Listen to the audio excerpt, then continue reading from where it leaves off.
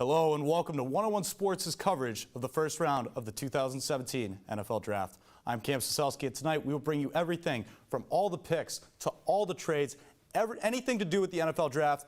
Keep it right here with 101 Sports. Now I'm going to introduce everybody we have in the studio helping us covering. Obviously, we have the great crew here working with us today. You're going to see some cameras and our great crewsmen. On the lounge set, we have blocked a little bit by that camera, so I'm going to come over here. On the lounge set, we have Mason, joined by Thomas, who is going to act as our commissioner tonight, going to be making all the picks. We have Dom and we have Jason. Great experts in the lounge. Going to be great discussion in this set right here, going on a little bit later tonight. Joining me at the main desk, we have Myles Garrett. Maybe the first overall pick. Not this Myles Garrett, but he's great anyway. And Alex Safori. So, gentlemen, let's get right to it. Before we get into the draft, a lot of free agent signings going on right now. What has been the best free agent signing this past offseason? Myles, let's start with you. I mean, I think you got to go straight to DeSean Jackson to the Tampa Bay Buccaneers. I mean, Jameis Winston, this is what he needed. He really needed to compete in this NFC South division. It's an offensive division. You got Drew Brees, Matt Ryan, Cam Newton, two of the former MVPs consecutively in this division. Absolutely. He's got to get some weapons. Mike Evans is a true number one receiver, but you got to have someone to complement him. DeSean Jackson is that guy. Yeah, they've been looking for that sort of number two guy, that field stretching wide receiver for a while, and DeSean Jackson is one of the best in the league at it. So I think that's a great fit for them. Another great free agent signing, I think. I'd probably go with Alshon Jeffrey with the Philadelphia Eagles because that's another team where they needed a lot of help at wide receiver last year, and they went and got the best one on the market. Yeah, not bad. I mean, in Tampa Bay, especially that double-headed monster in DeSean Jackson and Mike Evans, that's scary. I think Jameis Winston is going to have a great year statistically. Let's now move to some recent free agent signings. Obviously, Adrian Peterson picked up by the Saints. What do you think about that move, Alex? I think it's an interesting move because I didn't necessarily look at the Saints as a team that needed a running back that much, but they lost Tim Hightower and they do have Mark Ingram there, so I think they have a nice little 1-2 punch there with those two. And I think for AP, I mean, you look at it, and he was looking to win a championship. The Saints' defense needs a lot of work.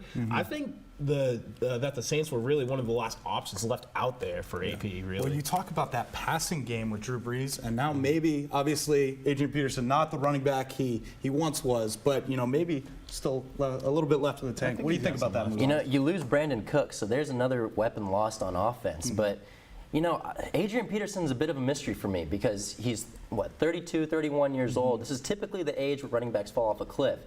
Me personally, I think Peterson is going to have a big year because he's done this in the past. I do too. Right before you think, you know, his career is done, he just goes off. Dude tore his ACL and came back, won an MVP. And you know what's very interesting? Guess what the first game the Saints play?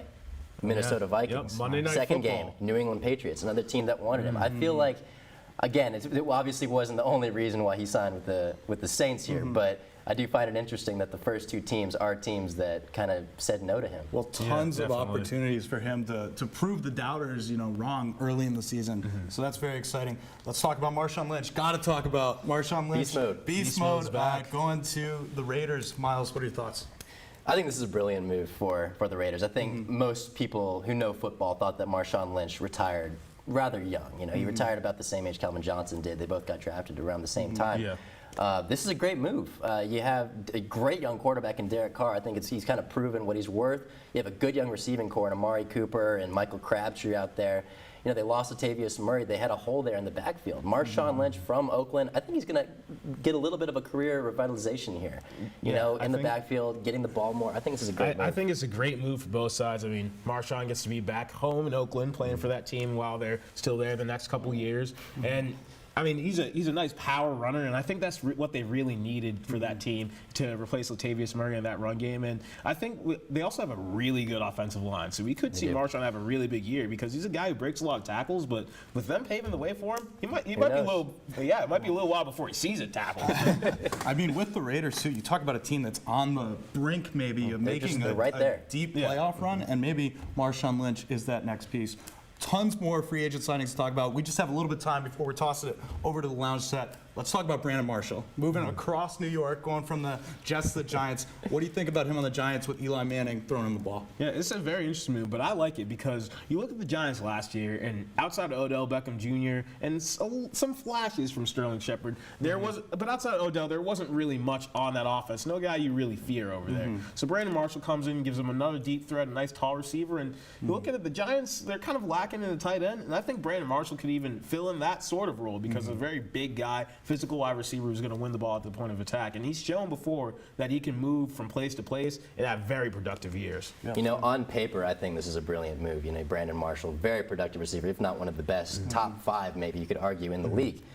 But the thing that I'm worried about is you see with the personalities, you know, Odell Beckham, Brandon Marshall, not necessarily a bad personality, but he's had his issues in the past. No, there's some loud locker room For sure, personalities but there you with never him, know how Odell. that's gonna It'll be mesh. interesting to see how it'll be interesting to see how that sort of chemistry aspect of it plays out. A lot of big egos now in that New York Giants wide receiving core. Let's keep it with the wide receivers. Terrell Pryor, kind of a shocking story this past season with the Cleveland Browns, signing this year with the Washington Redskins. Miles, what do you think about that? I thought it was a good move. I wouldn't call it great. I wouldn't call it bad. You know, the Redskins lost Pierre Garçon to the 49ers. They need another receiver somewhat in his mold. I think Pryor is like that. You know, you got to be careful with a guy like Pryor because he did really kind of have just one solid year where he pretty much proved his worth at wide receiver. You know, the former quarterback out of Ohio State. You don't really know what he can do consistently at the wideout position, but based on what he's done, I think it's a pretty good move. I mean, yeah, I think it's a really good move for both sides because the Redskins, it's a one-year deal. You can see what you have in Pryor and see if you want to keep him after that. And Terrell Pryor, he didn't quite find the market he was looking for in free agency, but now he gets another chance to prove himself. And this is a guy who put up a 1,000-yard receiving season with the Cleveland Browns. I mean, they had 4 or 5 different guys starting at quarterback last year. So I think the arrow is definitely pointing up for him, and I'm excited to see what he can do this year. Excellent. With Kirk Cousins. Let's move from the offensive side of the ball, defensive side of the ball. Super Bowl winning Patriots had a great secondary this year. Logan Ryan, cornerback, signing a deal with the Tennessee Titans. What do you think about that move, Alex? I think it's a great move for the Titans actually because the Tennessee Titans are a team that they really need a lot of help in that secondary, and obviously very recently they cut Jason McCourty, so they still need to add there through tonight's draft as well. But Logan Ryan is a very versatile player. You can play him on the outside in the slot, and he's a great tackling corner. So I think it's a really great fit for that team, and that'll be the key to them taking the next step is improving that secondary there. Yeah, you know, all about the Titans right now is simply getting more talent, not necessarily rebuilding, but just getting as much talent as you can, especially on the defensive side of the football. You know, offensive side of the football, they're still growing. But as far as the defensive side, I think this is a great move. Patriots have, you know, you never really know because it seems like the players that they let go, they kind of disappear somewhat.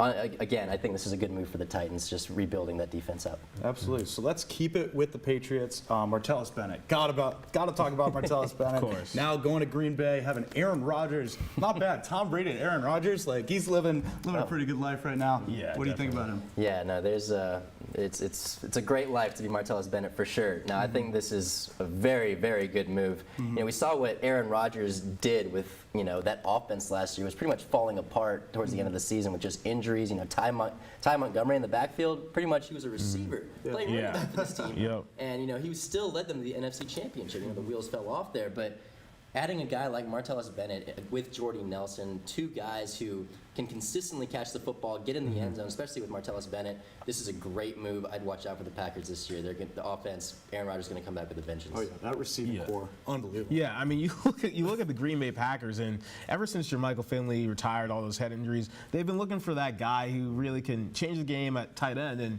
Martellus Bennett, I just think is a perfect fit for them. He's going to be a great weapon for Aaron Rodgers. Will help, really give him a good option in the middle of the field, and he can also stretch it a bit as well. And so with the wide receivers they have out there, I mean, there's a lot of options for Aaron Rodgers in that attack game. I mean, I feel bad for anyone going against them this year. That defense would be in trouble. So I got a little bit of a wild card here. A little bit of an older player, Uh-oh. hasn't had a great year, a couple past years, but signed with a new team. Torrey Smith, he's been playing the last few years on the San Francisco 49ers. Obviously, they have not had a lot of success. Moving out of the Philadelphia Eagles, Kind of a team nobody really knows how they're going to do year in, year out. Yeah. What do you think about this signing for the Eagles? I think it's another good sign because, as I said earlier, they needed a lot of help with wide receiver. So now they have that with Alshon and then also Torrey Smith. You got that deep speed guy, a burner on the outside, a real deep threat for Carson Wentz there. So I think it's a very good fit overall. They need more speed in that receiving core, and it really rounds out that offense a little more for developing young quarterback Carson Wentz over there. Yeah, you said it right there, the deep threat, that's what he is. He was with the 49ers, so we don't really know what his true potential is. He had Blaine Gabbert, Colin Kaepernick throwing him the ball this past year, so you don't really know,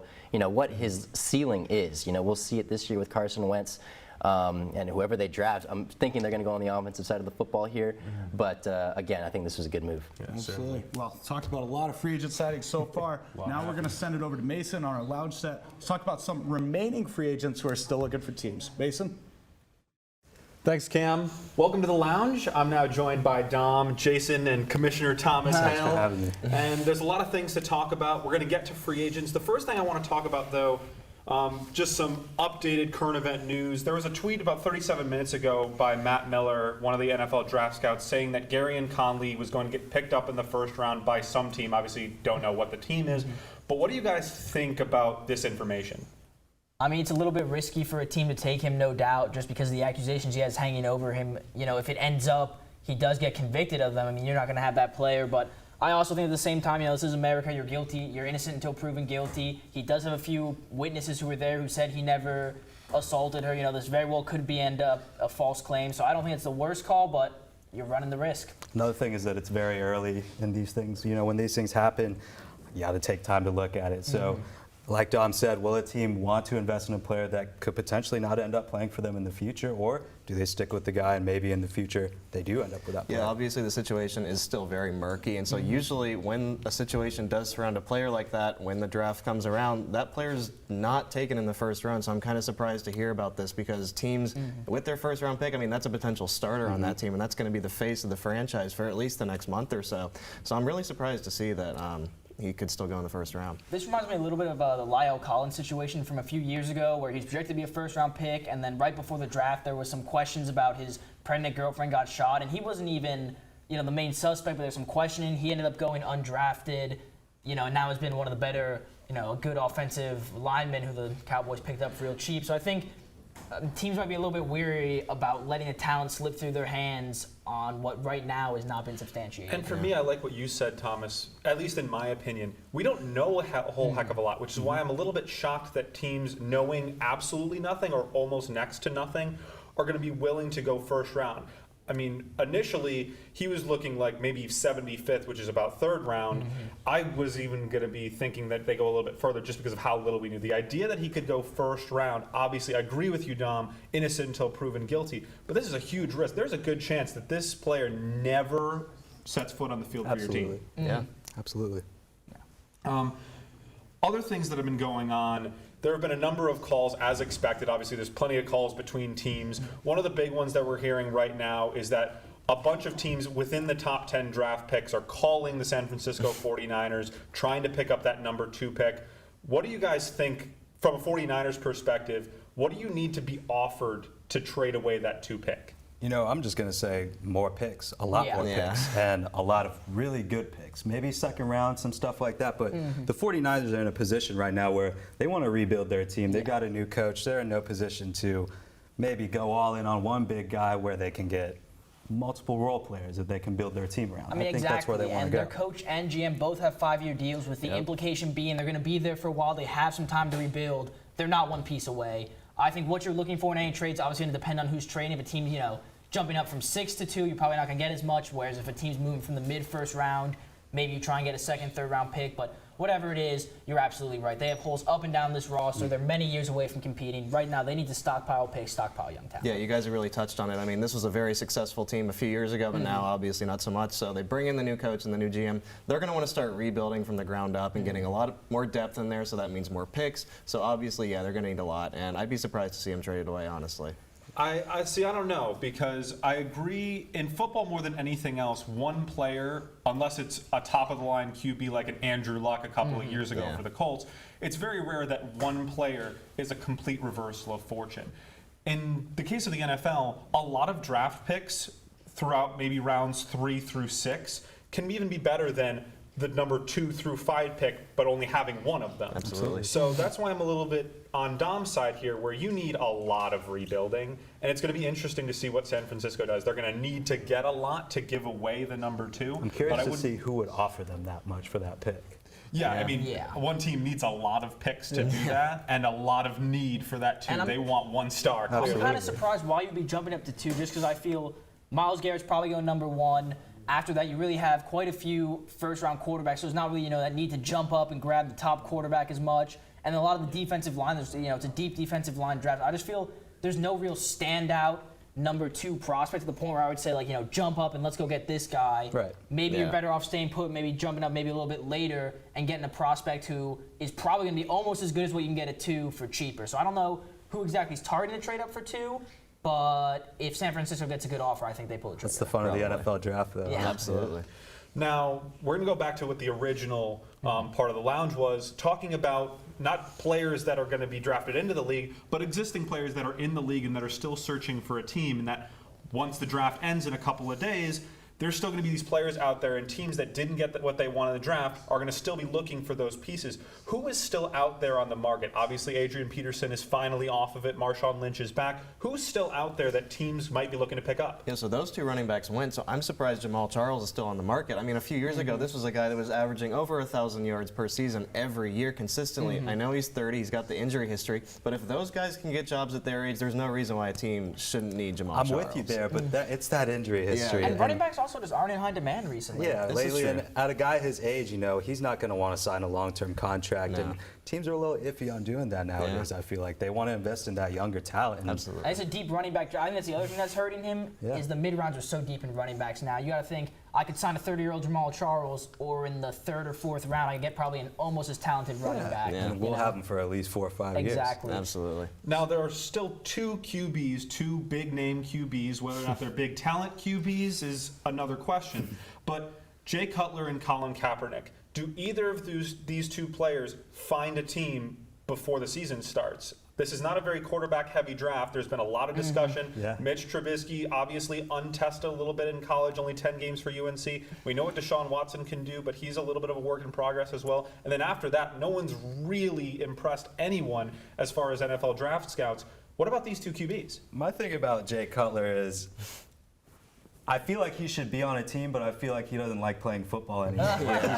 He just gets out there and he's Go so to the beach. uninspired. And Yeah. like, what kind of team when they're watching Chicago Bears offense tape are they going to be like, I need that? That's the guy that Yeah, we're going to have exactly. running our team this year. Yeah, I think you bring up a good point. Is that the reputations, I think, are what's really holding them back. I mean, Jay Cutler, for all as bad as he was on occasion at the Bears, he was overall He had probably a moments. solid. He leads was a the Bears in a lot of he was a statistical solid- categories. I mean, that's not People seem to saying forget much, but that. he is a solid. The Bears solid, are like when you look back at the history of the NFL, the Bears are a team that you look back as one of the greatest but they've teams never in had history. great quarterbacks. Terrible quarterbacks, great team. But The thing is, Hey, I Rex mean, this guy Grossman. was a starter. He was a starter for many years. You can't tell me there's some team out there that could use him as a backup. I- But, Oh, absolutely. I mean, with Colin Kaepernick, though, teams, when they want a backup quarterback, they want someone to come in and just do their job Right. and no drama associated Yeah. with Yeah, it. So that's you- what's holding him I back, like I that. think. I never thought of it that way. It was just because like they're not going to make him their starter. That's Yeah. not No. going to be their front man, obviously. So you're right. it's the Like, same reason teams didn't really want Tebow to be the backup. He Yeah. creates a Yeah. circus that you're just not willing to put up with out of a backup quarterback. it's a big investment So for. I think that's what hurt him.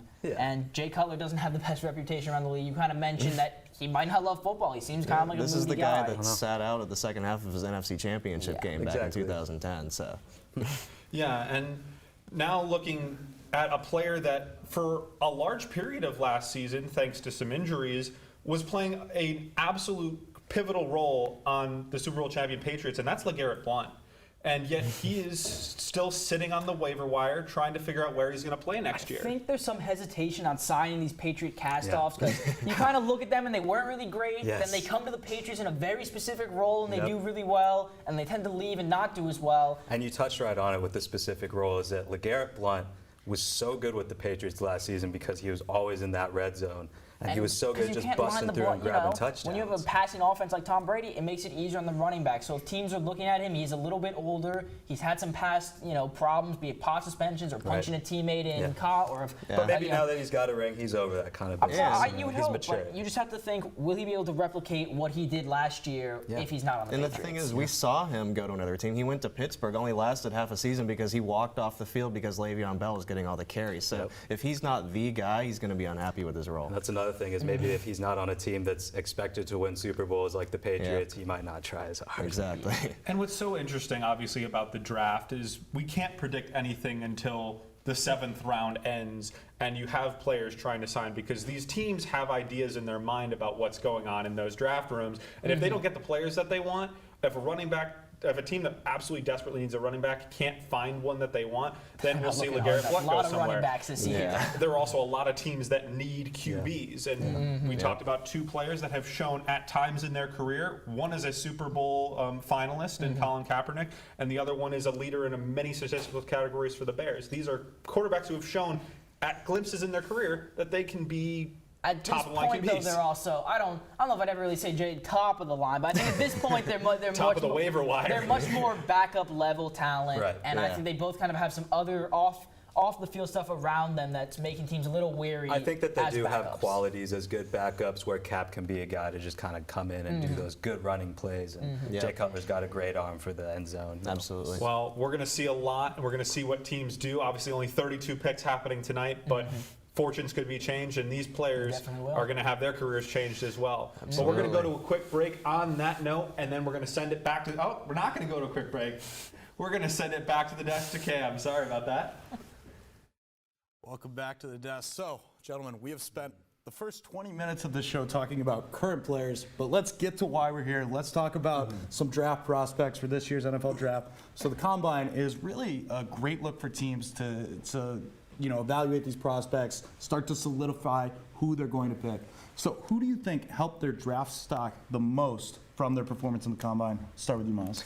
Not a lot of people are talking about him because he's not necessarily a first-round pick. He may sneak in there, but I doubt it. At this point, he's kind of a second-round guy. But UConn cornerback, or safety rather, Obi Melifonwa. It's kind of a little bit of a tricky last name there. But he had the longest broad jump of any participants, period, and he ran a 4.4 40 and a 44-inch vertical leap. That's insane for a safety. I'm sorry, regardless of what position you play, that is incredible. So, this is a guy who previously was probably, a 3rd round, maybe potentially 4th round pick, scooting his way into the 2nd round, and maybe, if the team reaches the 1st round, and, obviously you can't leave out John Ross running the 4.2 240, breaking Chris Johnson's record. Before that, he was seen as a late 1st rounder. Now it's potentially going top 10, with a team like the Titans involved there. But those 2 for sure. Yeah. For me, I'd go with actually Christian McCaffrey out of Stanford. So before the Combine, he was a guy who's sort of on the edge of the 1st round. Maybe some guys had him top 10, but there was a lot of here and there for people what people thought he was going to be. At the Combine, he showed out. Ran a 4.48 40, had the 3rd best vertical jump for any running back there, and he actually had the best 3-cone drill time for any of the for anyone any running backs at the Combine. And a lot of people don't know much about the 3-cone drill, but that's actually one of the best indicators for what someone's actually going to do on the football field because it involves cutting back and forth, a lot of different lateral movements. So that itself just shows how sort of versatile a running back McCaffrey is. And another guy who really helped himself, not just at the Combine, but throughout the whole really draft and recruiting process, is Hassan Reddick out of Temple. He showed out at the Senior Bowl week where he's going against top guys from top conferences because at Temple, you're not really getting as much exposure there. But he showed out at the Senior Bowl, and then he tested very well at the Combine as well. And now a lot of guys have him really maybe in the top 10, 15 picks of the draft. Excellent. Yeah. So my guy, Solomon Thomas, defensive line out of Stanford, already pretty highly touted going into the Combine. Could but go number 2. A lot of people have said he moved up that draft board because of his performance of the Combine. Talk a little bit about the defensive lineman out of Stanford. Yeah, I mean Solomon Thomas is a very versatile player, and he actually he's a great pass rusher, and he's also very good. He's the type of guy who, you know, on those third sort of passing downs, you can slide him either outside or inside, and you can get to the quarterback. And on those earlier downs, he's very good against the run, very stout up front. So I think he could help a lot of teams in really many aspects of the game because he can play inside and outside on that line and make an impact for your team in a lot of Miles, different as ways. you mentioned, some people have him at that number 2 spot going to the 49ers. What do you think? Yeah, I doubt he escapes the top 5 in all honesty with the 49ers there. But the thing that really stands out to me with Solomon Thomas is his athleticism. You know, 6'3", 33-inch arms, 273 pounds. You know, he reminds me a lot of kind of a more beefy Vic Beasley. He really does. Just the way he gets off the line. You know, he can play the run a lot better than Beasley, but I think he would fit perfect with this 49ers team that needs a lot of help on that defense. It's a lot of help in general, I'd say. Absolutely. So we talked a little bit about players who did well at this year's Combine, but the Combine itself is widely debated in the football world, how much it actually shows teams. Like, it's so much fanfare nowadays. Yeah. Do you think the Combine is good for the NFL?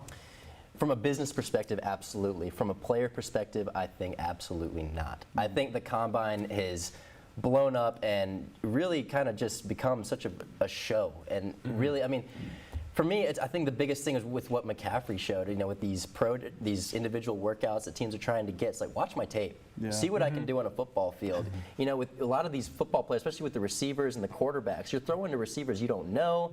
You know, you don't know their range of motion. You know, this will all change once you get on a team. You'll know the quarterback's range of motion. You know how he throws. You know how your receivers catch. You know where they're going to be.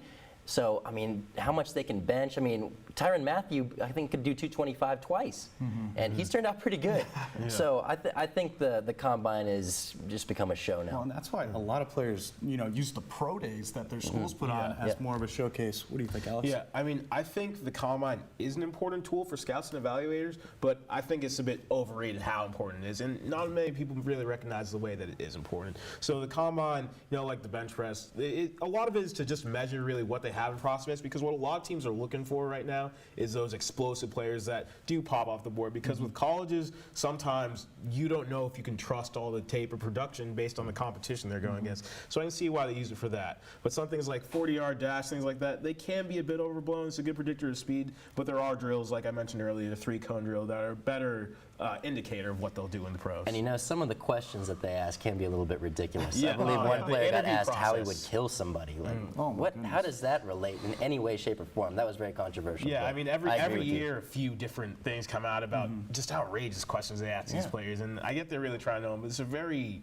deep. It and gets sort of ridiculous. Yeah, so it goes a little too far sometimes, I think. Well, there you have it. So jury's still out on the Combine. So we decided to send our own producers out to the practice field to see if any of our sofa quarterbacks could make it in the league. Take a look.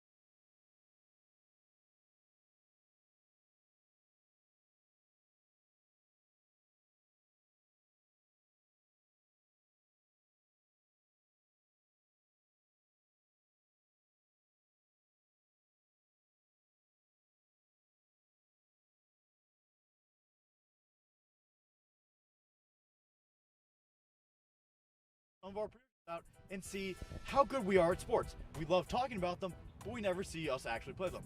So I'm here with Evan Piercy, Alex Harris, and Mason Stoff to see just how good we are at football. To start off our combine, we had our producers run the 40-yard dash.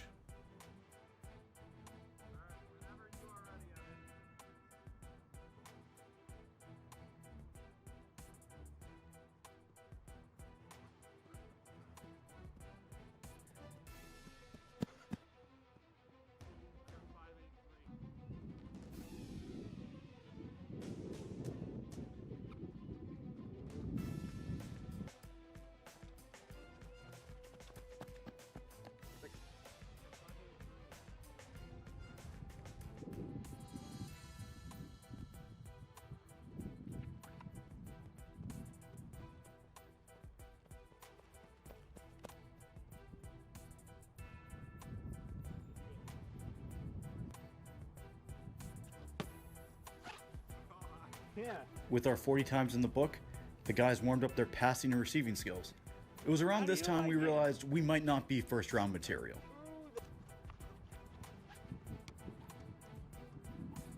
Go.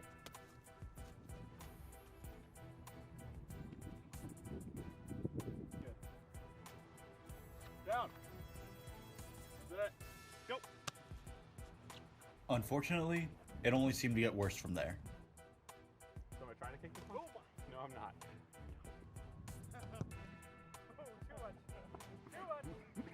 Am I kicking it?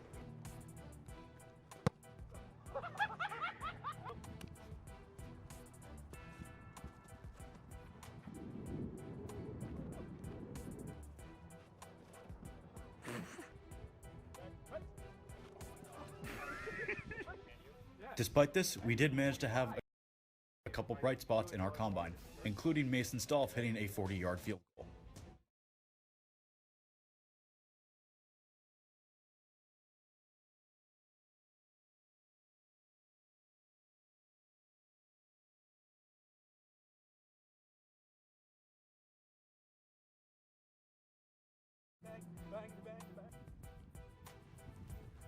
Although we may not have found a quarterback, we may have found a serviceable backup kicker in Mason. For 101 Sports, I'm Stu Semonite.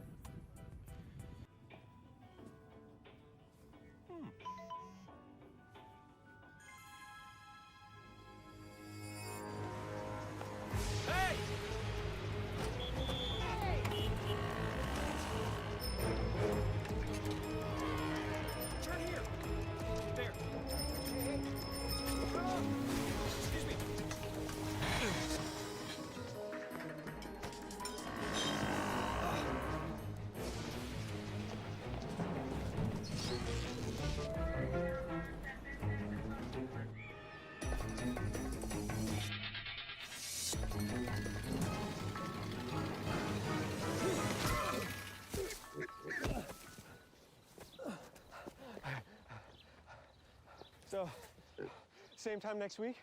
Well, of course. Put away a few bucks, feel like $1 million. For free tips to help you save, go to Feed the Pig. All right. I know this isn't any fun to talk about, but we should. Okay, so who's gonna do what? I'll pack the dead batteries. Great. I'll only put what I don't need into a duffel bag. Perfect. That's totally unhelpful. No problem. Meanwhile, I will try to comfort everyone by speaking in a calm voice. And I'll try to get the generator going without any gas. Oh, let's not forget the cell phones, which probably won't work. Right. And who is going to handle supplies? I can forget to do a list for us. Thanks, pal. Well, I think we couldn't be any less prepared. I'm proud of you guys. Talk to your kids about who to call, where to meet, what to pack. Visit ready.gov/kids for tips and information. Take a look under your bed. Find stuff under there? What about jobs? No? Now try your closet. Still no jobs, just more stuff? Well, you really have both. See, stuff is defined as household articles considered as a group. Sometimes this stuff is no longer needed. Wait, no longer needed? That can't be right. Because remember those jobs you were looking for? Those are really needed. And they're the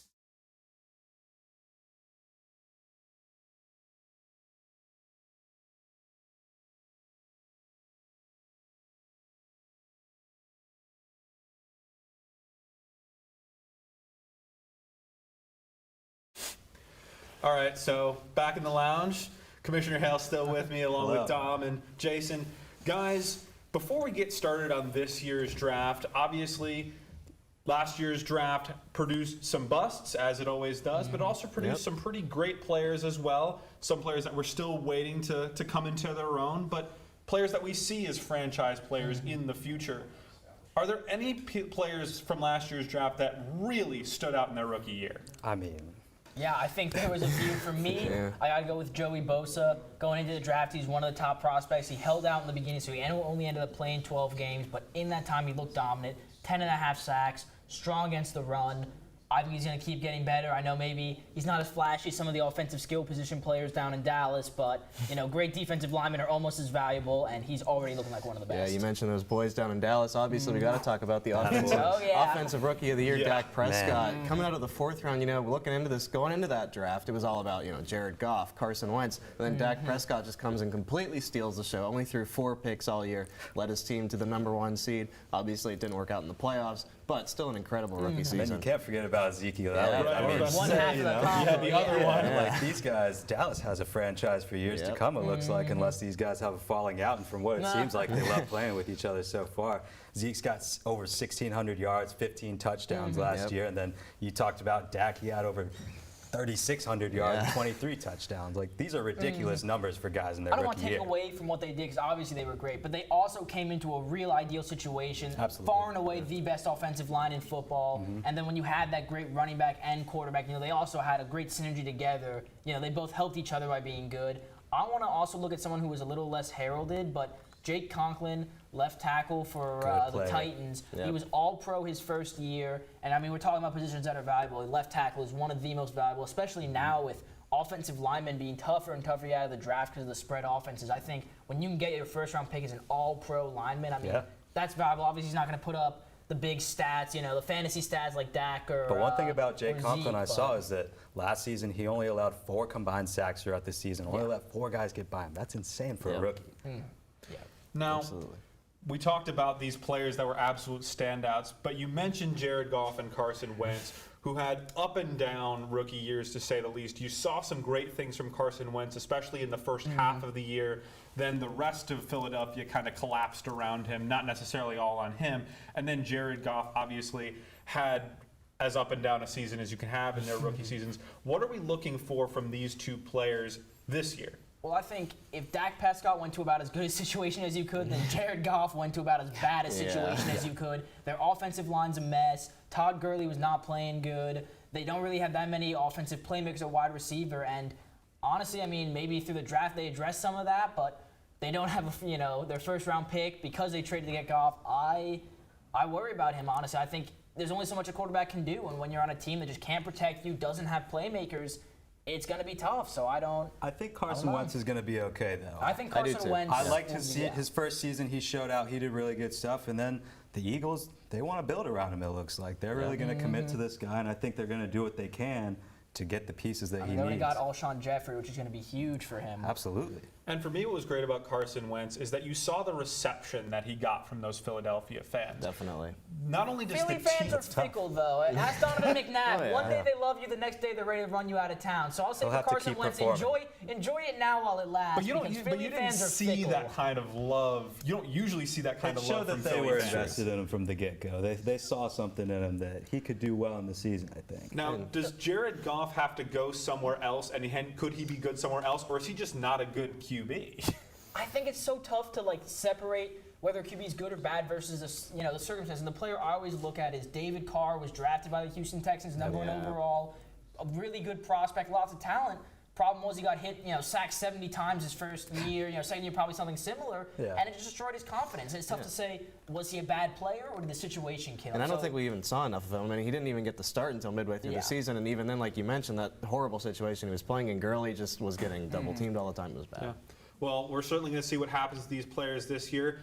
Either great or mediocre last year. Let's see what happens this year. We're going to throw it back to the desk as Cam talks about the Browns. Sorry, Cam.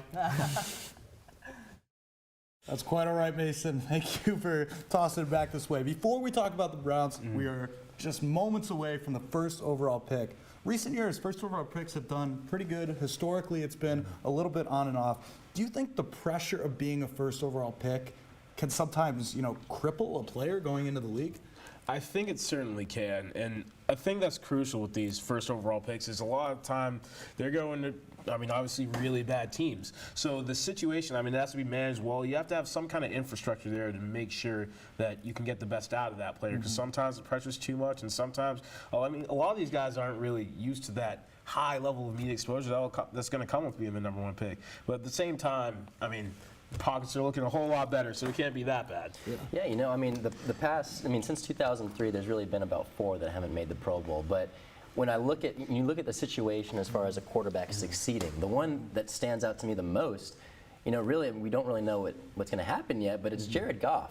This is a team that essentially mortgaged its future for that #1 pick. They gave away, I believe, like just a king's ransom for this pick. Absolutely. And you don't have a surrounding cast, as Mason was saying. You don't have an offensive line. You don't really have a receiving core. I mean, all you really have is Todd Gurley. Their defense was good, but that's a lot of pressure to put on a 21, 22-year-old. That's exactly what I mean by the situation, because the setup in LA now, it's not great for him. So not at all.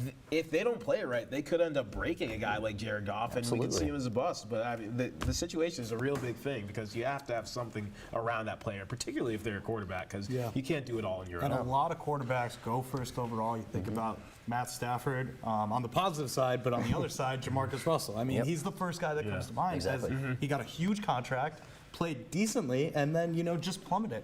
So it's always kind of a toss-up with the first overall pick. What may not be a toss-up anymore is sources are reporting that Myles Garrett will be the first overall selection by the Cleveland Browns.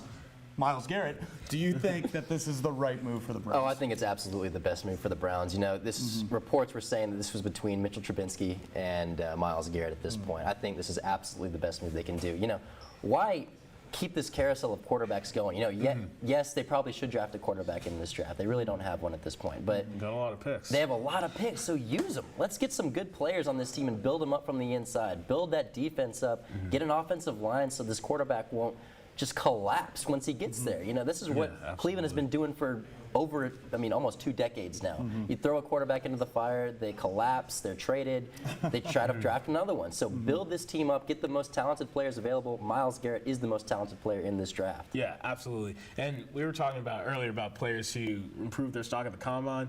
At the Combine, Myles Garrett cemented that he's the best overall prospect. I mean, he's a phenomenal athlete. A beast. Yeah, Absolute he's a beast. And when you're a team like the Cleveland Browns, yes, they need a quarterback, but they have needs everywhere. They do. So with all the picks that they have, you go with the best prospect available here, and then later you can worry about a quarterback. Because if you're not sure that quarterback is the guy, if you're not sure Mitch Trubisky is going to be the future of your franchise, and none of those other guys are what you think, or you think none of those other guys can, then it's not worth it if he's not that guy. It's a waste of a #1 pick if you don't think he is that guy.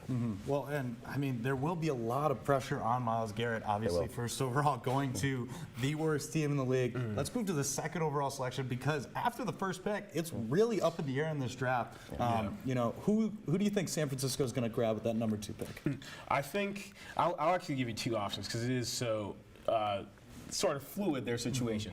So San Francisco, obviously they have #2 pick, a lot of needs. I think a guy like we said before, Solomon Thomas, who their run defense was terrible last year. So I think that is one of the main areas they need to work on addressing and get stronger up front. And a couple other options, there's Leonard Fournette if they want to go on the offensive side of the ball. And there's also Jamal Adams out of LSU, because their secondary is also somewhere they need a lot of help. That defense needs a lot of work, and they still do need a quarterback, but I think this first pick should go to building up around that. I think if they don't trade out of this #2 overall pick, it's going to be one of those 3 guys, Adams, Fournette, or Thomas here. But if I had to decide, I'd say I think the safe pick is Thomas. Fournette there's between Fournette Fournette, McCaffrey, and Cook at this point. There's a lot of depth, so they may pass on him at this point. And offensive coordinator, now head coach Kyle Shanahan, he likes those pass catchers out of the backfield. He may go for a guy like McCaffrey. But I think Solomon Thomas is the safe pick. I mean, obviously tough to watch the 49ers these past couple years after such success with Kaepernick. Speaking of bad teams, though, let's bring it back to the Cleveland Browns. Our director, Larry Salvucci, interviewed a lifelong Browns fan to understand his perspective on rooting for such a terrible team. I'm Joe Aveni, and I'm from Cleveland, Ohio.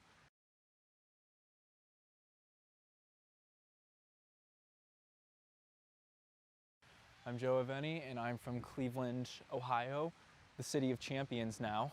It can be a very difficult thing sometimes with our streak of losing, and recently in an article I read somewhere, it said that Cleveland was the worst city in America to live in. Can you believe that?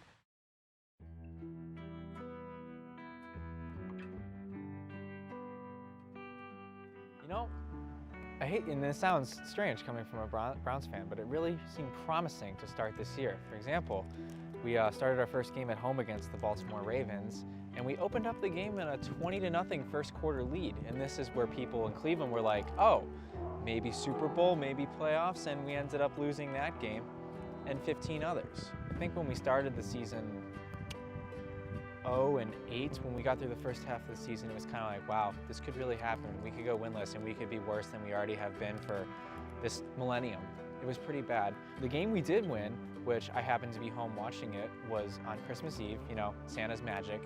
We still got lumps of coal in theory, but we won on a last-second field goal versus, you know, the reigning divisional third-place Chargers. I've grown up there my whole life, and I've been a Browns fan my whole life, and it's very tough because, you know, and especially for people like my dad. My dad was born in 1966, and the last time the Browns won a championship was 1964. The Browns, people think they may still be cursed, and I am not one of those people who believes that.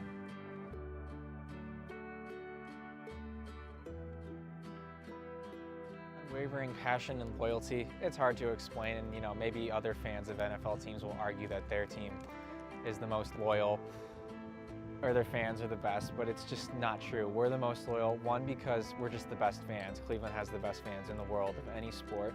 And two, it's because we suck so hard.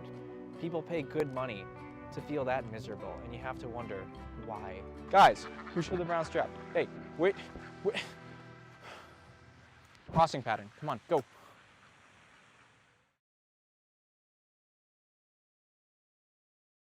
I guess the one minor mistake is that they've had some troubles at quarterback, some minor troubles. We're not too worried, but they've gone through more than I guess a few teams say the Patriots have. So we have had 24 QBs starting for us since 1999, and other teams, such as the New England Patriots, have had 1. And this model of inconsistency is something we hope to change. So, number 1, Spurgeon Wynn. Yikes. And then 23, I'll count down. Bruce Gradkowski. 22, Ken Dorsey, a little better.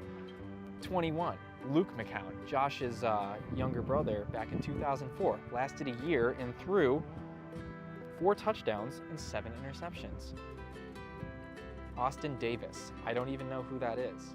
You know, Mitch Trubisky just in this year alone has come on as the new face of possibly an NFL franchise, maybe our own, and I think a lot of people outside of North Carolina didn't know who Mitch Trubisky was. Let me tell you who he was. Mitch Trubisky was an absolute legend in Northeast Ohio. And I was lucky enough to play against him in high school football. I was just a sick all-conference linebacker. I mean, I was really good. But Mitch, he'd just get out the field and he'd just throw the football over my head, just slinging touchdowns. Doug Peterson, Connor Shaw, the South Carolina kid, Thad Lewis. Seneca Wallace, you know, he was good. Johnny Manziel. Oh, so that's who you're talking about when you're referring to Johnny Football. I remember him, he was a goof. See, this guy, he's probably a Steelers fan. He doesn't really like, yeah, nice. He just took a big old goof right there. Ty Detmer. Jake Delhomme, after he stopped playing for the Panthers. Trent Dilfer, who's now an analyst on ESPN. Jeff Garcia, Jason Campbell.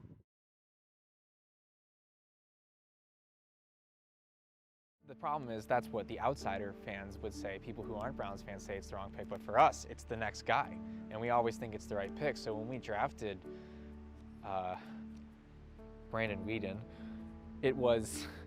we thought, you know, hey, a first-round pick on a 29-year-old baseball player is really going to work out for us. This is the gold mine. We finally struck it. Or when we drafted Spurgeon Wynn and said, hey, this guy, he's got a cool name, so we're going to make him our quarterback. So we look at the draft as basically the alternative Super Bowl. Oh, God. We had Colt McCoy for a year. It makes me feel terrible.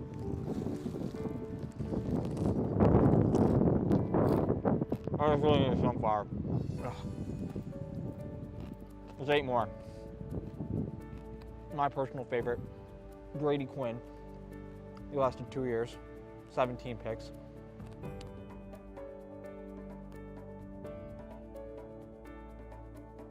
One reason they should hope in this upcoming draft is because for the first time in a long time, the answer is pretty much in front of us. I mean, it's impossible to go wrong. I think everyone's on the consensus that, Myles Garrett is the #1 pick, and we'd have to be complete idiots to not draft him. It would be the dumbest thing. Brandon, in the 1 year he started with us, he threw 26 interceptions. Charlie Fry, a product out of the University of Akron. Josh McCown, he's now dead. Brian Hoyer, another local kid, and we gave up on him. Wanna go along? Come on. He's giving me the nastiest side eye right now. You can see it, look. What? I know, yeah, Steelers suck. That's what I thought. Because of what the final 3, these are some real barn burners too. You're going to really enjoy these final 3 ones that I have. Derek Anderson. Remember Derek Anderson? Yeah, he's the backup of the Panthers now. That's pretty funny. That's pretty neat. Number 2, Kelly Holcomb. Ever heard of that name? I didn't think so. And number 1, who started it all? Tim Couch. So there you have it. 24 starting quarterbacks since 1999 to play for this team. It's embarrassing. It's absolutely ridiculous. And we're back in the lounge, and we'd like to welcome sad Browns fan Joe Aveni to help us discuss what's going to go down with the Browns tonight. So, Joe, you met Mitch Trubisky last week, didn't you? It's not the first time I met him because we grew up in the same hometown. And I actually know him going back to grade school. We used to work out together and stuff like that. But I did see him. I was home for Easter over break. And I was in the airport. It was an early morning flight out of Cleveland. Really sad situation. Had to get there at like 5 a.m. Because it was early or because it was Cleveland? Because of both. And I was sitting at the airport focusing on my delicious Einstein's bagel when I was there. And I was sitting and I noticed this big kid. And I was like, I think that's Mitch Trubisky, but no one else seemed to know. So the whole time in Cleveland, I'm staring at this kid, and he's looking at me like he knows me too. So I don't say anything to him. We get on the plane, and I continue to stare at him while he's like completely uncomfortable. And meanwhile, like nobody still knows that it's him. Wait till we get to RDU, go and follow him like speed walk all the way to baggage claim, and finally like flag him down and say what's up. No joke, he actually remembered me. Because you stared at him, or? No, because I had to tell him my name and be more specific, like the friends I knew of his, like mutual friend stuff, but then he remembered. So we were just talking about general stuff, how his life and how he was feeling about the draft, and I got to say that he's very humble and he really doesn't feel the pressure, and he's excited, and he thinks it's between 10 teams right now. He said he really has no idea where he could go. Now, one of those 10 teams is the Browns. You've been a lifelong Browns fan. What do you think that the Browns should do in this year's draft? They have the top pick. They currently have the 12th pick. There are rumors they might try and trade that down. What do you think they should do? I think the first thing that the fans have to realize, if you're a Browns fan, is that they have to lose the sentimentality that Mitch is the hometown kid and they got to take him right away. Is Mitch also a Browns fan? Oh, he's a diehard Browns fan. Oh, and nice. he would tell you more than anyone, he would go there in a heartbeat. I don't know why he'd be so enthused, but he would. Me neither. But I would say that what we have to do is take Myles Garrett #1 overall. You can't, there's no questions on that. It's a general consensus, and you just have to make it. I mean, you can't screw this one up. It is the most obvious pick. I mean, they're the Browns. You can, but it is the most obvious pick to make in recent memory. So you take him #1, and I think what they do is they hold that 12th pick, and they just wait and see if Mitch goes. I mean, they can't trade up to get him. I don't think it's worth it. So that if he goes, then select a defensive player, maybe like a safety or cornerback. The Ohio State guys, Gary and Conley, Malik Hooker, and just add to the defense. Because the way I see it, like the starters on the first round, they have to be week 1, ready to go. And we can't waste a first-round pick on someone who we're not going to play right away. Absolutely. So I say we wait at 12, and if he's there at number 12, I don't know. Maybe pull a trigger. Personally, I would not, but knowing our team, I think they're going to do it. And I think tonight they're going to find a way to trade up either with the Jets or the Jaguars at 4 and 6 respectively, and take a shot and get Mitch. I think to get a quarterback, though, you obviously, the Browns need a quarterback more than pretty much any team. A lot of teams seem to be looking to trade down, and that might mean that maybe they're willing to take a little less just because if so many teams are looking to trade down, it gives you more options to trade up. And the Browns have a ton of draft capital. Maybe it wouldn't be the worst call if a good deal presents itself by a team real desperate to get some more picks. Maybe you try and make that move up a little, but definitely the Browns can use talent everywhere, so standing pat, making those selections wouldn't be the worst call. Yeah, I think what it comes down to is they need to get in the early rounds just the best players available, and that's what it's all about. There's quarterbacks, I know everyone keeps talking about Deshaun Watson, Mitch, and Deshaun Kaiser. Those are the main guys, but there are other quarterbacks in this draft who have a chance to be good if you give them time. I mean, if the Browns want to wait until the second round, they can go for Davis Webb out of Cal, Nathan Peterman out of Pitt. So they have an opportunity. They don't need to waste a top pick on a quarterback and rush it, because what's going to happen is that one of our starting quarterbacks could be Brock Osweiler, which is disgusting. Wow. You really think that's disgusting? Yes, it's morbid. Why? Houston gave away a second-round pick to get rid of him. We inherited a $17 million contract for a 7-foot-tall bag of rocks. He's useless. A team really gave a second-round pick to get rid of him. That pretty much tells me all I need to know about So him. I think that Houston just expected him to perform the amount of money. He just took the amount of money that they offered him. I don't hold that Well, against the anyone. rumors are that we're trying to trade his contract, but not surprisingly, no one wants him. So we're stuck with him. We're stuck with a second-year quarterback who may be shorter than Johnny Manziel and Cody Kessler. So we're in a Probably tough parties position. less, at least. Oh, he parties less, but it's not hard. Johnny honestly was a better player than Cody Kessler. So it's going to be a very, very difficult situation tonight, and a lot of panic in the draft. Yeah, I mean, the Browns find new ways every year, it seems, to screw up the quarterback And position. that's the thing, is that they actually have a chance to go against the conventional them and do the right thing, but because of all the buzz and all these planted stories about what they're going to do, they might fall and take it just because of listening to other media. Now, I trust the coaches and the front office to make the right decision. That's surprising. A lot of trust. Well, they did well last year. They actually did draft. I like the trade for Brock Osweiler. They got a second-round pick to take some money. It's not like they weren't spending on their own players, so. Obviously, the NFL stands for not for long, but with stuff like this and its investment, and last year with the number 15 pick in the first round, they took the receiver out of Baylor. I can't remember Corey Coleman. Yeah, and he'll turn out to be a good player, and they just got to keep. He was injured. Yeah, he's on the Browns. Yeah, exactly. So we just have to keep finding position players and get the quarterback later. What's more important is making the team all around better, because as we saw with the Broncos in 2015 winning the Super Bowls, that defense wins championships. Because Peyton Manning by that point had a noodle arm. Couldn't throw, but Von Miller in that defense took over. He couldn't throw. I also think whoever the Browns get, whether it's a quarterback or not, they're probably going to be one of the worst teams next year. Oh, yeah. It's looking like another good crop of quarterbacks coming up next year. Maybe it makes sense to, stock up on defense now, and then next year, since regardless of what you do, you're going to have a high pick. Next year, you get your quarterback of the future. Yeah, in the words of a Major League Baseball scout, they're 2 years away from being 6 years away. Something like that. But well, they have a baseball GM now, so. They do have a baseball GM, so God only knows what can happen there. So what should we be expecting, or what should Browns fans be expecting from their team this season? Losing. Honestly, the Browns fans should be expecting significant improvement. What I mean is that they're going to be twice as good as last year, winning 2 games, which is a marginal improvement. They're going to be terrible. Yeah. I mean, everyone knows that, and they can't act like drafting Mitch tonight is going to make them a playoff contender right away. They have to look at this in perspective in the long term and think, okay, we're going to be bad, but if we keep developing and making progressions with the players that we're drafting, maybe in 4 or 5 years we can finally start competing in the AFC North, which is what they should be aiming for. Obviously, the fans are hard to be patient with, but it's not about the fans. As much as they matter, the front office has to stop listening to them, because that's exactly what happened in 2014 with Johnny. The fans wanted him and they gave into that pressure, and we saw what happened. He lasted a season and a half. Yeah, I think they really should take the Raiders strategy, where the Raiders really built through the trenches. They got that great offensive line. They got some, they took Khalil Mack high instead of a quarterback. And then when they did get their guy Derek Carr, he came into a good situation, good offensive line. I think that's what the Browns have been doing a little bit. They signed a few guards in free agency. They're going to have a strong offensive line. It looks like at the very least Joe Thomas is great.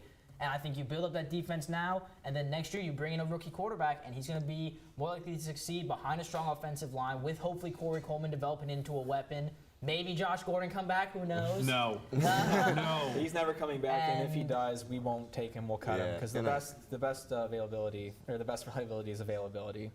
And if you look at that 2014 draft with the Oakland Raiders, they got Khalil Mack and Derek Carr, which are 2 now Pro Bowlers, and they're going to make that some team of the best in their positions. Yeah, they're going to become a contender for the Super Bowl now for years to come. And the Browns in that same draft drafted in the first pick. No, everyone forgets about this. Johnny went 22 overall. Oh, Justin Gilbert. Justin Gilbert. Almost a bigger bust than Johnny Manziel. Probably the biggest bust in history, and a lot of stuff is covered up. Many people don't. That.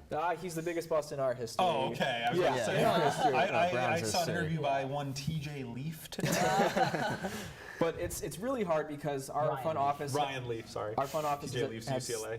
Our front office had such a bad ability to determine character with guys. And with Justin Gilbert, he sat out the last game with us 2 years He ago. didn't like football. Joe Thomas said as much. Justin Gilbert didn't like football. Do you want to know what ended up really with the happened? Steelers. It's because he was in the hospital for an overdose on meth. Good. I'm not kidding. That's what happened. Everyone thinks it's because he had like a hamstring injury. They covered it up because we just drafted a meth head.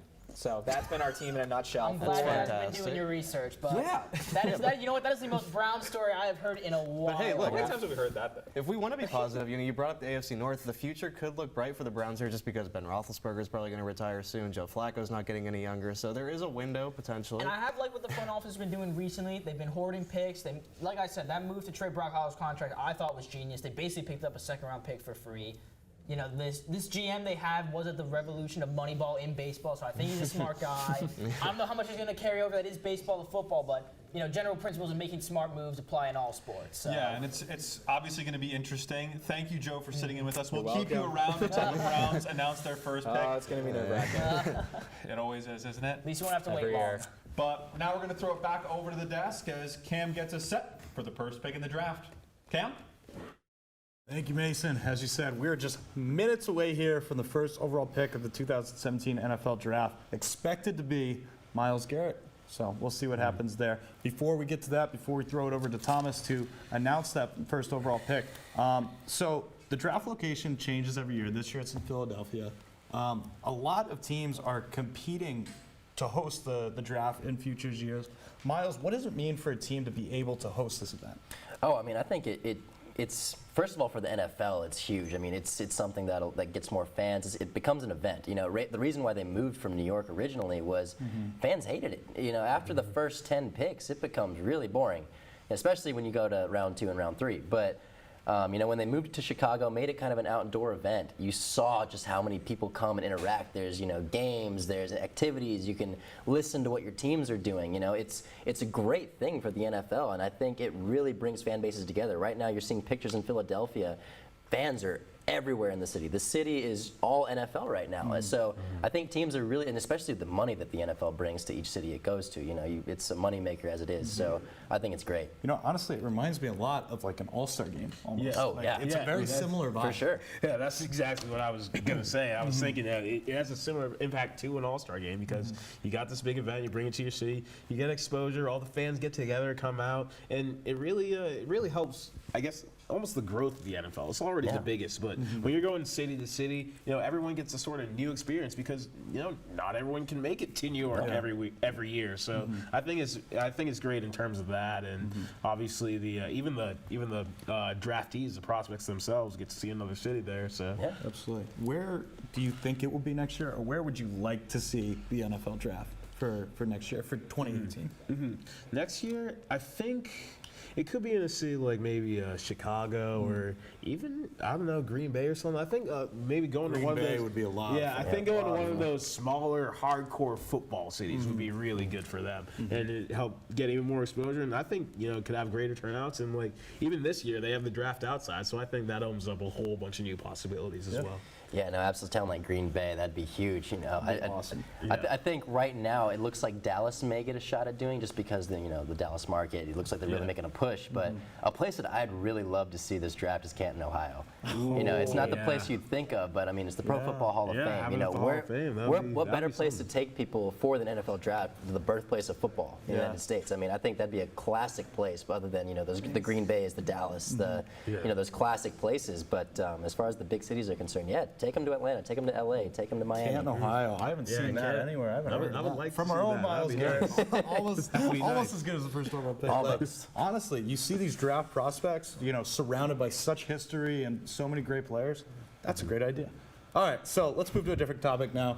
A lot of picks in the first round have been talked about. They might move around. Teams might be looking to trade these first-round picks. We've been talking about Cleveland a lot. Maybe that 12th spot gets moved. Myles, what teams are you looking for who might move their first-round pick? Man, I think there's going to be a few, especially in this top 10. You know, I think obviously the one we've been talking about, San Francisco, I think that's the one to look out for big time.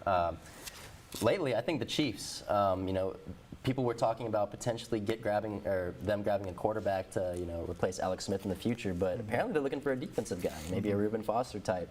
Who knows? But I think any of these teams that are looking to trade up, you're really looking at that quarterback issue. I think teams are getting really scared. If the quarterback's going to go, they don't know if he's going to fall. It's really unpredictable draft. I've heard even the Falcons are looking up to trade up. Obviously not for a quarterback, but you really don't know. But as far as the teams that will, I think those are the ones to keep an eye out for. Yeah, and another thing with this draft is there's a lot of talent, but it's very well spread out. I mean, after the first overall pick, it's pretty much, it really depends on the team what player is going to go there. So there's a lot there, and for that reason, I think there is going to be a lot of movement today. Teams moving up and down because you're not really sure if your guy's going to be on the board or not. So yeah, we talked about the Niners earlier, and teams like even the Tennessee Titans, who they're making some steps forward, and you saw last year they were willing to trade away from the number 1 pick and then again trade back up after that. So I think they certainly have a pretty good chance of trading away that number 5 pick there because teams are going to be looking to jump the Jets and maybe get a quarterback there. Yeah, so I think we're looking at a lot of teams moving down that draft board. Obviously, not a lot of depth at the quarterback position in this draft. Not at all. A couple free agents still available, as we talked about earlier, Jay Cutler, Colin Kaepernick, guys like that. So there could be a lot of movement in this first round. Let's move to a more lighthearted topic. So this year, a lot of buzz has been around the walk-up songs that these prospects are going to have when their picks are made. Alex, Miles, if you were an NFL draft prospect and you could pick your walk-up song, what would it be? Ooh, that's a tough one. It's a good one, right? Yeah, this is a good one. I might go with a newer song. I might go maybe DNA by Kendrick. I think that would be a pretty good one. Hot off the press. Same song as Deshaun Kaiser. Yeah, he's using that song tonight. One, so he's got the right idea.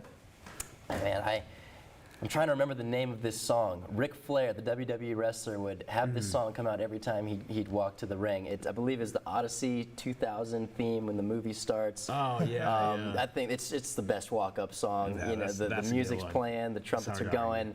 It's classic. I don't know. That's what I gotta go. I mean, if you're walking up to the same stuff as Ric Flair, you're in a pretty good spot. You gotta shout the woo. So if it's me, there we go. I gotta go. All I do is win. Yeah. If this franchise was like they're gonna take a chance on me, I'm gonna let them know I'm a winner right from the start. I'm coming in. We're gonna win some football games. That's my opinion.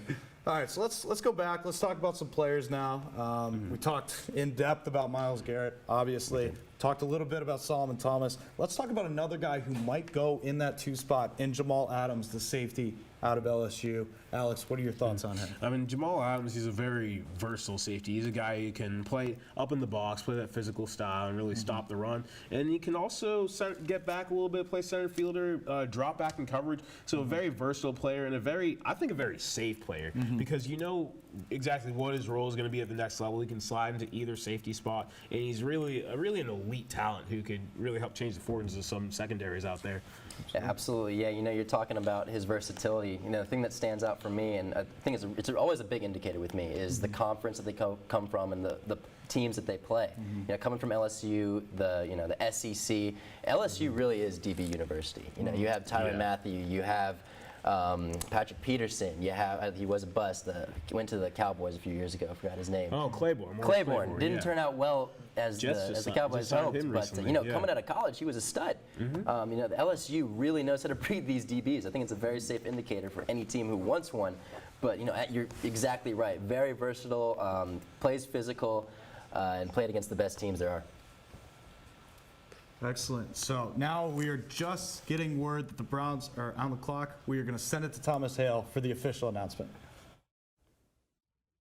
Thanks, Cam. The Cleveland Browns are officially on the clock.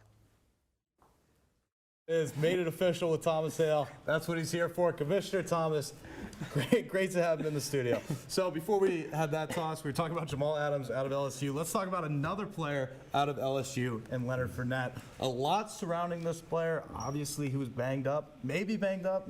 We don't know. We're not really sure. Preserve him for the draft. But Miles, talk about what he could do to an NFL franchise. Oh, I mean, I think the thing that you hope for, obviously, is just a game changer. The comparison that most teams are making is coming out of college, Adrian Peterson. Just a guy who can really take over a game, be your primary player on offense. it's tricky because coming out of high school he was the #1 overall player in the country. So I think teams are really looking at that statistic individually, just being like, wow. This guy is obviously the most talented running back in the draft, and you really saw at the end of his freshman year and especially his sophomore year. But it's will he show up? Is the motor there constantly? What are his injury concerns? You don't really know. He's a big guy, so those bigger guys tend to get hurt a little bit more often. I don't know. 6'1", 230. He's definitely a big boy, especially at the running back position. Yeah, I mean he's a real big guy, and I think there are maybe a few concerns around those, for those kinds of things, but I don't think that's the main concern. I think where he falls more depends on I think we're going to see how teams sort of value running backs in the draft.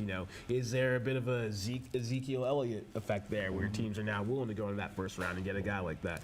But I think with him, what he can do is he can give your team right off the bat an identity. He's an aggressive, powerful, violent runner who will go out there, run over a lot of defenders, and really he could be one of the next special running backs in this league, I think. Yeah. And maybe he needs to work a little bit more on catching, but even that, I think you compare him to Adrian Peterson. I think that's a good one, but I think he's got a little bit better hands than AP. So this guy's got a really high ceiling. Could be a stud going forward. I mean, obviously on the field, his build, his athleticism, not debated very, very widely. Yeah. What is the off the field stuff, the mentality, how he carries himself, his, as you mentioned, his drive, his motivation. Alex, do you think that's a serious concern for teams, or is that something that they should shrug off? I don't think I'm too concerned with that, because with a guy like Fournette, there's maybe a little bit of noise there, but he's a very high character guy, I believe, and really a good guy to really have your franchise building behind. And even with that, if there's a durability concern, I actually think sitting out those games last year, that ankle injury, whatever he had, I think that helps him, because the season before, I mean, he had a ton of carries, a lot of weight on his body, and running backs, they have a shelf life. So, as talented as these guys are, you can only take so many hits over and over and over. And I think that just preserves him a little more for his time in the NFL. I really don't think, I think you're absolutely right. I don't think you have to worry about, this off the field stuff necessarily with Fournette, but I do think it is a very liable or very important concern that teams should consider when talking about this. You see the Jamarcus Russells, especially those are the ones that come to mind. Also out of LSU, especially, yeah. One of the letdowns from there. Yeah. They produce a lot of good talent as well. Exactly, but it's very important. I mean, you mentioned earlier Jake Cutler. I mean, does it look like he even cares? The talent's there. One of the strongest arms in the game. Fournette, the talent's there. Could potentially be the best running back in the league. But does he have that drive? Does he want to be that every down back, as you mentioned, that one first down, second down, third down, not just going in, get that long run, go to the sideline? But and also being able to pass block, being able to pass catch, because a lot of casual fans might not recognize that stuff a lot, but that's how these guys get on the field. At running back, if you can't pass protect, coach is going to pull you real quick. You're going to be in the doghouse. So that's going to be big for him going forward. Seeing if he can develop the other aspects of his game besides being that violent, powerful in between the tackles runner. Where do you guys see him going? Which team? I don't think he escapes the top 5. I think if the 49ers pass up on him, I think he goes to Jacksonville. I've seen a lot of Jaguars. Yeah. I think he could end up in Jacksonville. If he doesn't, another team I'd be looking for is the Panthers at 8. I think that's a good fit. They're very oriented, very committed to their power run game, and I think that would be really good for them. Yeah, so maybe staying down south in Jacksonville or used to that humidity. Carolina. Yeah, exactly. He loves it. So you mentioned Ezekiel Elliott. Do you think the way he performed this year affects how teams are approaching running backs in this draft? I think so, from the standpoint of the real thought around running backs really is changing around the league. Like, you can find a guy late and all this. And Ezekiel Elliott, he did land in a very good situation, but at the same time, just being able to see that they took him in the top 5. You take this guy in the top 5, and he balls out like one of the absolute best running backs in the league. And that production is huge. So I think teams are definitely going to look at that and see if they can get a guy who fits in well enough for them, like Zeke did with the Cowboys, that he can have that immediate impact for their team.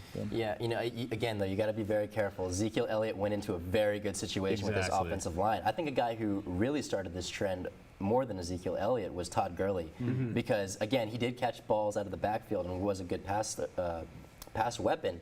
But he really was one of those 3-down backs that that the Rams really leaned on when they pretty much were a respectable team that first year, his rookie season, and I don't know what happened last year, but decent team. I mean, they gave the Seahawks some trouble. He was carrying that team. I mean, they were a bit of a threat for the playoffs late there because he was running all over everybody. Yeah, you know, he was doing what Ezekiel Elliott did at the beginning of that season.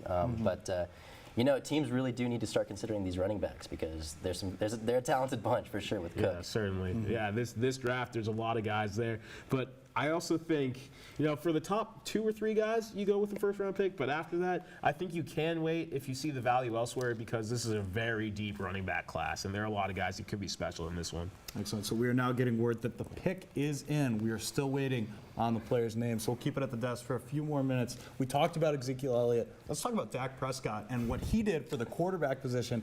Obviously not a very deep draft. Mitchell Trubisky, Deshaun Watson, you know, those are really the top guys. Then it's a big fallout. Do you think teams will be more willing to pick a quarterback because of Dak Prescott? I think they are, and I think that's a really bad move because, you know, you're not going to find a Dak Prescott every year. Teams think that they're going to find the Tom Brady, they're going to find that, you know, that face of the franchise in every draft, and I'm sorry, it's just not always there. It's also a very situational thing with that because you look at it, Dak Prescott fell to the 4th round. Like, nobody thought he was going to be what he was going to be. No. He was the Cowboys' number 3 quarterback going into the season. Then Kellen Moore gets hurt. Then Tony Romo gets hurt. And they weren't even sure what to expect from him. And in addition to that, that great situation, that incredible offensive line, Ezekiel Elliott, got Des Bryant on the outside. So not every player is going to have that kind of situation. So, and I think what it does is teams may be more willing to take quarterbacks or they may be looking for that next late round guy. But even with Tom Brady, he had to back up Drew Bledsoe to start his career. So you don't necessarily know with these guys. It's a bit of a developmental process, and it's clear over years of the draft, quarterback is a very hard position to scout. Absolutely. So, I mean, we'll see how it turns out, but I don't know if there is another Dak Prescott because that situation and all that is so very special. You just have to look for your scouting department. Excellent. Well, enough talk about current players. Let's talk about some new guys. Thomas Hale has the first pick. Thanks, Cam. With the first pick in the 2017 NFL Draft, the Cleveland Browns select Myles Garrett, defensive end from Texas A&M. The San Francisco 49ers are now on the clock.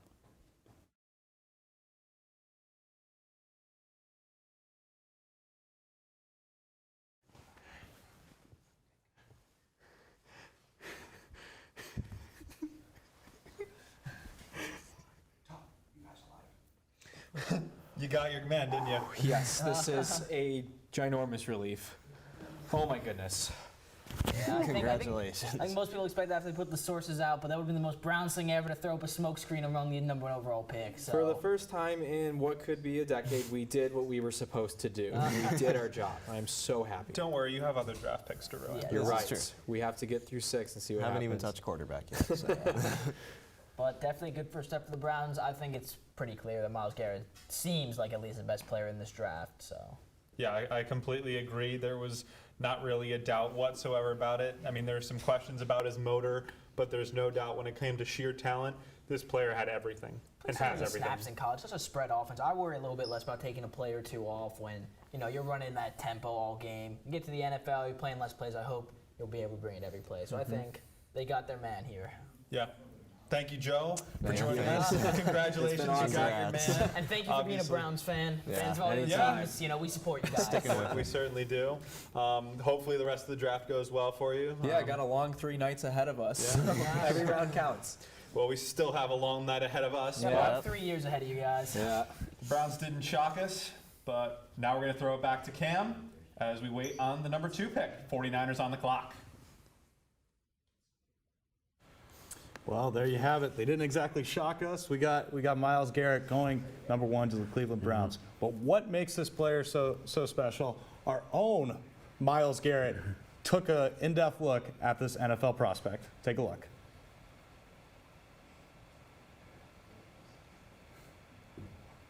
With the selection of Myles Garrett with the '1 overall pick in the 2017 NFL Draft, the Cleveland Browns are truly getting a physical specimen on the defensive side of the football.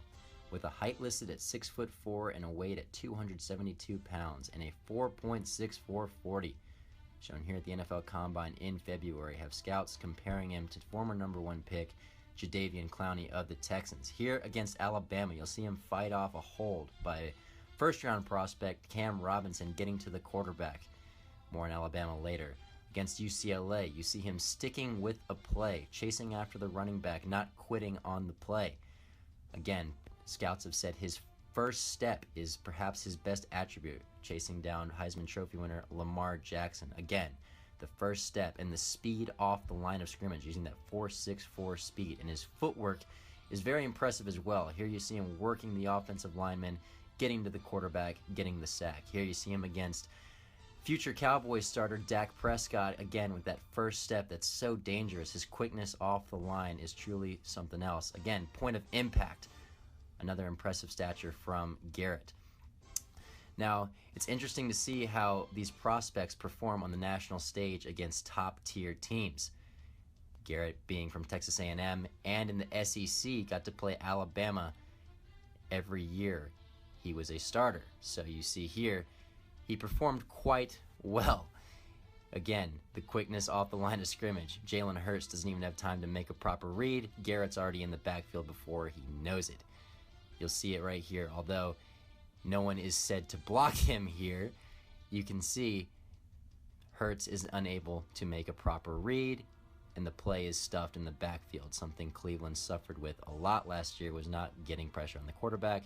More on that later. Here you see more of his pressure on the line of scrimmage, chasing Jalen Hurts down, stopping the play before it can even get started. Here you see again, stuffing a play at the line of scrimmage, directly one-on-one versus Cam Robinson, a future first-round pick, most likely at least, in this draft. You see him essentially just bull rushing and getting the running back right here.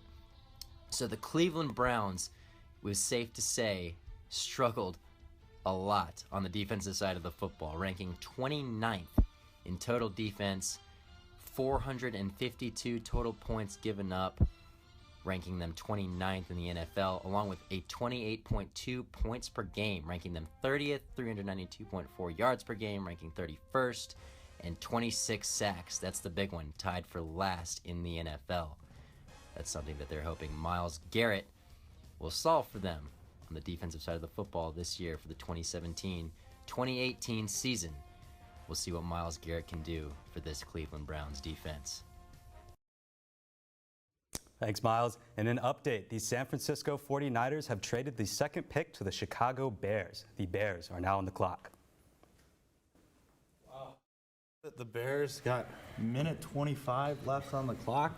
Kind of out of, I mean, we talked about, obviously, a lot of teams are going to be moving up and down. Kind of out of nowhere, though. Yeah, I mean, one spot. Kind of shocked everybody. The Niners did trade their pick. You know, who are they going to take? Why move up that one spot from 3 to 2? I mean, we started to see, based on Twitter, Adam Schefter, that it looks like the 49ers were going after Jamal Adams. And I think from the start, this is who the Bears wanted. They wanted this safety. They needed some help in the defensive side of the football.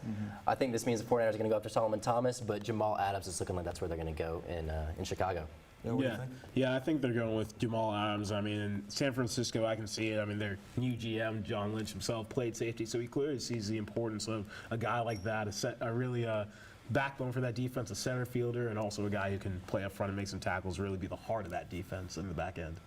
Really curious to see what San Francisco got for this pick, too, because San Francisco's got a lot to play with now. Yeah, and they only moved one spot, so I'm wondering how much the Bears are willing to give away. So, I mean, if they did a lot, then clearly they really want Jamal Adams, and they were willing to pay the price. Well, it could also be, too, the 49ers didn't care if they were getting Jamal Adams or Solomon. Obviously, another very talented defensive player. Yeah, and another thing is, I mean, the 49ers have been open all week about wanting to trade down. So if you're going to trade down, why not move down one spot, get some more assets for the future? I mean, it's great for them. You still get what you want, and you're really seeing the impact John Fox is making on this team with the defensive side of the football. Last year, went with Leonard Floyd, defensive end, made a pretty good impact towards the end of the season. Now he's trying it again with Jamal Adams. I think we'll see. I think it'll be pretty good. Probably. So I'm just getting word that the pick is in for the Chicago Bears at 2. So we will have the player name on that in just a second, and we will still be getting more details on this trade. So wow, a lot going on early in this draft. Thomas will be back with the second pick in just a few moments here. So, initial impressions, how Was this a good move? Obviously, I think once the player comes, it's gonna give us a little bit more to work with. And I am getting wrapped real quick, so the player must be in. Thomas, take it away. The second pick of the draft, the Chicago Bears select Mitchell Trubisky from the University of North Carolina, quarterback. Wow. Well, there you have it, folks. This is already getting fun. Right in front of your eyes. Yeah, it didn't take too long. We obviously had a good idea about who that `1 pick was. yeah. But Mitchell Trubisky flying up the draft board and getting number 2 to the Chicago Bears. They just signed Mike Glennon. Paid him a good bit of money, too. Well, I think the signing of Mike Glenn still does make sense because Mitchell Trubisky, I mean... That's a lot of money. Yeah, it's a lot of money, but Mitchell Trubisky is a guy who, regardless of what you think, I mean, he had 13 starts in college. He needs some time. He needs some time to develop. So even if it's half a year, the whole year, 2 years, even with Mike Glenn at the helm, I think they're going to do this right and give Mitchell Trubisky the time to develop. And if you trade up to number 2 to get a guy like Mitchell Trubisky, I think you have to go about it that way. Yeah. You have to play it safe with a guy like that to make sure you're getting that value out of Well, it. you got to be thinking that the Bears saw something in Mitchell Trubisky. They had that to they liked. wager that. And this raises a lot of questions as far as either A, 49ers, were they considering Trubisky? And 2,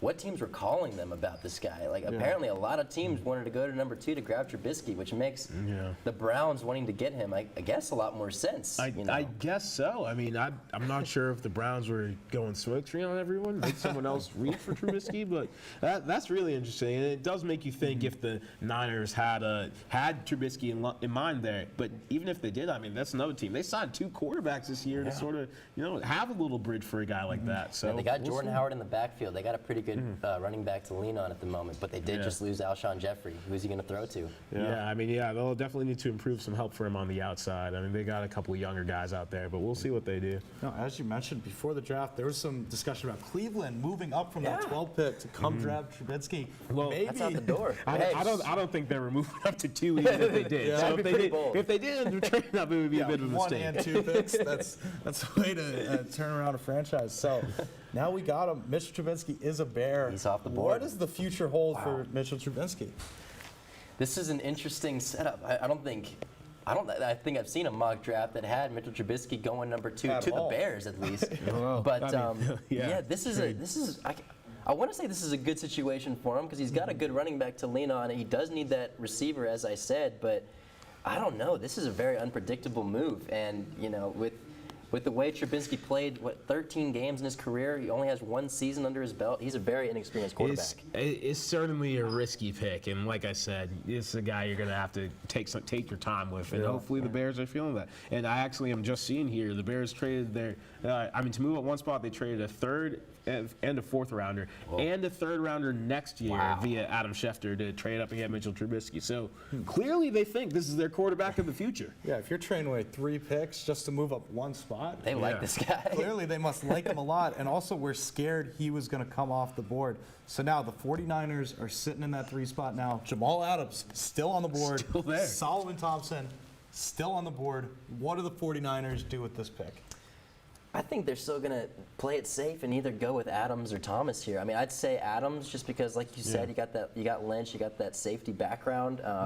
They've been talking all week about improving that safety position. They're really trying to improve the defensive side of the football. It's a big, kind of a 5-year plan that Lynch and Shanahan were talking about. But this is a game changer. Yeah, I mean, that move was huge by the Bears, but I don't think the Niners can really go wrong either way because in Adams and Thomas, you really have 2 of the safest prospects in the draft, and I think these are guys that are going to be stars and make an impact on the defensive side of the ball from day one, and that's exactly what the Niners need. And they're a rebuilding project for sure. They're one of those teams that are trying to go after the best players available, and you got some very good players available right here. Yeah, so great move for the Niners there, and they pick up 3 picks. So, hey, John Fox, Kyle Shanahan already have the rebuild is working. The wheels moving there in San Francisco.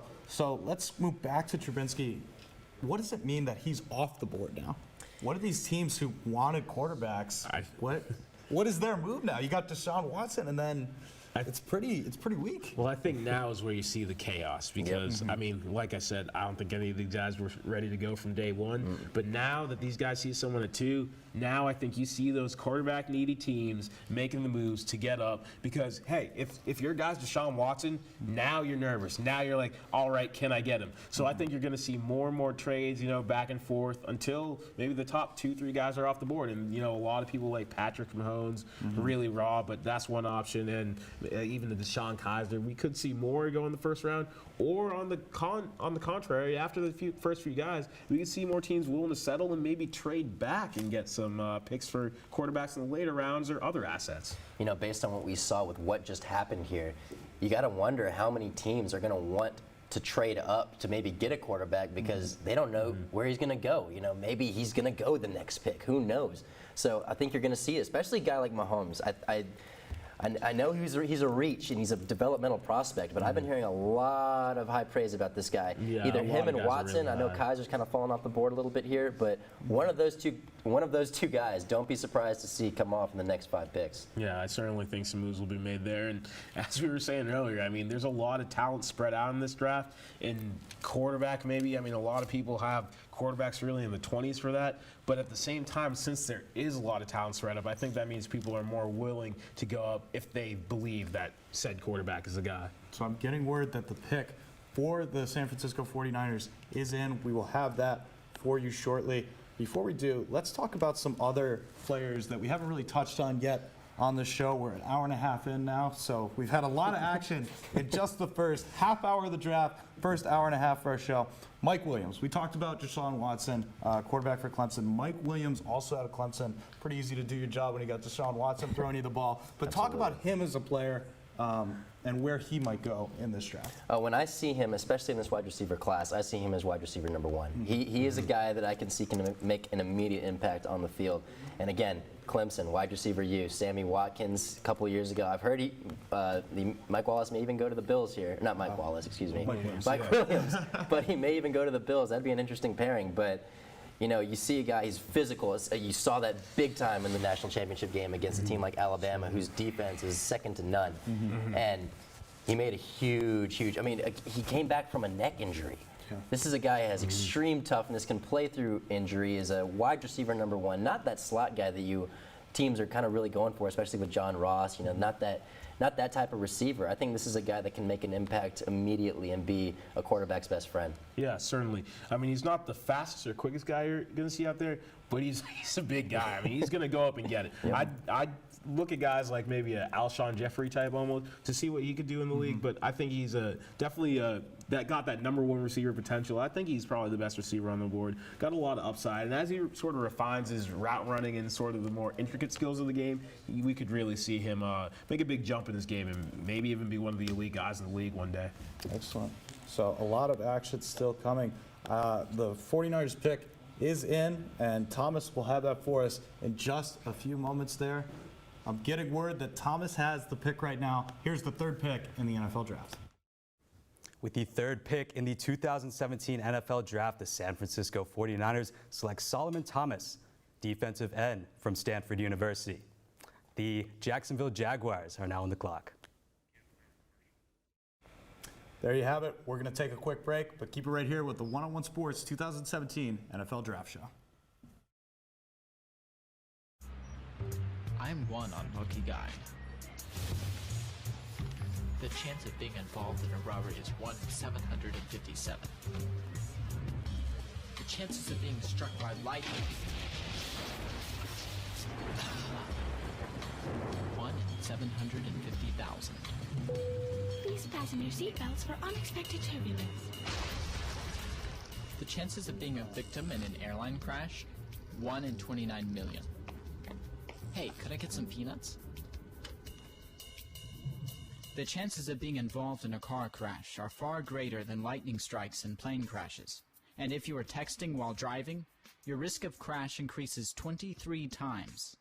Now, I may be an unlucky guy, but I don't have to be part of that statistic, and neither do you. Drive responsibly.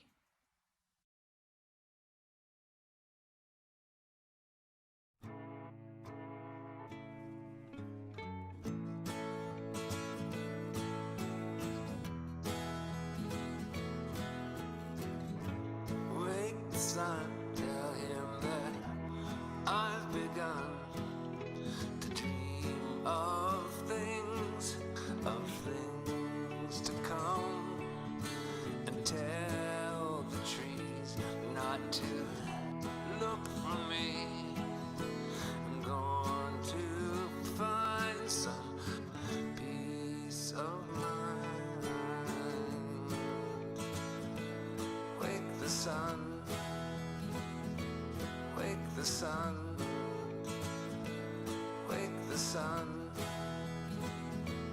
wake the sun.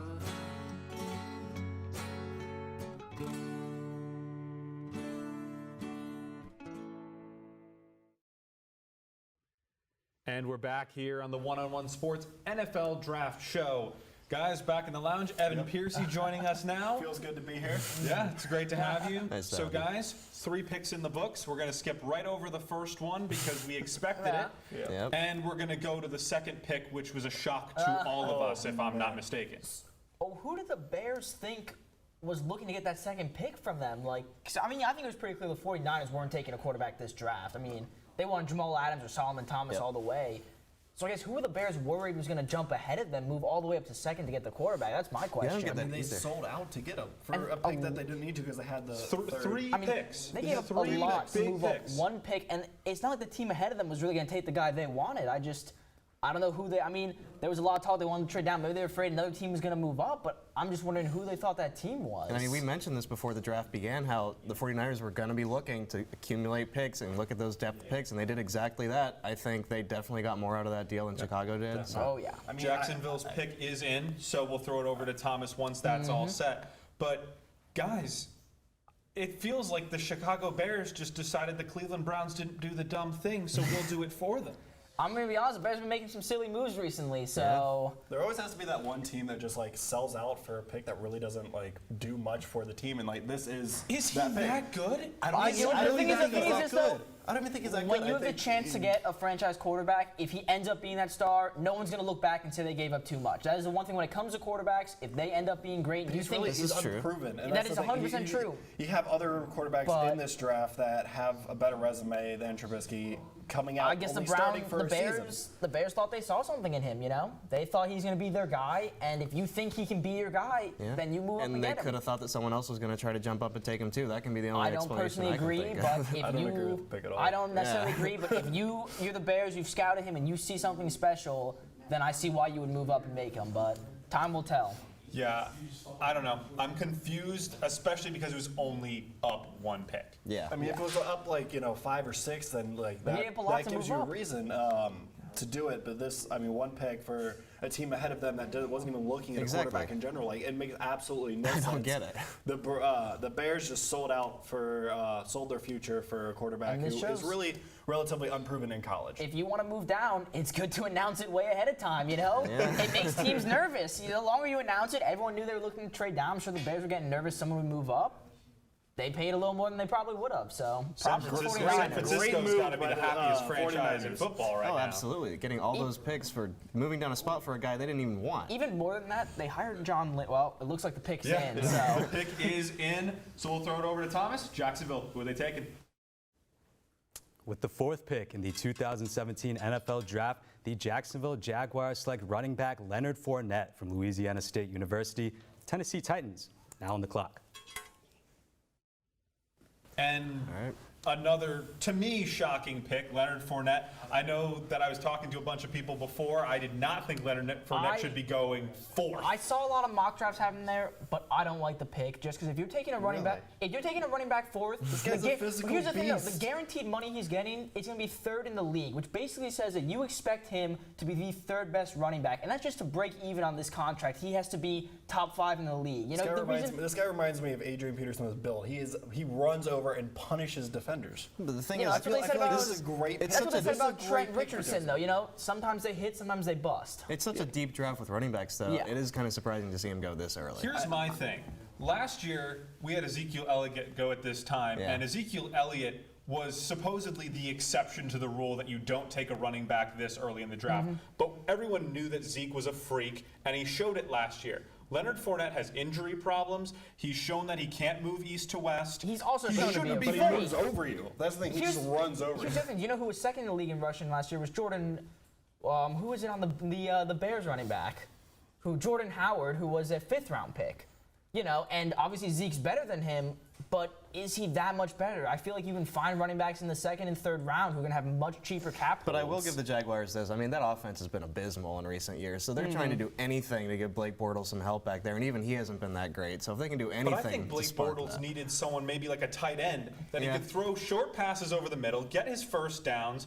Yes, they needed a running back, But they could throw this Fournette out early, of the backfield. We aren't going to take a tight end this early. but he can't cut. He can't cut. He has injured All you legs. need him to do is catch a pass in the flats and get 3 to 4 yards. For me, it's not even the He talent. can the do that, talent and he is can turn clearly that into there. more with running over defender, But stiff arm. You've seen me- what he did to Auburn's defense. He's clearly the most talented running back, and like you said, Adrian Peterson level upside. But the reason draft picks are so valuable is because they're on these cheap contracts. He's just so much cheaper than even an average player would get in free agency. But that's not true of running backs. He's going to be one of the most expensive running backs coming in as a rookie. There's just not a lot of surplus value you're getting from that contract where he has to be amazing just to live up to that money. I think you go with a running back second, third round where they're much cheaper, and you take an impact defensive player here. That's what I would have rather seen Jacksonville do, but I don't debate the talent. I think Leonard Fournette will be a stud. Be better. No, I think he will be. I mean, he's definitely got the great build of an NFL running back, a very physical I NFL see why you running- think Adrian running Peterson. I back. definitely I see can't trust the injuries, and you talked about it. He's going to Anyone be in the NFL relied can on get so injured. much by this Jacksonville Jaguars offense. Blake Bortles can't do it all, and we already know they can't do a whole heck of a lot on his own. So with all the injury problems to his ankles, which you can't have as a running back, cutting left and right is so key as a running back. They're going to expect him so much. He's going to be down by week 4. I mean, you have injuries okay, early in let's their easy career. does You it. can look at a bunch of other athletes across a wide range of sports that rely on their ankles, that have had injuries that come back and can still be successful. Like, Yeah, it's I a will thing. give you, It is a Le'Veon Bell possibility. came in his rookie year, like in his second preseason game, ended up with a foot injury. He's turned out okay. So we have seen the case before. You see it from time to time. This could be the case. He definitely works hard. He puts the work in the gym. He puts the work in on the field. This is a very good pick for the Jacksonville Jaguars because it gives Bortles some help there on offense. It'll sell Someone who can- jerseys. It'll Sell definitely sell jerseys, Make some sell money. tickets in the pool. Hopefully, yeah. You know what? I mean, that is, it's not talked about as much, but a team like Jacksonville does need to build excitement somehow. And sometimes obviously, you this don't is want to make a pick just to build excitement. But when you can get a star player who also is going to generate interest, and Leonard Fournette is one of the most well-known college players, I do think that's always good. Like I said, I'm not a huge fan of taking running backs that high, but definitely could be the exception. I mean, or you could be Trent you saw Richardson. Ezekiel It's tough Elliott to last tell. year. This could be another example of that. You could see him leading the league in I rushing. hate how everyone's making these. He's not Zeke. He's not Zeke. He's He's the not Zeke, offensive but he could lineman of be. the Jaguars is not even remotely as good as the offense. Yeah. That's my That is biggest true. I thing. mean- Talent-wise, I think they're similar, but the situation he's going into is going to be a lot worse. And I feel like people are kind of expecting him to be as good as Zeke, but Zeke kind of went into a perfect situation. With the offensive line. The that Jacksonville Dallas has. Jaguars are far from a perfect situation, but Well, he could turn it into one. Definitely, the offense needed something after years of taking defensive players. Something had to change for their offense. We'll see if this, and this will also be good. We'll see if Blake Bortles is the answer. Because if he can't get it done with Fournette in the backfield, then then he's not. But they might need a new QB. So this is also probably doubles as Blake Bortles' last chance. So we'll see. I don't know. Obviously, you still have plenty of good players on the board right now. We talked about Jamal Adams. We initially thought that was going to be Chicago's pick and and maybe San Francisco's pick, but they went with Solomon Thomas, and we know who Chicago went with. So it's certainly going to be interesting. I'm going to see what the Titans do with this next pick. I thought they were going to trade down. That's what all the talk was about. But time is winding down. It seems like they. Pick is coming in now, apparently. looks like they according kept to our. Yeah. So here we go. I thought they'd be. Here's another team that could go either way because Titans are in a great position. You really, I mean, they're lucky team, because, again, that talented team. Jacksonville-Indianapolis division isn't fantastic, so they have room to maneuver. They have their young quarterback. They have 2 first-round picks this year. They have a solid team already. DeMarco Murray was okay. They've got a strong offensive line. I think they're Good in a solid unit that they can really build a solid team around. Honestly, this 5th pick, you're basically playing with house money here, So yeah, and Tennessee Titans are in a good spot. I think you take Jamal Adams, best player I think still on the board. Yep. You need a quarterback, so obviously safety cornerback, you can do that. Marcus Lattimore also You could definitely also in the use someone that conversation. you could throw, that Marcus Mariota could throw to. That'd be O.J. quite Howard. Yeah, he doesn't. And then obviously, again, the same thing that I saw from Jacksonville. A tight end over the middle would be lovely Well, that's for what I'm them. saying, that O.J. Yeah, Howard O.J. definitely Howard. could be in play right here. So O.J. Howard is a stud. a lot of O.J. different Howard ways is the a Titans can stud. go. It's tough to go wrong. And then they have another pick. in the mid-first round, so whatever they don't knock out here. Maybe, I think right here, I'd probably go for a high-impact defensive man, and then with their mid-round pick, try and get a wide receiver. There's a lot of wide receivers going to be going off right around the middle first round. You got Corey Davis, Mike Williams, who should go in that range. So I would look to get a high-impact defender if I was the Titans now. You know, defense wins championships. They really do need some help there. So definitely cornerback for them, linebacker. Would be good, especially someone that could stop the run and as well as disrupt passes over the middle. But one thing I will say about O.J. Howard is not only is he a great receiver, he's a great blocking tight end, and with them running this, kind of zone read power running scheme that they've been doing, if you can get a guy who is a great blocker and also a great pass catching tight end, that is a huge advantage. So we'll. Yeah, I mean, a pick that, like you said, they're kind of playing with house money because this was a pick that they got last year when they traded for the pick that eventually led to the LA Rams taking Jared Goff with the #1 overall. We talked about earlier that didn't necessarily work out of year one for the now Los Angeles Chargers. I don't know how much it's going to work out year two. Los Angeles Rams. Things not looking too much better for year two. They don't have a first-round pick this year to help, so the Rams are in a tough spot, but maybe they can find some late-round magic. Yeah, the Rams have been help build some fan base out there in LA. All right, well, Thomas has the pick. Thomas, who are the Titans taking? With the 5th pick in the 2017 NFL Draft, the Tennessee Titans select wide receiver Corey Davis from Western Michigan University. Up next, the Jets are on the clock. Have it. This very interesting first round of the NFL Draft just keeps getting more interesting. Corey Davis out of Western Michigan going to the Tennessee Titans. A lot of people saw Mike Williams in this spot for the Titans. What do we think about Corey Davis here? See, I think that #1 wide receiver spot in that draft, I think it was honestly a toss-up between Corey Davis and Mike Williams. They're two different guys. Obviously, Mike Williams more your big go-up-and-get possession guy. Corey Davis, he has that size. He's 6'1", 6'2", in that range. He plays at about a 4.4 speed, so he's a very fast guy.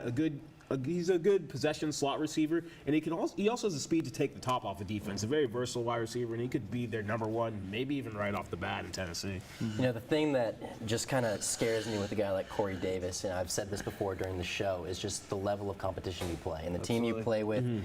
You went to, Central Michigan? Western Michigan. So it's another one of those small schools, but again, I believe Antonio Brown went to a small school like this too. Jerry Rice you did look as well. at that. So Corey Davis played in the MAC. Who else played in the MAC? Antonio Brown, Randy Moss. I mean, there's some great guys. It's a good coming out of conference for receivers. So I think, this guy, he has the most yards in college football history for receivers, I believe. When you put up that kind of production, I don't think it matters as much who you're playing against because teams see what you can do on the field, what kind of a really prospect you are, and I think he could shine in Tennessee. And we talked about how the Titans really needed a defensive weapon here, but I think at the end of the day, they really do need a weapon for Marcus Mariota. This is a quarterback who's proven he can be the franchise guy, who's proven he can really be a weapon. You got Derrick Henry, DeMarco Murray in the backfield. This is a great running offense. And I like it for the Titans because they have the number 18 pick as well. So maybe some D. They can play. We see Jamal Adams is still on the board. So I think what they're seeing is maybe some D backs, maybe some secondary guys can fall. We'll take one of those at 18, and we're gonna get our guy as our #1 receiver right here, Corey Davis. When you talk about a lot of D-backs still on the board, Jamal Adams, Marshawn Lattimore at Ohio State, Hooker out of Ohio State as well. Ohio State. So it is a relatively deep class for those defensive backs. So maybe taking one of those guys. So now the Jets are on the clock. Who are the Jets looking at is the real question here. Another team that needs a lot of work. It's the Jets. So they need help just about anywhere. Obviously, quarterbacks is a question. Do they have their guy of the future on the roster? But I'm not too sure they go quarterback here. Maybe they were looking at Trubisky. They could be looking at Deshaun Watson. But they drafted Christian Hackenberg last year. Yes, I know we didn't see the field, but do they know if he's their guy or not? I think they could look to a guy like maybe O.J. Howard out of Alabama. I think he's the best overall offensive guy on the board. He's a very safe pick. And you look at the Jets have had the least catches out of tight ends the past 2 years. So I think a guy like that could really help that offense going forward. You said it right there. It's the safe pick. This is a guy who's supremely talented. I see a lot of Tony Gonzalez in this guy. Again, that's a bit of a stretch. He's one of the best tight ends to ever play the game. Probably the best. Yeah, and again, he played at Alabama. Great run blocking. He did a lot of that at Alabama, but he can really catch the ball from the quarterback, and he's very impressive. I think we got another pick coming in, or do we not? The Jets haven't said it yet. Okay, we're still take that waiting back. on the pick. Take that back. But no, you're absolutely right. O.J. Howard, very good pick here. You know, you don't want to take a quarterback off the board. I do like Deshaun Watson a lot, but taking him here is a bit of a stretch. I'm not sure about it. And the other thing with O.J. Howard, I mean, even at Alabama, his numbers weren't huge, but they're really a run-first offense. That's not really – so I think from a receiving perspective, a yards perspective, all that, I think he could put up much better numbers than we even saw in his best moments at Alabama in the NFL. The Jets are another one of those teams as well that need a lot of talent. You know, you lost Brandon Marshall. They need some help. Yeah, and whoever it is for the Jets, whoever they ends up being their quarterback over there, O.J. Howard gives them a nice, easy target over the middle of the field. And he's also, I mean, he's very fast, very athletic. He's a wide receiver in the tight end's body. And he also blocks well. So he can do it all for your team. And what he does allow you to do on your team is you can go out and now multiple looks. You can run out there with 1, 2 tight ends and keep the defense on their heels because you could pass or run any given play with a guy like that. Well, again, Miles, you're really hot on you know, who these guys play in college. Yeah. You know, there's not a stronger schedule than that Alabama SEC schedule. Like you said, 6'6", 242. He is a very NFL-ready player. For sure. This is a guy who could step in right out of training camp and make an impact. So let's take it back a little bit. We saw Sullivan and Garrett going within a couple picks of each other. With guys like that, a lot of times you see their careers compared to each other long term. Obviously, very early right now, but how do you see them matching up, you know, through this first year, through the rest of their careers? Because they're always going to be compared to each other. 2 defensive linemen taken in the first 3 picks. For sure, and you look at the 2 different teams. These are 2 regimes that are completely rebuilding their rosters from the ground up. You know, with Garrett in Cleveland and Thomas with San Francisco. But you know, it's going to be, like it or not, you know, rather maybe even unfairly. But these 2 guys, you said it absolutely, will get compared for the rest of their careers. I liked Garrett the most just because of essentially his pure talent. He reminds me a lot of Jadeveon Clowney. You know, he played in the SEC, played for Texas A&M, played Alabama a lot. But Thomas he's a good player as well. You know, he played at Stanford. He played some good teams up there. And, you know, physical body type, like I said, he reminds me a lot of Vic Beasley. But, you know, I personally go with Garrett, but you're right, these 2 guys will get compared for a long time. Oh, it's very early to tell as well. They certainly will. And I think they will get compared, but these 2 guys are pretty different as football players. It's really more about what you're looking for. Because with Myles Garrett, you have that guy, great physical specimen, could end up being one of the better pass rushers in the league. But that's what he is. He's a pass rusher. He's a guy who's going to really look to set that edge for your defense. Thomas, on the other hand, he is a really good pass rusher, but he's also a guy who could find himself playing inside on the defensive. Plays well against the run. Yeah, more against that D tackle position a little more, plays well against the run. So I think a more versatile piece there. So it's really what you're looking for, because a lot of teams look for those splash plays, and I think Thomas is a guy who can make those, but he'll be more of a consistent contributor on the less flashy aspects of the game. Yeah, I agree. So 2 great guys there. The pick is in for the New York Jets right now. Thomas will have that shortly for us. Rumors now that Cleveland is preparing to make some moves, possibly a trade for Kirk Cousins. I kid you not, Kirk Cousins. So we will keep you updated on that. The rumor mill is churning here at the NFL draft. Let's bring it back, though. Let's talk a little bit more about Jamal Adams. This is a guy who we saw as a number 2, number 3 pick. He may be that guy. Across the board, this is a guy who could go to a team who didn't expect to have him available at all. Who could you see him falling to in this draft? We're at 6 with the Jets, Chargers, Panthers, Bengals coming up. Any of those teams, do we see a fit? I think he could actually go as early as 7 to the Chargers, because you look at the Chargers. They have their guy in Jaleel Addae, a guy who plays close to the line, more of your strong safety type. So I think to really round out that secondary a little bit more, a guy like Jamal Adams would be fantastic for them. And the other thing with this is, even if he doesn't go then, I think a lot of what we see in the NFL, or what we have seen in the NFL, is safeties don't normally go that high in the draft. So I think it'll be interesting to see whether that trend is sort of bucked here with, you know, safety prospects that are so good, or if we see more of the same, and maybe someone goes and gets a steal. Yeah, no, I agree. Most mock drafts I was seeing was, we got the pick. Let's go to Thomas. Pick is in. We'll have more from Miles right after this. Thomas has the 6th pick of the 2017 NFL Draft. With the 6th pick in the 2017 NFL Draft, the New York Jets select Jamal Adams, safety out of Louisiana State University. The Los Angeles Chargers are up next on the clock. So there you have it. Fell a little bit, but the Jets were not going to let Jamal Adams get by them. So this Jets team, we saw them picking an offensive player. Go with Jamal Adams, the very talented safety there. What is he going to do for this team, Miles?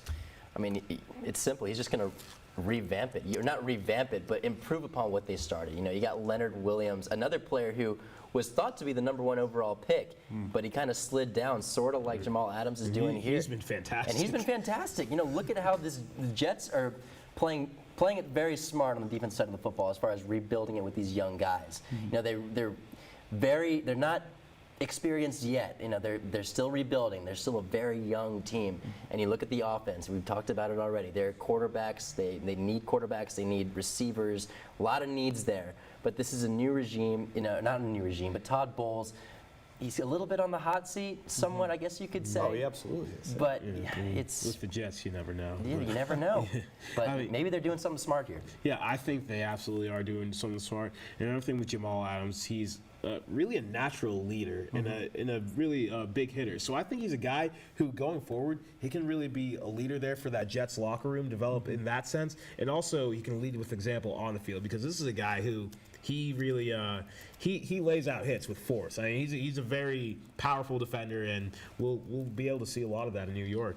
A physical safety for sure. You know, maybe part of that Jets. I don't know if I'm ready to call it a rebuild, but I'm a Pats fan, so I'm going to call it a rebuild for the New York Jets. Moving on now, Chargers are on the clock, as Thomas said. Who are they going to go with? Who are they looking at? A lot of talented players still on the board with everything that got mixed up early on in this draft. Alex, who are you looking at here for the Chargers? Yeah, so there's a couple options.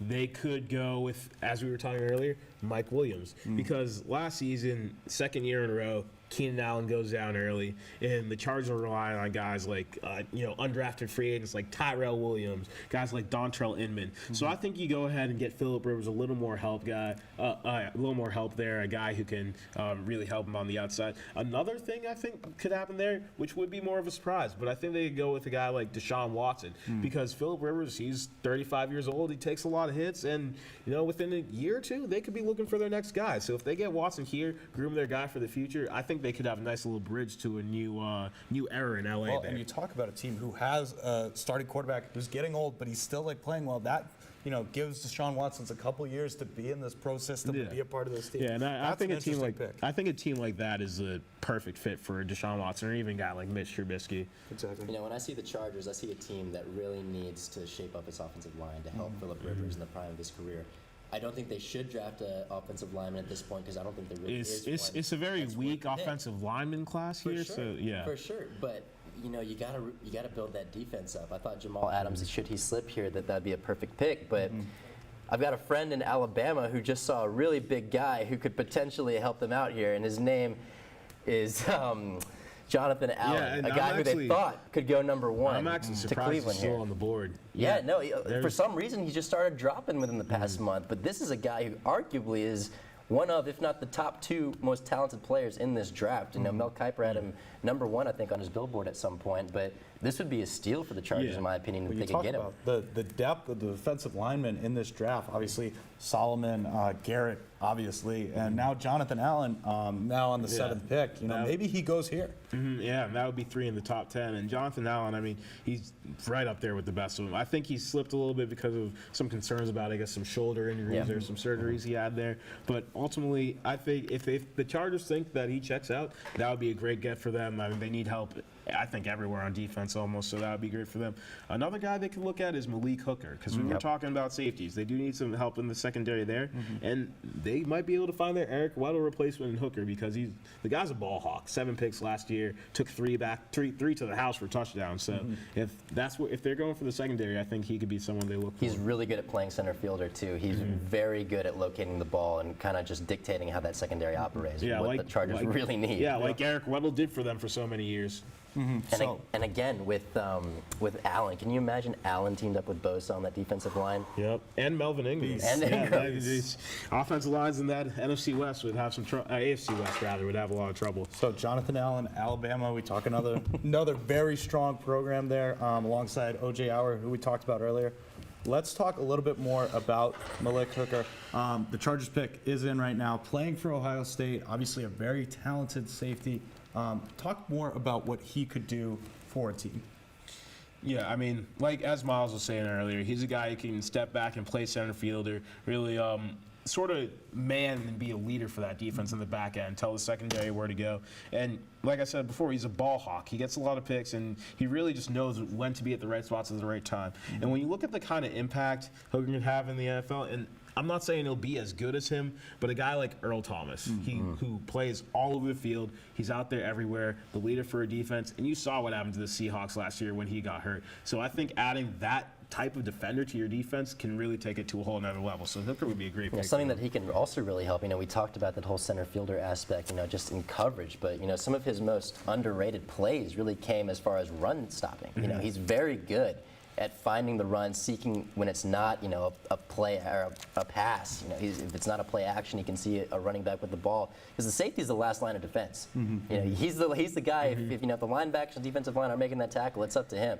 And he did that very consistently for this Ohio State team. And if he can continue to do that for the Chargers, playing in that division that they play in, very run heavy, he could really help this team out. So let's talk about his teammate, Marshawn Lattimore. I don't know what Urban Meyer is doing over there in Columbus, but coaching up those D-backs real well. Lattimore, high up on a lot of people's draft board, still available here as we're waiting on the 7th pick. Talk about what he could bring to a defense, obviously in that corner role as opposed to the safety role with Hooker. Yeah, well, I think Lattimore actually is the best defensive back in this draft. I mean, that's another guy at the Combine solidified his status as an elite player. I mean, ran 4.36 40, so he's definitely got that speed to keep up with some of the faster guys on the outside there. He's a great athlete, another guy who is very good at his very good ball skills, can take it away, and I think he's very versatile in that he can play both your man and zone coverages fairly proficiently. I'm gonna have to disagree with you a little bit on my man Lattimore here, because when I heard you say, this is where I start talking about the Combine, and I think a little bit of the misleading aspects of it, because yes, he's a fantastic athlete, really jumps out as far as what he's able to do physically, but when I'm looking at the stats here, he doesn't really stand out. He has 4 interceptions all year, and very sporadic. We got the pick. So picks Thomas in right now. We're going to send it over to Thomas. We'll have more analysis back at the desk in just a second. The 7th pick in the 2017 NFL Draft, the Los Angeles Chargers select wide receiver Mike Williams from Clemson. Up next, we've got the Carolina Panthers on the clock. We're going to take a quick break, so we'll be right back. Stay tuned.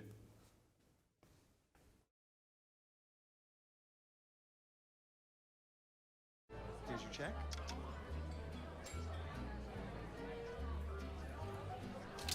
Oh, you got it. Since I got rid of my car, I really enjoy walking. Okay. God, no. Getting pulled over for buzz driving could cost you around $10,000 in fines, legal fees, and increased insurance rates. Oh, you're home early. You live with your mom? That'll set your game back a few years.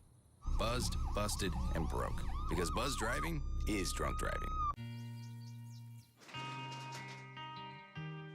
I've got a job to do today. I've got a job to do today.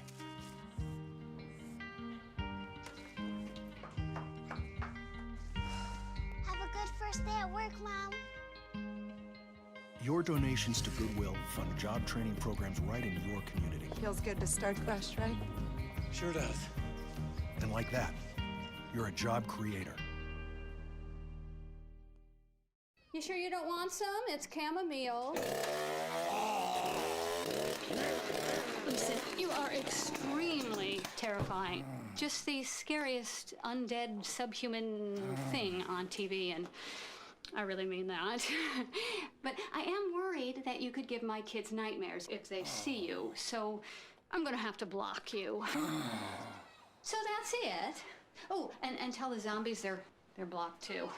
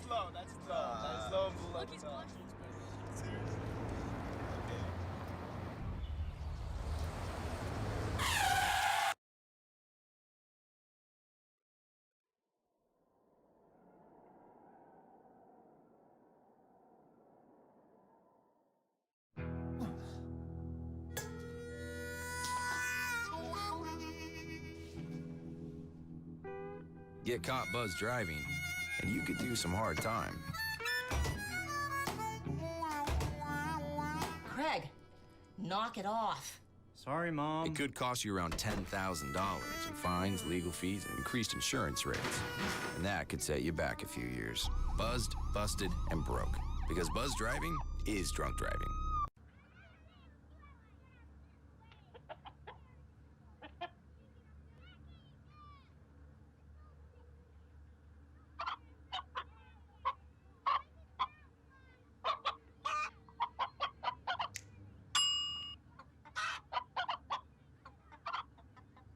Separate raw meats from other foods by using different cutting boards. 3,000 Americans will die from food poisoning this year. Keep your family safer. Check your steps at foodsafety.gov. I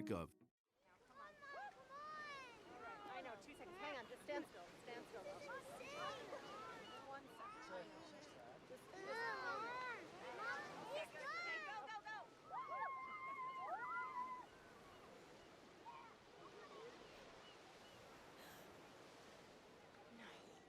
Boys, hang on, boys! You don't have to be perfect to be a perfect parent. There are thousands of children in foster care who will take you just as you are. That one. This one? Yes. If Thomas is going to... Go. I need the prompter, sorry. With the 8th pick in the 27th. Well, guys, we've got a package for you up here. We're going to check out how Mike Williams did. Ennis Werlick took a look in depth to see what teams he would fit well on. One of the most coveted players in this year's draft is Clemson wide receiver Mike Williams. Williams, who was Deshaun Watson's favorite target on a team that ended up winning the national championship, is widely considered the best, or one of the best, receivers in the draft. When you look at Mike Williams, one of the biggest things that stick out is his big NFL-ready frame. Standing at 6'4", 218, he has the perfect body to be an NFL receiver, and he uses that big body to leap over defenders and snatch the ball out of the air. Not only is he a big receiver, but he backs that up with elite athleticism. He's not a super speedy guy, but he's fast enough to be a vertical threat, and if used correctly, he could be a big-time player. While he's obviously a great talent, one of his biggest weaknesses will be his ability to hold on to the football. Not only does he occasionally fumble the football, but he often finds himself dropping easy catches. But if he fixes this problem, I don't see why he won't be an All-Pro someday. I'd say a good fit for him would be Tennessee, given that they don't really have a true go-to wideout for Mariota to throw to. Buffalo could also pair him with Watkins to give them another dimension on offense. Baltimore also desperately needs a young receiver, given that roster is aging. Even though there are some receivers like John Ross and Corey Davis that could be threatening him at those spots, I think this guy is too talented to drop outside of the top 20 in this year's draft. With the 8th pick in the 2017 NFL Draft, the Carolina Panthers select running back Christian McCaffrey from Stanford University. Up next, Cincinnati Bengals are on the clock. And we're back here in the lounge. Jason, Dom, Evan, guys, we had a few more picks now. I want to start with the New York Jets at 6, taking Jamal Adams. Good pick for the Jets? Great pick. Yeah, Okay. absolutely. Definitely. Yeah, that's all I wanted to make Could sure. have won second overall. Great pick. Yeah, best Now, overall player. At 7, we were talking about in the break about what the Chargers might do with their 7th pick. They end up taking Mike Williams out of Clemson. Do you think this was a good thing, or did the Chargers kind of drop the ball on who they needed? I think it's always good to get Phillip Rivers weapons because he needed them, but he's kind of shown the ability to kind of take lesser targets and make them still good. They've always had a good passing offense, even with some of these receivers they've been trotting out recently. Their defense, on the other hand, has been pretty terrible. There's a number of players who, on the defensive side of the ball, who I would have rated even higher than Mike Williams: Jonathan Allen, Malik Hooker, Marshawn Lattimore. It's not a bad pick. I think Mike Williams is a good receiver, and they need some more targets, but I think I would have rather seen them go defense and then maybe in the second round look to find a playmaker. Well, like you said, they've often taken second-hand receivers, low picks on the offensive side and made them to good offensive players, but now they're starting off with an exceptional talent at receiver who's going to come in there and be an automatic target for Rivers, and I think he can really bring a lot to the Chargers offense. Yeah, big, tall, physical receiver. Kind of reminds me of Martavis Bryant that also came out of Clemson. So this gives Phillip Rivers, a big red zone target. But I mean, it's not going to solve the offensive line issue, obviously, but still gives him a good target to go to. Someone you can swing the ball out real quick on one step, let him work in the open field, get past defenders, break tackles, and score. Absolutely. I also am a little nervous on me. I know he was healthy last season, obviously, but 2 years ago he had that really scary neck problem. Missed the entire year. I mean, he came back from it. That's the he thing. did. But that doesn't change thing that is, it's a weakness and a kind of a risk. The neck is also an injury that scares me more than others, because I feel that's one of those things that if it starts to become a recurring issue, you're done. I mean, you don't mess when your neck's on when your neck's on the line.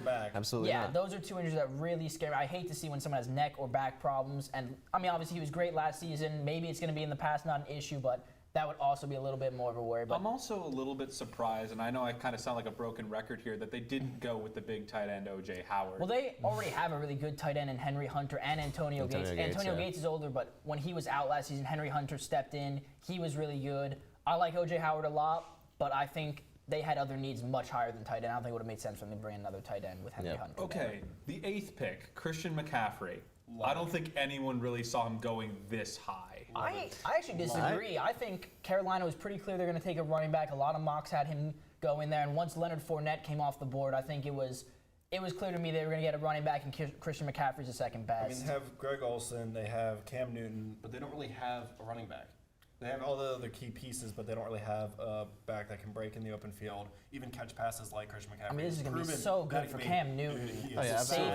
Cam Newton took a beating last year, and that's really because he had no one else to go to around him. He had Jonathan Stewart in the backfield. He was the running back. Yeah, exactly. He was the running back, and he took the beating. So Christian McCaffrey can hopefully alleviate some of that pressure on Cam, make the offense a little more dynamic.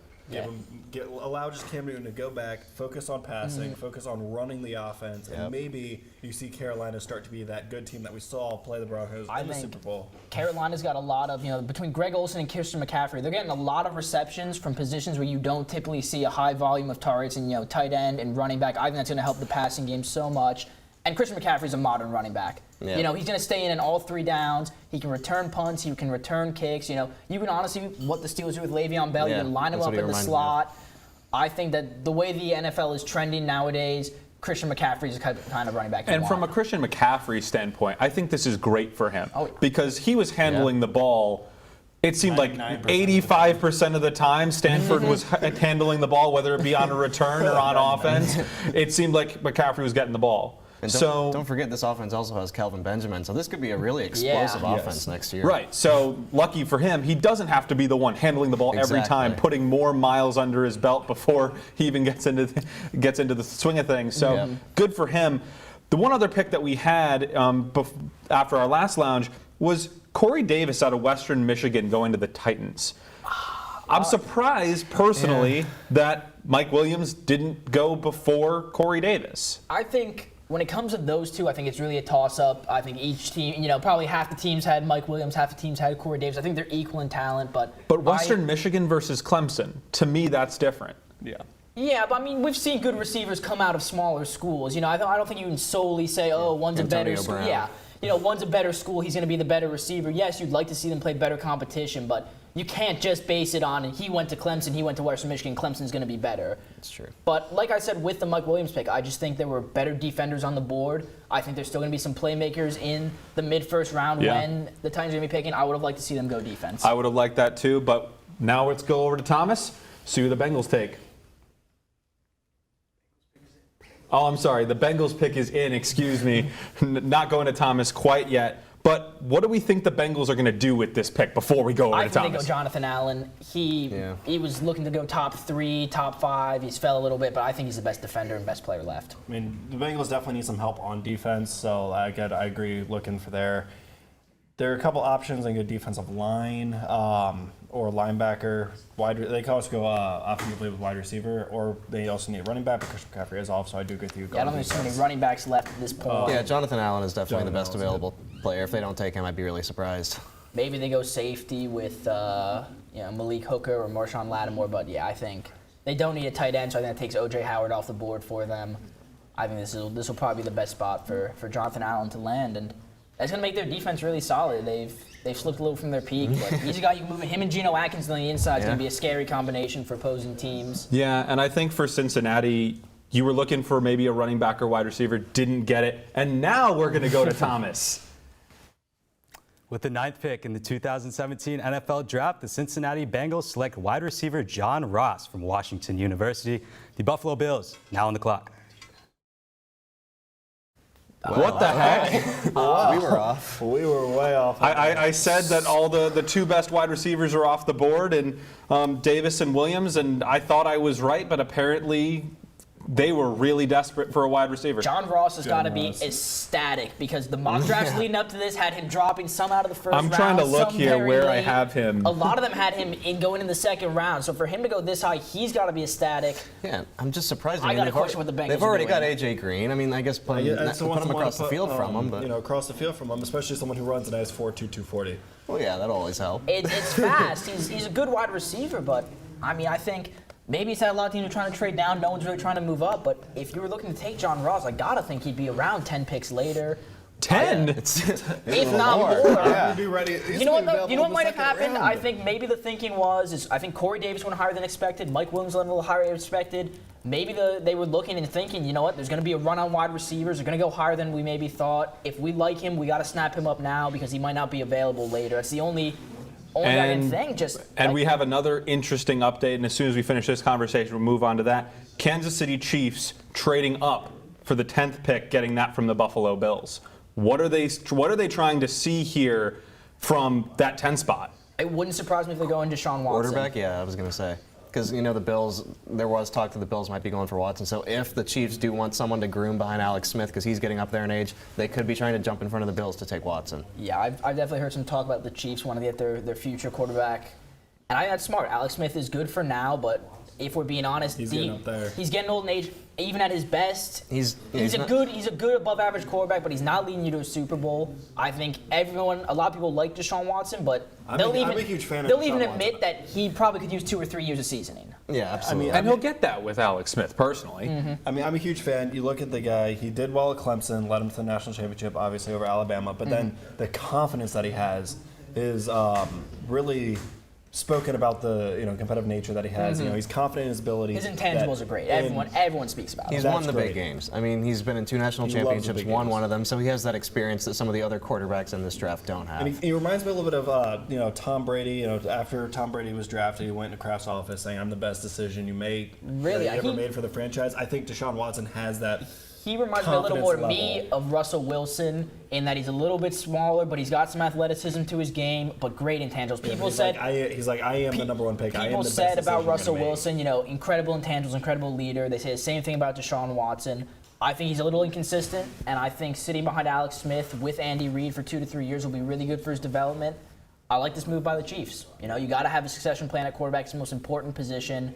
Better to strike now while you still have a good option you can groom than, when you go 2 and 14. If you got they end nothing. up doing it, absolutely. Well, that's true. We've been wrong before tonight. So if they don't take a quarterback, who do you think they're going to go with there?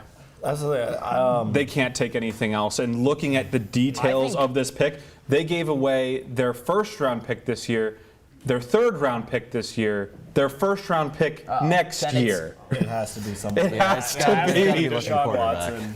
But just back to that John Ross. Yeah, we got to go back to that. I think we glossed over it a little. Just how to me that just seems absurd. I mean, I think there's just I just had so many defense. Like as I've said for all the past wide receiver picks, maybe they're being valued more highly than I value them. I guess that's a possibility, but I just think there are better players available. You get a weapon for Andy Dalton to throw to. Besides AJ Green, but that is a weapon. Who's had a weapon. No, but he's had injury. I get what you're saying, but he's been out late in the season. A dominant defensive tackle, defensive end like Jonathan Allen is just more valuable than your second wide receiver. And that's assuming he pans out. I think maybe the Bengals got scared. Like you mentioned earlier, all these wide receivers were going earlier than expected, so maybe they thought, okay, we need to jump on this guy, we're going to lose him. I don't know why they would want to jump on him that early. You know what? He does have the speed, but I sometimes question, does Andy Dalton really have the arm strength to take advantage of him, Well, that's another question. Andy Dalton is, Andy Dalton is a great quarterback, but he's a good quarterback. He's a solid quarterback. He's a very solid quarterback. He's led him to playoffs. But But hasn't won a he playoff. doesn't have a But that's it, cannon. but that's He it. doesn't have a cannon for an arm. And you hasn't know? won a playoff game. Yeah, but I mean, obviously, John Ross has blazing speed. You know, we haven't And he's a seen good anyone route faster than runner. him. You know, he's not just a speed threat. So you swing it out to him, you get 1 or 2 blocks for him, and the potential for him to just go right there for 60 yards on a screen is evident. It should definitely help. To me, it was just a question of value. I just feel there were more valuable players you could have picked than what's going to be your second wide receiver. But I also see you're right. Wide receivers going off the board quickly. And obviously, They with probably the felt wide they- receivers going off, defensive players have dropping. They figured they could probably go down and maybe get You know, that's Derek true. Bennett, who drops down into the second round. Who's Well, he's not going to the second round, but you're right. There'll be some defenders. There'll be who some drop. defenders that could be solid. You know, put a little weight on with the preseason. I do agree with that. I've been saying, wait until maybe the second round to get your offensive playmakers, but the way the draft's shaping up, they might be gone by then. The defensive playmakers might be there. That's funny. Yeah, it looks like these teams later in the round who already have good offenses might be getting some really good defensive talent, and that's only going to make them better. Yeah. And I think what's interesting is we go back to something that Miles said over at the desk at the beginning was that the draft combine, in his opinion, has turned into a little bit of a show and a little bit of a joke. It really doesn't mean that much. But without John Ross's 4.22 at the combine, he's not getting drafted ninth. No, absolutely. So at least for certain players, he also mentioned Melifonwu of UConn. This combine means a whole heck of a lot to a lot of players. I don't think it's a show. I think for John Ross, there's a reason that he got picked ninth. It's because of his performance at the Athletic combine. ability is more valued than ever in the NFL, and that's the best way to show just how much of a freak athlete you are. I mean, I think it's definitely a show in the whole aspect of everyone, the television aspect behind it, the whole deal about the 40. You see Adidas doing the whole win an island deal. Which he would have won if he wore Adidas. We'll also take the factor when one comes available. In that aspect, yes, it's a show, but in terms for the athletes actually there going through the workouts, it's definitely for real, for draft stock. They're there putting in the hard work, not for the show. But and I mean, another get thing to more think about is we're coming off a very high-scoring Super Bowl, whereas the year before it was a defense that really won that Super Bowl. This past year we had the Patriots winning it with over 30 points, so maybe teams are looking at that and thinking we need some playmakers. Copycat league. You know, the Atlanta Falcons didn't really have the best defense, but they had such a high-powered offense. But what really makes me laugh is going in, everyone's saying this is going to be a defensive draft. You know, we have a defender going first. Pick is in, so. Yep, pick is in. Thomas? And pick in the 2017 NFL Draft, the Kansas City Chiefs select quarterback Patrick Mahomes from Texas Tech University. Up next, New Orleans Saints on the clock. Well, thanks to the guys in the lounge for talking and giving us some analysis for a while. So Mahomes comes in for the Kansas City Chiefs. It was all Deshaun Watson, Mitchell Trubisky. Trubisky going way earlier than expected. Deshaun Watson still not off the board, so Mahomes comes in for the Kansas City Chiefs. What do you think about this pick? When this whole draft process started, who would have thought that Watson would be not the first or the second, but probably the third quarterback taken in this draft? Yeah, Mahomes came out of nowhere. I mean, his stock has been kind of rising these past 2 weeks. He's really a gunslinger. If people were making the comparisons to Brett Favre, obviously no way near that point yet. But coming out of this Texas Tech offense, he's one of those quarterbacks that'll throw for 7,000 yards in a single season. He'll throw for 10 touchdowns in a game. Yeah, that Texas Tech offense But is something else. this is a quarterback that clearly Andy Reid saw something in, and Andy Reid is very good at developing quarterbacks. He's done this his whole career, and they've been really looking for that successor to Alex Smith for a while, because Alex Smith has kind of had them in this stalemate position at quarterback. He doesn't throw a lot of touchdowns. He there was that one season I don't think he even threw a touchdown to a receiver. But this was a very interesting pick. He has the physical traits. He's 6'2", weighs close to around 230 pounds. So who knows? Alex Smith, he's getting older. His contract's going to be up pretty soon. So what you can do, like you said, Mahomes, gunslinger. Also, very, very raw. So another one, like Trubisky, Watson, those guys need development. Mahomes probably needs even more because, like you said, coming from that Texas Tech offense, very different from whatever you're going to be dealing with in the NFL. But I think with that, you have Alex Smith, you have a bridge to get Mahomes ready, and when he is ready, Andy Reid, he's proven to be quite the quarterback guru over his career. So if he can get this kid ready, and it's a guy with a big arm, so I think he could unlock a whole new element to that Chiefs offense. And you know who was in Green Bay when the Falcons traded Favre to the Packers? Andy Reid. So maybe he's trying to find his young buck right here. He's looking for his I mean, Reid. they certainly gave up quite a bit for him. lot. We're talking Yeah, about first this year, third this year, first next year. Yeah, I mean, that's a lot of picks. I mean, Especially for a guy who came into this draft ranked as probably the third best quarterback. Most people. Not even that, lower, maybe. probably Yeah, maybe fifth, 5. sixth, Yeah. even lower. And the thing is, I mean, in this league, you need a quarterback to win. So when you see your guy, when you want that guy, that's the price you're going to have to pay. 2 first-round picks, maybe even more. That's what it takes. I mean, we saw the huge deal for Jared Goff last year. We see this every year, and I think this is another example of that. But I think I like to see even more than something like the Jared Goff trade, because the Chiefs, they have their infrastructure in place, and they don't have to rush the guy into the situation, so they can make sure he's ready. So you like this move? Oh yeah, I like the move long term for the Chiefs, definitely, and I think it's good for them going forward. Thoughts? I don't know. I mean, Mahomes has got a very high ceiling, but it's a matter of getting him there. Way too early. Reid has proven maybe he can do this, but this is a big move for a team that is kind of a playoff contender under Alex Smith. Yeah, it's a very big This move. could create a quarterback controversy too. This could create kind of an unsettling situation on the offensive side. But a couple years to develop him. Maybe Smith and the Chiefs go off this year. I mean, they had a very good season last year. It's possible. Jumping up from the 27th pick to the 10th pick to take Mahomes here. So now let's move it right along. We have the Saints at 11. Jonathan Allen's still on the board. A lot of those great defensive back, Hooker, and other guy for Ohio State. Lattimore. Yeah, Lattimore. There he is. There he is. Michigan fan again. Don't like to think about those Ohio State players. So a lot of defensive players available. The Saints' defensive line very good. So maybe not Allen the choice here. Who do you think the Saints are looking at here, Alex? Well, I think this draft actually broke very well for the Saints, because their defensive line, they do have the talent there, but they need help everywhere on defense. So you look at a guy like Jonathan Allen, maybe they're looking at him, but I think where they go here is secondary. I mean, they need help all over. So either a guy like Malik Hooker, who can play back, be that center fielder, that leader for your defense, or Marshawn Lattimore, get another corner on the outside, because last year, I mean, everyone knows about the Saints' struggles in the secondary. They had their top 2 guys out and hurt. So I think they just need to add as much talent in the secondary as possible. Yeah, and again, Lattimore is a guy who was probably a top 10 pick, now out of the top 10, coming to 11 with the Saints. What do you think New Orleans does here, Miles? Yeah, I think you're right. I can definitely see them going after a guy like Marshawn Lattimore, especially him dropping this far a little bit. I know a lot of people saw him going in the top 10 here. But these guys like Reuben Foster, inside linebacker, still on the board, kind of fits that whole Saints scheme, really. Yeah, I think that would be huge for them, actually. That'd be a pretty good get. I think he's the best player still. Him or Jonathan Allen are probably the best defensive players, best players overall still on this board. So if they could come away with either of them, they'd be ecstatic. And I know that they probably won't do this, but can you imagine them drafting an O.J. Howard to fit with Drew Brees? He doesn't really have any weapons to throw with right now, and they've kind of been lackluster on the offensive side since they let Jimmy Graham go. Yeah, I mean, it's possible, but I doubt it. Yeah, I doubt it. I doubt it just because they paid Kirby Fleener a lot of money last offseason, and I know he disappointed, didn't live up to that contract, but I don't think they're quite ready to give up on him yet. But Drew Brees, the window might be it's closing for Drew Brees. I mean, the Saints are also another team. Deshaun Watson here, maybe. I mean, Drew Brees is getting up there. What's his contract? They have the 32nd pick. Yeah, they have the 32nd pick. Should Watson fall? So. Don't be surprised to see them take him. That's very interesting. Speaking of Deshaun Watson, Cleveland. Heard some rumors about Cleveland. They're up at 12 right after New Orleans. Deshaun Watson to Cleveland?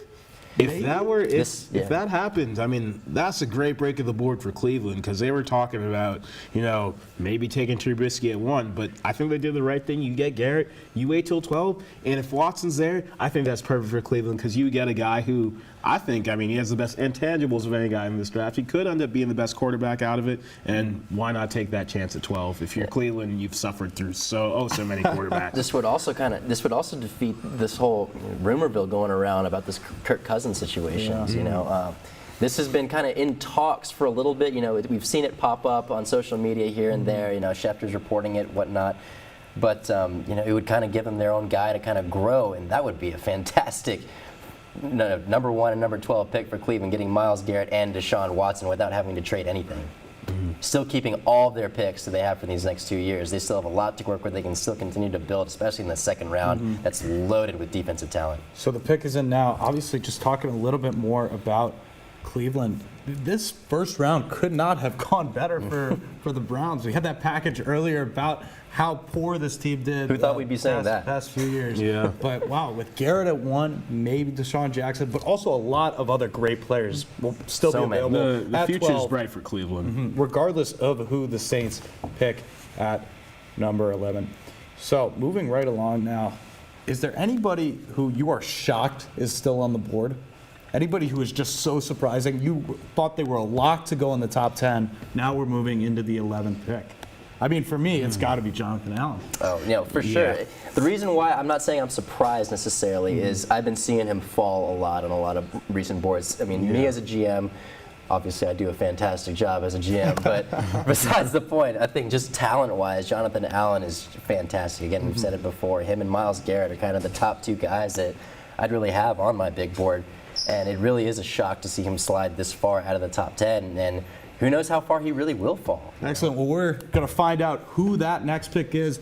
Thomas has the 11th pick in the NFL Draft.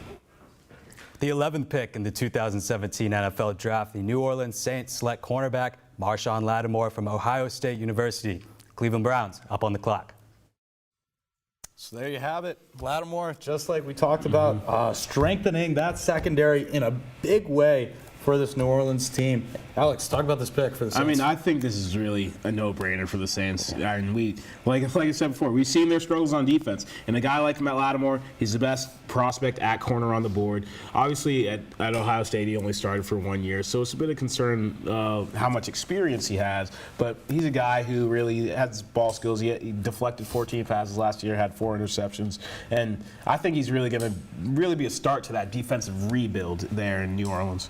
Yeah, I was critical of Lattimore earlier when we were talking about him. He's a very raw prospect, but I mean, you said it yourself. This is a guy that the Saints really, truly need. This is a division that has offensive firepower. We've talked about it before. Matt Ryan, Jameis, Cam. I mean, it's Cam all Newton. offense in that division. It's all offense. You got to have somebody to stop it, and the Saints' defense has been arguably one of the worst. I mean, they haven't been able to stop anything since Bountygate. Yeah, the Saints, I mean, yardage-wise, the Saints had the #1 offense in the league last year. And still found themselves on the outside. And they still found themselves on the outside of the playoffs looking in, because that defense is that bad. Yeah, they're awful. It's very bad. So what do we think about Lattimore over Hooker here? Obviously, corner versus safety. Was Lattimore the right pick for the Saints?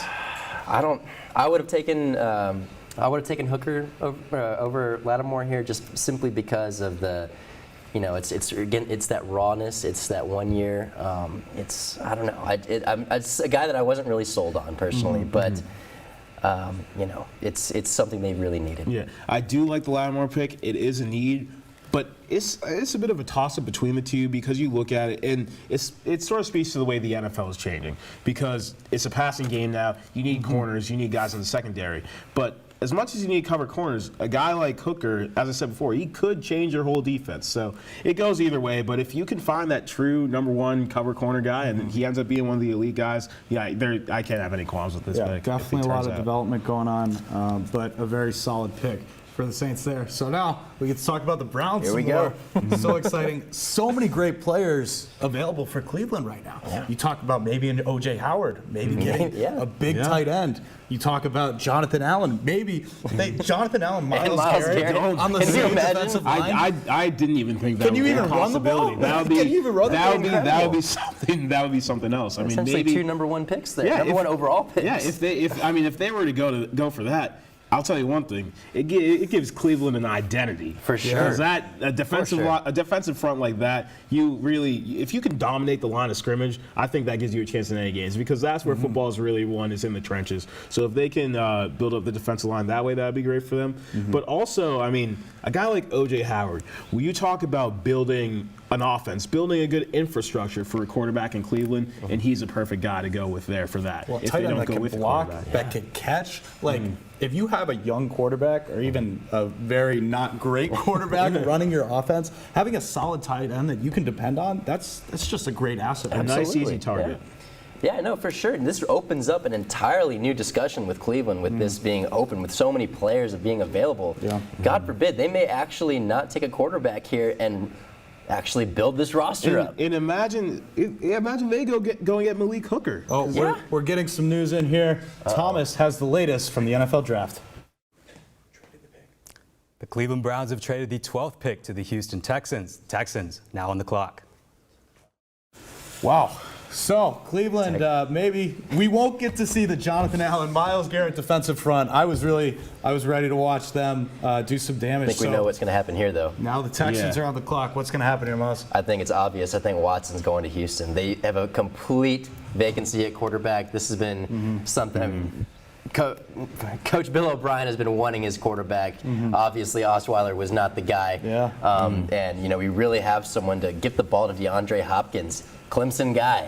He knows how this system works. This could be a very dangerous offense because really the only piece missing for the Texans has been quarterback. They've been a very solid team. And their defense is fantastic. I think it's very obvious because you have plenty of great defensive players still on the board here. But the Texans had the #1 defense in the league last year without J.J. Watt for most of the year. And Clowney was even hurt, too. Yeah, Clowney was hurt for a little bit. They're set on that side. Offense, you got Lamar Miller, DeAndre Hopkins, Will Fuller. They're good there. Fantastic. So all they need is a guy at quarterback to plug in there. And I think Deshaun Watson would be a good choice. And even a guy like Tom Savage could start for a year if Watson isn't quite ready. Wow, so a lot going on there in Cleveland. So I think the bigger story is we may see 3 quarterbacks taken with the first 12 picks. Yeah. What does that say about the NFL right now? What does that say about this draft class? Desperate. What's going on here?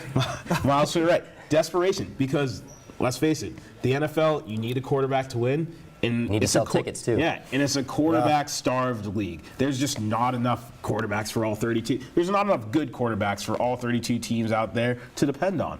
So whenever a franchise sees a guy like one of the guys in this draft that they think can be the future of their franchise, they're going to go for him. They're going to pay a price. They're going to pay a couple extra picks, and they're going to go and get him if they really are sure about it. Yeah, with the selection, most likely selection of Watson at least, this is going to open some doors up for Kaiser potentially.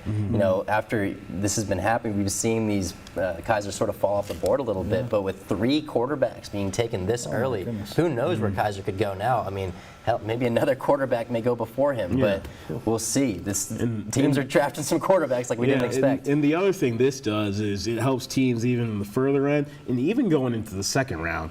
Because when you get into guys like Deshaun Kaiser and even Patrick Mahomes, these are guys where the talent on the board, there's probably 32 players that are more ready to play than a guy like Patrick Mahomes. So someone in those second, maybe even third rounds is going to get a steal because of all this sort of reaching for quarterbacks early on that we're having. You see so many guys jump up and we're not talking like a couple spots. We're talking huge 10s, 20s of spots. 27 so to 10. I'm getting word that the Houston pick is in. Thomas will have that in just a moment. I think we got to still talk about Jonathan Allen here. How is he still on the draft board? He's fallen. You're talking the about injuries. You a mentioned 6'3", 290 defensive tackle. I mean, from Alabama. From Alabama. Yeah, from Alabama. And he won the award for best defensive player in the nation last year. I think something's not adding up here. Yeah, I think really what it is people are concerned about maybe how he tested the combine. He didn't necessarily wow anybody with his numbers there. And then again, the shoulder. He had some shoulder injuries. There was surgery there. And I don't get it much either, but at the same time, one of the best abilities is availability. Yeah. If teams' medical staffs don't think they can trust him to be on the field consistently, then I can see why they don't see themselves using a top 10, 12 pick on a guy like that. Especially a big guy like that. Like if you got injuries as a 300-pound player, obviously those are very concerning. So now Thomas, the player is in. Thomas has Houston's draft pick. The 12th pick in the 2017 NFL Draft, the Houston Texans select quarterback Deshaun Watson, Clemson University. Up next, we've got the Arizona Cardinals on the clock. Well, there you have it. You heard it here first. Deshaun Watson. We're going to have some analysis back at the desk. But first, Alex Afori took a look at Deshaun before our draft show. Take a look at his package. I'm Alex Ofori, and I'm here today to break down one of the top quarterback prospects in the upcoming NFL Draft, Deshaun Watson. Looking at Watson's strengths, one of the main things you'll hear about are his intangibles. Coming off a national championship, he's a proven winner, is a great leader, and has a strong work ethic. When the bright lights come on, Watson has shown he can elevate his game and rise to the occasion. He's also a very mobile quarterback who's been developing a good sense of poise in the pocket. Looking at Watson's weaknesses, scouts think Watson needs to work more on his footwork and improve his mechanics. Scouts are also concerned with his lack of experience in a pro system.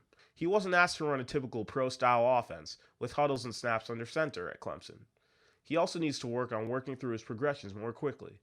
Watson also needs to improve his accuracy and decision-making, as evidenced by his 17 interceptions last year at Clemson.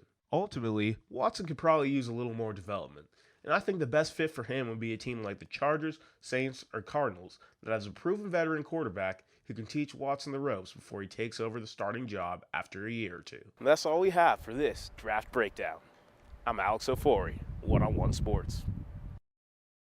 So, Alex, you obviously just talked about Deshaun a little bit on camera in that pre-produced package. Talk a little bit more about what he could do for this Houston team. Yeah, I mean, you look at Deshaun Watson and going to Houston, play with his old friend DeAndre Hopkins over there, and I think he'll certainly be able to get a little more of him out, a little bit more out of him than Brock Osweiler did for sure. And I'm not sure if Watson's going to play right away. Maybe they'll give Savage some time and let Watson develop, really learn Bill O'Brien's system there. But I think as it comes along, I guess we'll finally get to see if Bill O'Brien is a quarterback guru, because in his time in Houston, they haven't really had much of the talent there. But at the same time, I mean, he hasn't gotten much out of the quarterback. So we'll see what Watson can do for them. Maybe he provides that spark that they need. And really, if not this year, then next year, get them over the top, because that Houston Texans team, I think that's a Super Bowl roster minus the quarterback position right now.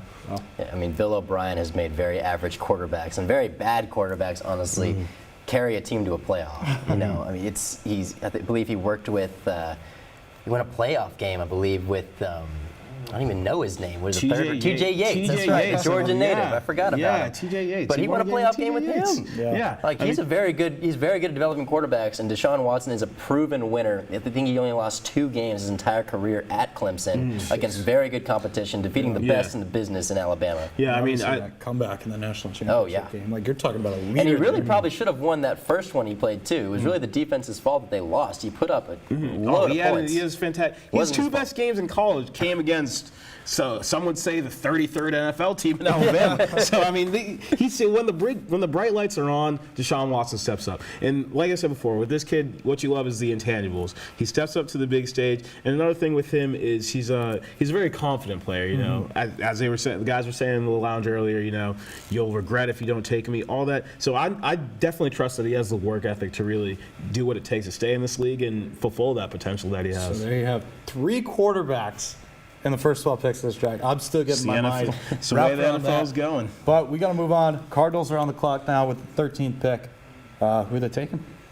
Who's coming? You said it right there. Malik Hooker could be a fantastic pick here for the Cardinals, and one that they probably did not see coming into this draft. I mean, I guarantee you, he's probably not on this draft board, probably thinking, oh, wow, he's gone by this point. You know, they lost, what are they saying, 2 safeties? Yeah, they lost 2 safeties in free agency. Fit. Yeah, I think it's just a perfect. I think this pick is a no-brainer. I think the Cardinals should be ecstatic. Pairing him with Matthew? Yeah, like I said, they lost 2 safeties in free agency, and Tyrann Mathieu is really more of a slot corner, nickelback guy for them. He's always on the field, but not quite in that safety role. So if you go with Hooker, you get that perfect guy. You can slide back, have him play center field, Very good center field. We talked about center that. field. Watch anything for the defense, and you know it's a very strong defense, strong secondary in Arizona. And if they can just plug Hooker in there, they'll be right back where they were a couple of years ago, maybe contending for a Super Bowl possibly. Okay, so a little preview there. I think we're all pretty unanimous. You know, Hooker's probably going to be the pick here for the Cardinals. So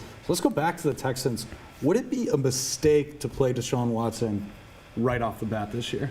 I don't know, because this is something that teams, they go into every year when they draft them. It's like, oh, you know, it's let them sit for a season. Do they end up sitting the season? Absolutely not. They always come in at some point. The fans call for it, or the team calls for it. The coaches don't. They put them in the game. So I don't think it necessarily would be. Watson is a proven hard-working guy. You know, he's a guy that will go in and study the playbook, really try to learn O'Brien's offense. I think I can see this guy starting day one because there is not a lot of talent on the quarterback side for this Texans team. I mean, save for injuries, I don't think I see him starting out there week one, only because Deshaun Watson, I mean, he played a spread offense in college. He hasn't run a huddle before. And he Savage hasn't run knows the system. Yeah, he hasn't run plays from on the center, and Savage knows the system.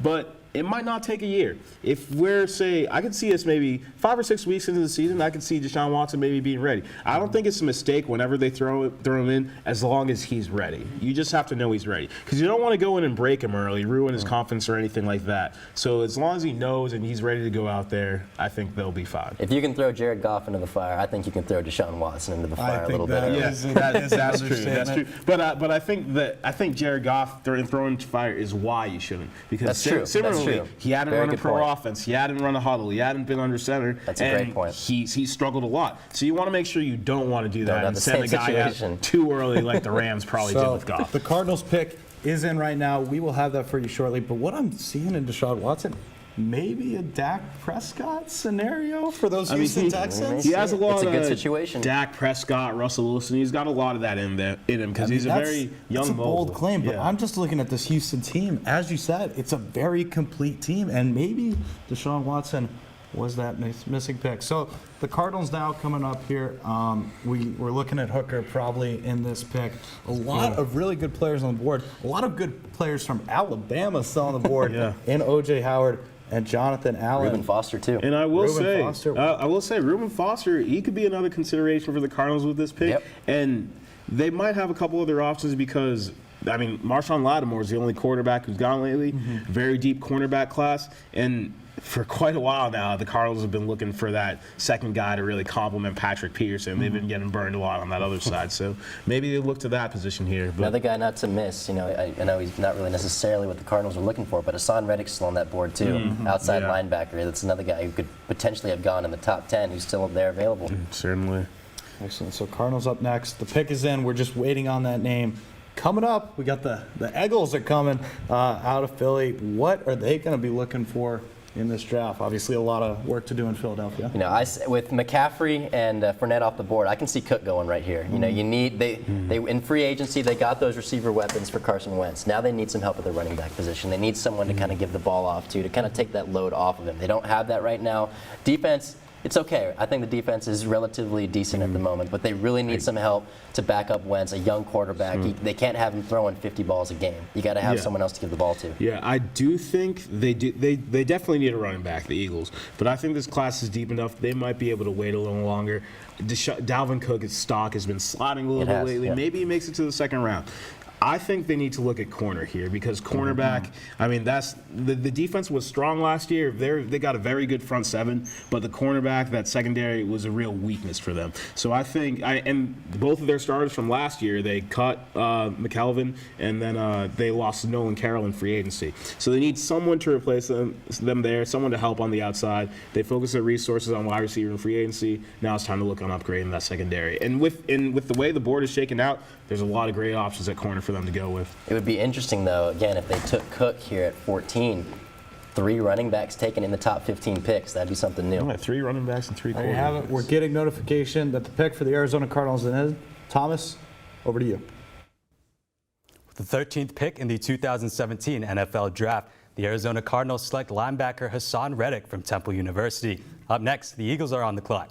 And with 13 picks in the book, we'll take a quick break here on 101 Sports. Stay tuned for that Eagles pick.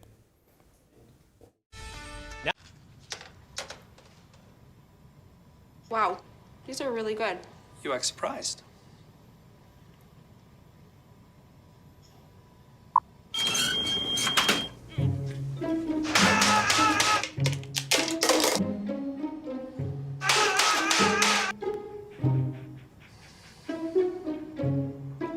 Practice makes perfect. You don't have to be perfect to be a perfect parent. There are thousands of teens in foster care who don't need perfection. They need you. No thanks, Dad. I got it. Okay. I'm gonna go fix the lamp in your room.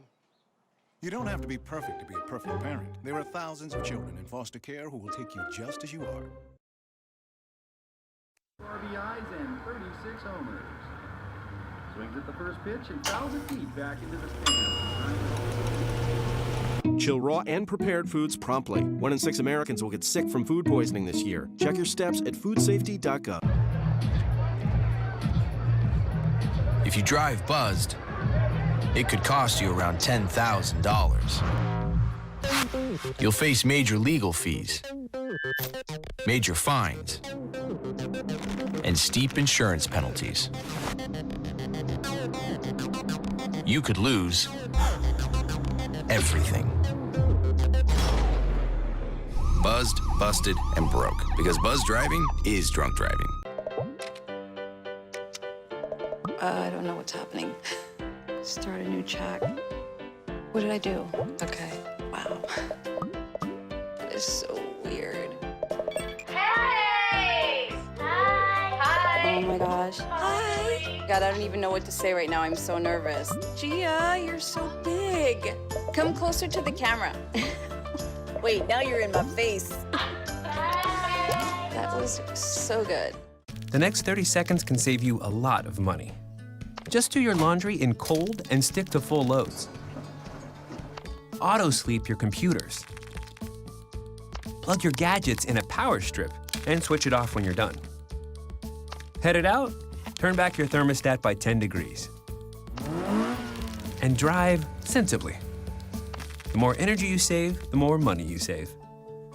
Find other great tips at energysaver.gov. Here's your check.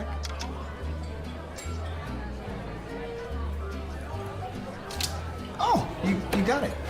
You know, since I got rid of my car, I really enjoy walking. Okay. Got it. No? Getting pulled over for buzz driving could cost you around $10,000 in fines, legal fees, and increased insurance rates. Oh, you're home early. You live with your mom? That'll set your game back a few years. Buzzed, busted, and broke. Because buzz driving is drunk driving. Back in the studio here, Evan, Jason, Dom. Guys, the Cardinals decide to go with Hassan Reddick out of Temple for the 13th pick. A guy that had a fantastic Senior Bowl. Basically, if you search his name on YouTube, you're probably going to come up with his Senior Bowl video. Also had a freakish combine. It seems like it was between him and Reuben Foster for this Arizona team. What do we think of the pick? I think it's a great pick. I mean, there was some talk about maybe the Cardinals looking at a quarterback because Carson Palmer's getting up there in age, but sources did say that it was between Foster and Reddick was obviously the guy they wanted. I mean, I think it's a solid pick. I mean, you could go either way. There's not really much to debate here. I mean, he's a solid defensive player that can really bring a lot to a team, and especially with Arizona, you know, playing in that conference out there with the 49ers, with the Seahawks. That's a very physical division, so they definitely and it's need another some hitters on linebacker. defense. Another linebacker they've added. They also added Jarvis Jones earlier in this offseason. He's not great, so Reddick will probably be higher than him pretty soon. But. I think Reuben Foster also had some character concerns. He got kicked out of the combine. He had a diluted sample. There's some questions about who he associates with. So I think if two players are equal on talent, then you're probably going to go with the guy who's much safer character-wise. They need to get younger in the defensive line. He's really talented, like you said, freak athlete, late riser. I think it's a really good pick by the Cardinals. Yeah, the only question obviously people had was his consistency. Obviously, just a player that when he's on is one of the best players in the league, or could be one of the best players in college football. When he wasn't, obviously taking plays off.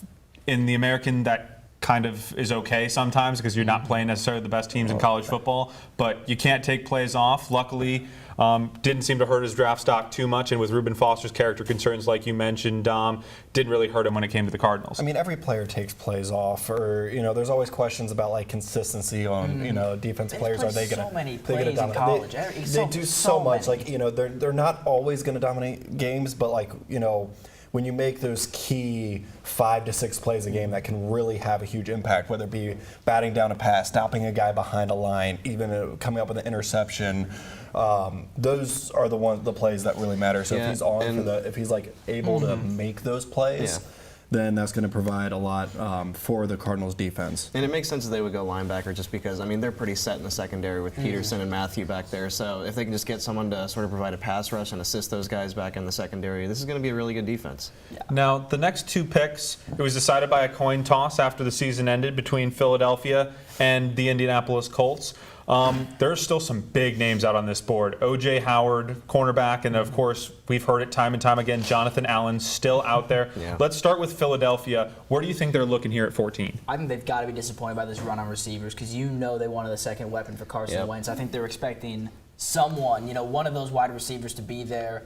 Now, I think maybe Zach Ertz is a pretty good tight end. I don't know. They're going to go O.J. Howard. I think Jonathan Allen, in my opinion, I've been saying his name all night, but I think the best player still on the board. I think he'd be really dominant on that defensive line. I mean, everyone needs defense. So yeah, I mean, why you're never not going to need absolutely. someone on your defensive line like that. I think since there doesn't really appear to be a wide receiver who'd be worth this draft spot, I think that's who I'd go Yeah, they were with. definitely, I think, counting on a Mike Williams to follow them because Carson Wentz does need a target, and it looks like he's not going to get it at that point. So at this point, I do think you'd go best available, which obviously is Jonathan Allen. See, for me, I think it's a guarantee that O.J. Howard goes with one of the next 2 picks because Philadelphia needs a cornerback and Indianapolis absolutely needs a cornerback. I'm sorry, not quarterback. They could certainly use a tight end. Yeah. So I think you don't get that receiver for Carson Wentz if you pick O.J. Howard, but I think that the ability to throw over the middle, it doesn't have to be the deep ball, and Carson Wentz has shown that it's not necessarily consistency with him throwing the deep ball, but if you can just throw it over to the middle to an absolute freak of an athlete in O.J. Howard and get those first downs, I think O.J. is definitely going to go in one of the next 2 picks. If Philadelphia doesn't take him because they're going on the defensive end, Indianapolis is going with him on the offensive end. My prediction is Philadelphia is going to go defense here. I just feel like there's Jonathan Allen, Derek Bennett, just too good of defensive players still available now that they can go ahead and pick. But I think we have the pick in. Yeah. So, Thomas, who are the Eagles taking? The 14th pick in the 2017 NFL Draft, Philadelphia Eagles select defensive end Derek Barnett from Tennessee University. Colts up next on the clock. So the pick is in. It is Derek Barnett. Guys, they did go on the defensive end. Evan, you were absolutely right. You know what? I was about to say, why would you take Barnett when you get Jonathan Allen? But I guess maybe teams are dropping him more than expected. That's for darn sure. Maybe it was a combine. Maybe it was some injury concerns. But I think going into the draft, it was pretty clear that Jonathan Allen seemed to be one of the top defenders, and clearly seemed that you go higher. I mean, this is definitely a big question on why he's dropped this so far, but I mean, Derek Barnett's not a bad choice here. Great player, yeah. It's just surprising because I think we all thought that Jonathan Allen was definitely going to be a top 10 pick, so it's surprising that he's still on the board. I think it's one thing when he's dropping because it's like quarterbacks or wide receivers being taken, but when a player who basically plays the same position is getting taken over him, now it's starting to raise some questions for me about, what are teams, why are they dropping him? Because now it's not positional need, it's that teams are seeing that other players might be better.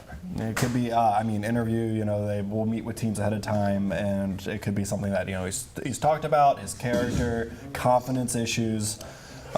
Could be a big thing with it because you want to have your draft picks confident about their ability stepping into the NFL. Also, I understand the defensive pick here, but I am a little surprised that we didn't see O.J. Howard go because, Carson Wentz did run out of help last year at the end of the season. That's sort of why they tailed off toward the end because he had a great start and he needs some offensive help, so maybe they'll address that in the later rounds. And can you rely on Alshon Jeffrey to stay healthy? Yeah. They could always get that later in the second round. Yeah, that's what I said, there's always receivers available, but that dominant defensive.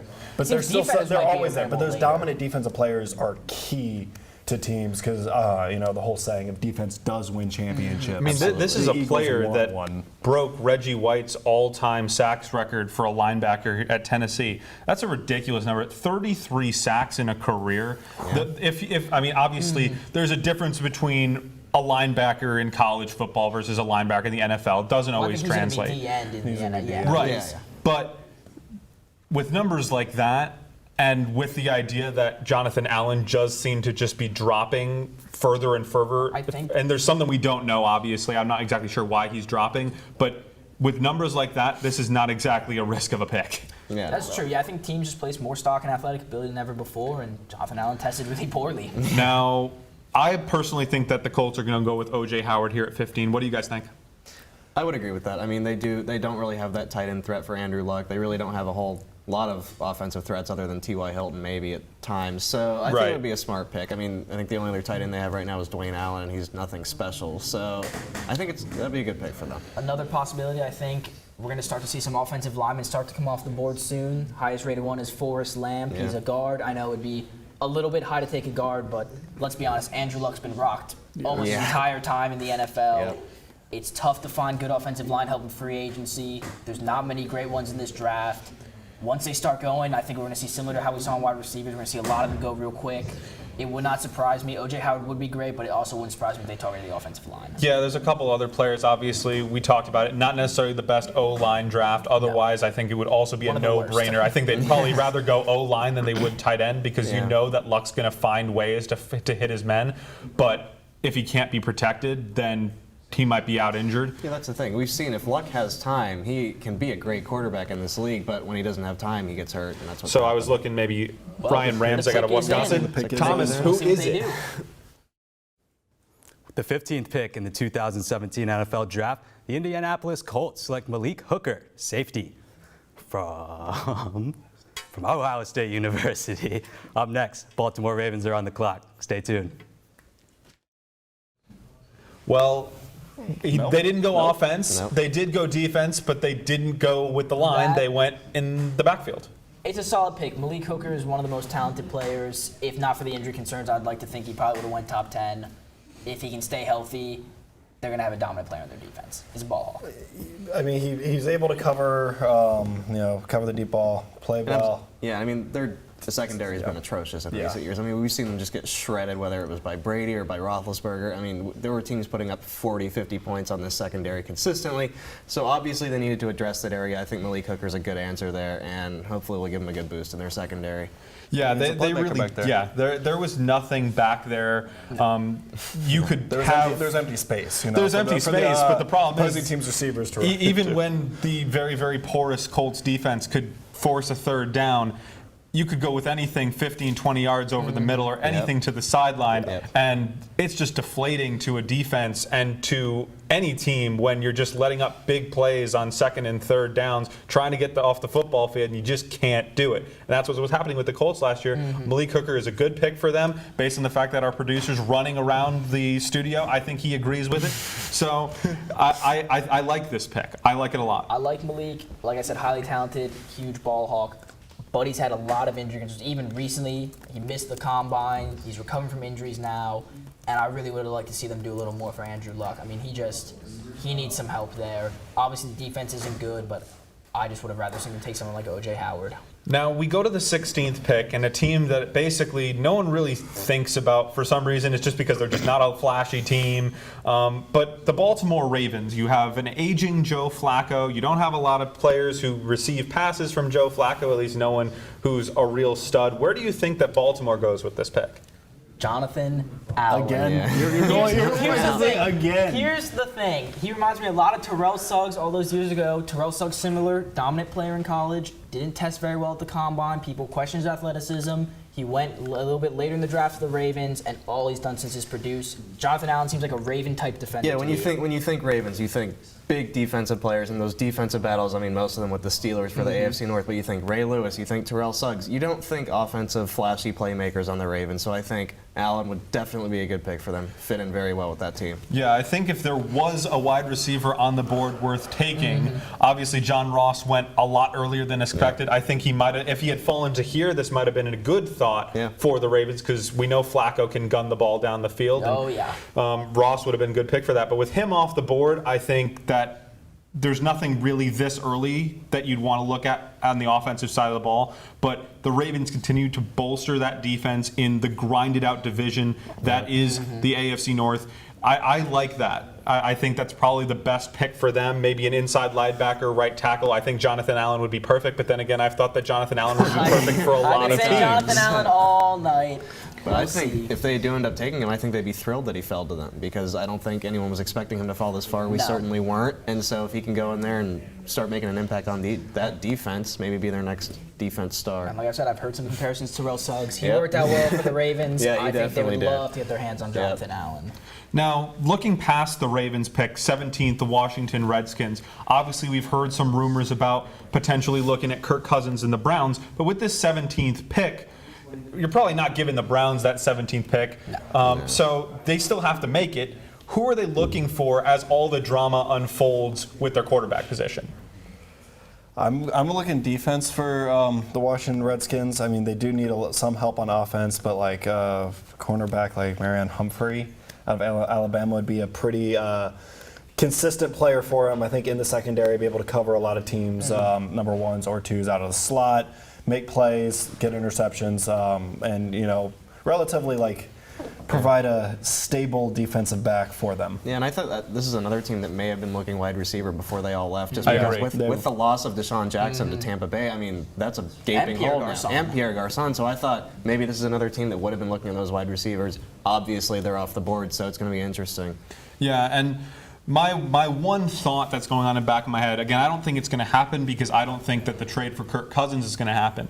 But if the trade for Kirk Cousins happens within the next 10 minutes, I wouldn't be surprised if suddenly DeShone Kizer jumps up the draft board a lot as they try and find a replacement. Because we've talked about it, and none of us really believe that Brock Osweiler should be a starting quarterback in the NFL. And I don't think that Washington wants to inherit all the money that is owed to them by the Browns. So if that trade goes on in the next 10 minutes, as I'm sure that the Browns are frantically trying to make it happen, I wouldn't be surprised if it does go through. DeShone Kizer is currently the one quarterback that hasn't been taken in the first round of this draft, I believe. And I wouldn't be surprised if that trade goes through, that's who they take at 17. I also wouldn't be surprised that they might take a quarterback, but I don't think it's going to be DeShone Kizer. I think it's going to be Joshua Dobbs out of Tennessee. He's been rising a lot recently. I mean, I know it'd be a little bit of a reach, but teams reach for quarterbacks. But they've all been reaching. I mean, DeShone Kizer has some concerns. He went 4-8 at Notre Dame. He's clearly not ready. But I think another potential pick for the Redskins might be Reuben Foster. Like I said, he's had some character issues, but he's extremely talented. He was people have said he's one of the best college football linebackers they ever played against. And at a certain point, the talent got to outweigh some of those character concerns. When you get a guy who is that talented and who was the heart of the defense at Alabama that was so good, I mean, at a certain point, you got to pull the trigger. I think the Redskins might be willing to do that. I mean, it'll be interesting to see. They could go a lot of ways. I mean, Kizer. I personally pick Kizer as quarterback if they do trade Cousins. I do think Cousins is a valuable quarterback to hold on to and not trade. But if that trade does go through and they decide to do that, then obviously I think Kizer would be a good replacement there over Brock Osweiler. I think that'd be a little rich though. Taking anyone would be. I mean, he's proven to be. He's had glimpses. He rode an elite defense into the playoffs. Only the few games when Peyton Manning was out, so I really don't think there's much there. I'm talking about Kizer, not Osweiler. My bad. Kizer seems to be in that tier with Davis Webb, with like I said, Joshua Dobbs, where I don't know if you need to spend that first round 17 pick on him when a similarly talented quarterback's probably going to be there in the second round. Yeah. Just kind of break up the conversation. Tweet from one Jonathan Allen. I'm a little slow off the line these days. So I think we have our tweet of the draft. Yeah. So far. I mean, there's always someone who sounds like falls. someone's a little upset. I mean, he should be, in my opinion. I mean, I don't know what it is that these teams are looking at. I mean, yes, there's some injury issues, but it wasn't.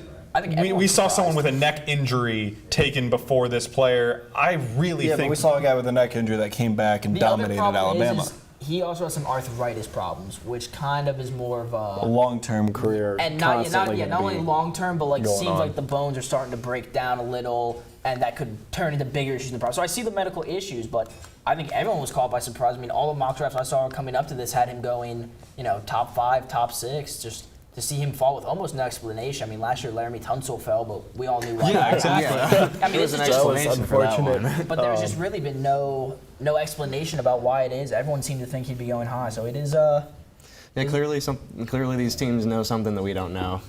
I mean, the good thing is like he seems to be having like a sense of humor about it. I mean, at this point, you kind of have to be because it's like you're looking in the mock drafts, you're projected top 5. You fall to who knows where right now. You're mid to late first round. It probably becomes a little less funny. I get, but at a point where it's like okay, like yes, I understand that there might be some issues. I might be slow off the line. I might have these other physical issues, but I'm just waiting for my chance to prove myself. He could be focusing on when he gets he's going to come in with a chip on his shoulder. With a chip on his shoulder. And the thing is, you make most of your money in your second contract anyway, Yeah. So if you come in, even if you lose a little bit on your rookie contract, if you come in and you show the player you are and that you're dominant, then you'll make that back, when you hit free agency or when you get that You'll extension. easily make that back. Yeah, I mean, the rookie contracts And at aren't this that stage, massive. he's still going. As long as he goes in the first round, which I don't expect we expect him to fall out of the first round. He's still going to go to a team that needs him to play right away. Well, yeah. And they're going to be paying him money, and yes, with every million that he loses, it might become a little bit less funny. But with each 10 I lose, I become a little less happy. So, $10 million or $10? $10. I mean, one pick to look forward to is the 20 pick. The Browns. Could they possibly go ahead and, if he's still around, do you think that would they be get him? good for the You get Browns. Miles They deserve some and happiness. you get both. That'd be I mean. Like I said, build from the trenches. The Browns they've paid money to beef up their offensive line, and then they can walk out of this draft with two of, in my opinion, the top defensive line product. Or what if they fall to 20 and Denver gets to pad an already stacked defense with Jonathan Allen? See, and that's been one of the side effects of all the offensive players going so much higher than expected. Is, as we were saying earlier, that teams down at the bottom of the draft are going to have their choice of better, probably than expected defensive players. Yeah, these teams that already have elite offenses and good quarterbacks, they can just start building their defense up, and that's not very good for the teams that are taking offensive players early on in the draft because they're not going to be able to keep up with those defenses and offenses. I mean, especially teams that are reaching for quarterbacks. But the pick is in. Let's see. Thomas, who's a guy? Oh, wait. Pick is in. Pick is in. We're still Pick waiting is on in, the so name. we're still waiting on the name. We'll be over there in about 2 seconds. But I completely agree that all these players that really are going to teams that absolutely need like one-trick ponies go there and make a huge difference. Meanwhile, all these teams at the bottom are going to be deciding who they're picking. So Thomas, we're moving over. The 16th pick in the 2017 NFL Draft, the Baltimore Ravens select Marlon Humphreys, cornerback from Alabama University. Up next, we've got the Washington Redskins on the clock. Well, there you have it, gentlemen. We waited long enough. The first University of Alabama player, arguably as you said earlier, the 33rd NFL team is off the board. What is Humphrey going to do for this Ravens team, Miles? It's kind of funny that this is the first Alabama player taken because out of all of them on the board, this is the last one I think would have been picked. Fourth, fifth? Yeah, out of all these guys, but. No, Humphrey's an interesting guy for me because I think he's very new to being a starter on this Alabama team. I think he had just about a year and a half worth of, being a starter here. But playing Alabama defensive football, you got to be physical. That's something that he's very good at. He knows how to find a ball, as you're seeing right here. I mean, he had a terrific game against USC, but his size is somewhat questionable, 6 feet, but his athleticism, we've been talking about that consistently with guys like Lattimore, with guys like Hooker, really operating this defensive backfield and, not necessarily playing a center fielder role. Again, he's a cornerback, but he kind of understands how that works. So iffy pick because you don't really know how well he can do on a consistent basis, but based on last year, it's a good one. Yeah, I mean, a very good cornerback, great athlete, and he's a guy who he might be the best man-to-man cover corner in this draft. His ball skills leave a little bit to be desired, but he can cover and he's a very smart player, pretty good at playing zone as well. So he's really just what you would call a cover corner. I know all corners have to cover, but he's very proficient in coverage, and I think that'll be big for the Ravens because their secondary at times got lit up quite a little bit. Yeah, no, I agree with you both. I think this is a solid pick for Baltimore. I can't really go wrong with the University of Alabama player. Obviously, under Coach Saban, they're on basically a very professional NFL system. Very professional team there. So, moving right along, Redskins are on the clock now. A lot available. Do we see a string of Alabama players here? We still got O.J. Howard, still got Jonathan Allen up on the board. The Redskins, that defensive line, I think Jonathan Allen could be a good fit there. Absolutely. Jonathan Allen will be a great fit on that D-line. They need help there. But I think their biggest need might be inside linebacker. And here you have... I think you have a guy in mind. Reuben Foster. I mean, off of talent alone, this guy's a top 5 player in this draft. To have him still available here, I know he had the issues at the combine, he had the diluted sample, all that noise, but at the end of the day, he didn't have any issues at Alabama, and he's a great football player. He can cover. He's great against the run. He's everything you look at in a modern-day NFL linebacker, and I think he would be huge for this Redskins team. Yeah, 6 foot, 230. That's a guy who could step right into that role. you said it yourself, Foster is an absolute playmaker. He pretty much has been ever since he stepped on the field at Alabama, taking over for guys like Reggie Ragland, C.J. Mosley, guys who have already been drafted very high in the NFL. If I had to say, a negative side of him that I kind of can make a comparison to, it's former Alabama guy, Rolando McClain. And, you saw when he came out, he was one of those, it seemed like he was one of those can't-miss inside linebacker prospects, very good at what he does, always in the backfield at Alabama, but somehow it didn't really translate in the NFL. But I think you're right. This is a guy who was really, every play you were seeing at Alabama, he was there. With Jonathan Allen and all that talent that they had, Marlon Humphrey, but he was always in the field. And that's what I love to see when they're, no matter, even if they're not even a part of the tackle, they're still there. You can see them on the screen. And you got to love this drive and the team football they play at Alabama. The Redskins pick is in, so we will be tossing it over to Thomas in just a minute. Don't know the player yet, but the pick is in. But yeah, Reuben Foster is a big guy. Yeah, and another thing Jonathan with him, Allen. yeah. So we're in good shape here. I'm getting word now that the pick is in. The selection has been made. What's that? I believe we need to wait another 30 seconds here, just as we're confirming this pick. And now I am getting confirmation. We always double check here at 101 Sports. Want to make sure we're getting you the right information. Thomas Hale, take it away. The 17th pick in the 2017 NFL Draft, the Washington Redskins select Jonathan Allen, defensive end from Alabama. Up next, Tennessee Titans are on the clock. So Titans on the clock now. It's about time. A guy we've been talking about all day. Obviously injury issues, but you talk about best players available in this draft. Jonathan Allen has to be up there. Jonathan Allen's probably one of the 3 best football players in this draft. Yeah. So the Redskins got to be ecstatic to get a guy like him there. Their defensive line, they both inside linebacker, defensive line, they've struggled very much against the run in recent years. So I think improving that defensive line, getting a very versatile guy in Jonathan Allen who can play both the run, pass, play all along your defensive line. I love the fit with them there. And the Redskins really have a more pressing need for this, especially with Ezekiel Elliott and that Cowboys offensive line. They really need to stuff up that line of scrimmage. And man, is he good at that. Jonathan Allen, huge body, 293 pounds, 6'3", very good at what he does. This is a fantastic pick for the Washington Redskins, getting that value at pick number 17. Again, you said this is a guy who could have gone number 1 about 2 months ago. Yeah. But because of what you said, he slipped this far. This is a tremendous value pick. And so you look at a lot of teams jumping up that draft, and so now some very good players are coming to teams who they didn't think they had a shot at him, and maybe Jonathan Allen is one of those guys. So now we got Humphrey, Allen going back to back to the Ravens and Redskins respectively. So maybe some Alabama players coming off the board. O.J. Howard. Reuben Foster, too. Titans are up. Reuben Foster as well. So let's talk about the Titans now. They're up with the 18th pick.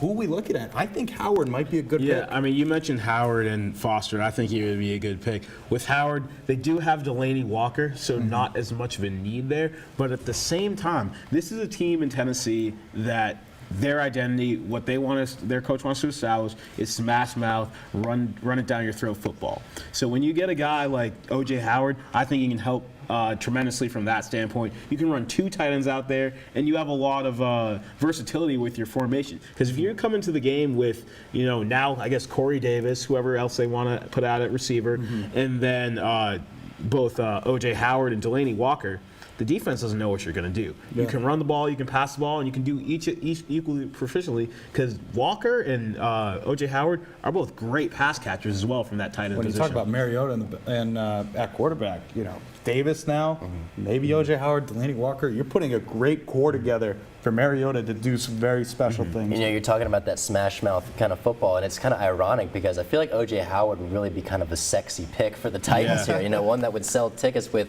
Corey Davis and O.J. Howard. Man, that's a good selling point. But, with the Jaguars, that defense is getting very good, and they play them twice a year. The Texans, they got a pretty good defense as well, as we talked about, one of the best, if not the best, in the league. Colts, they got Andrew Luck again.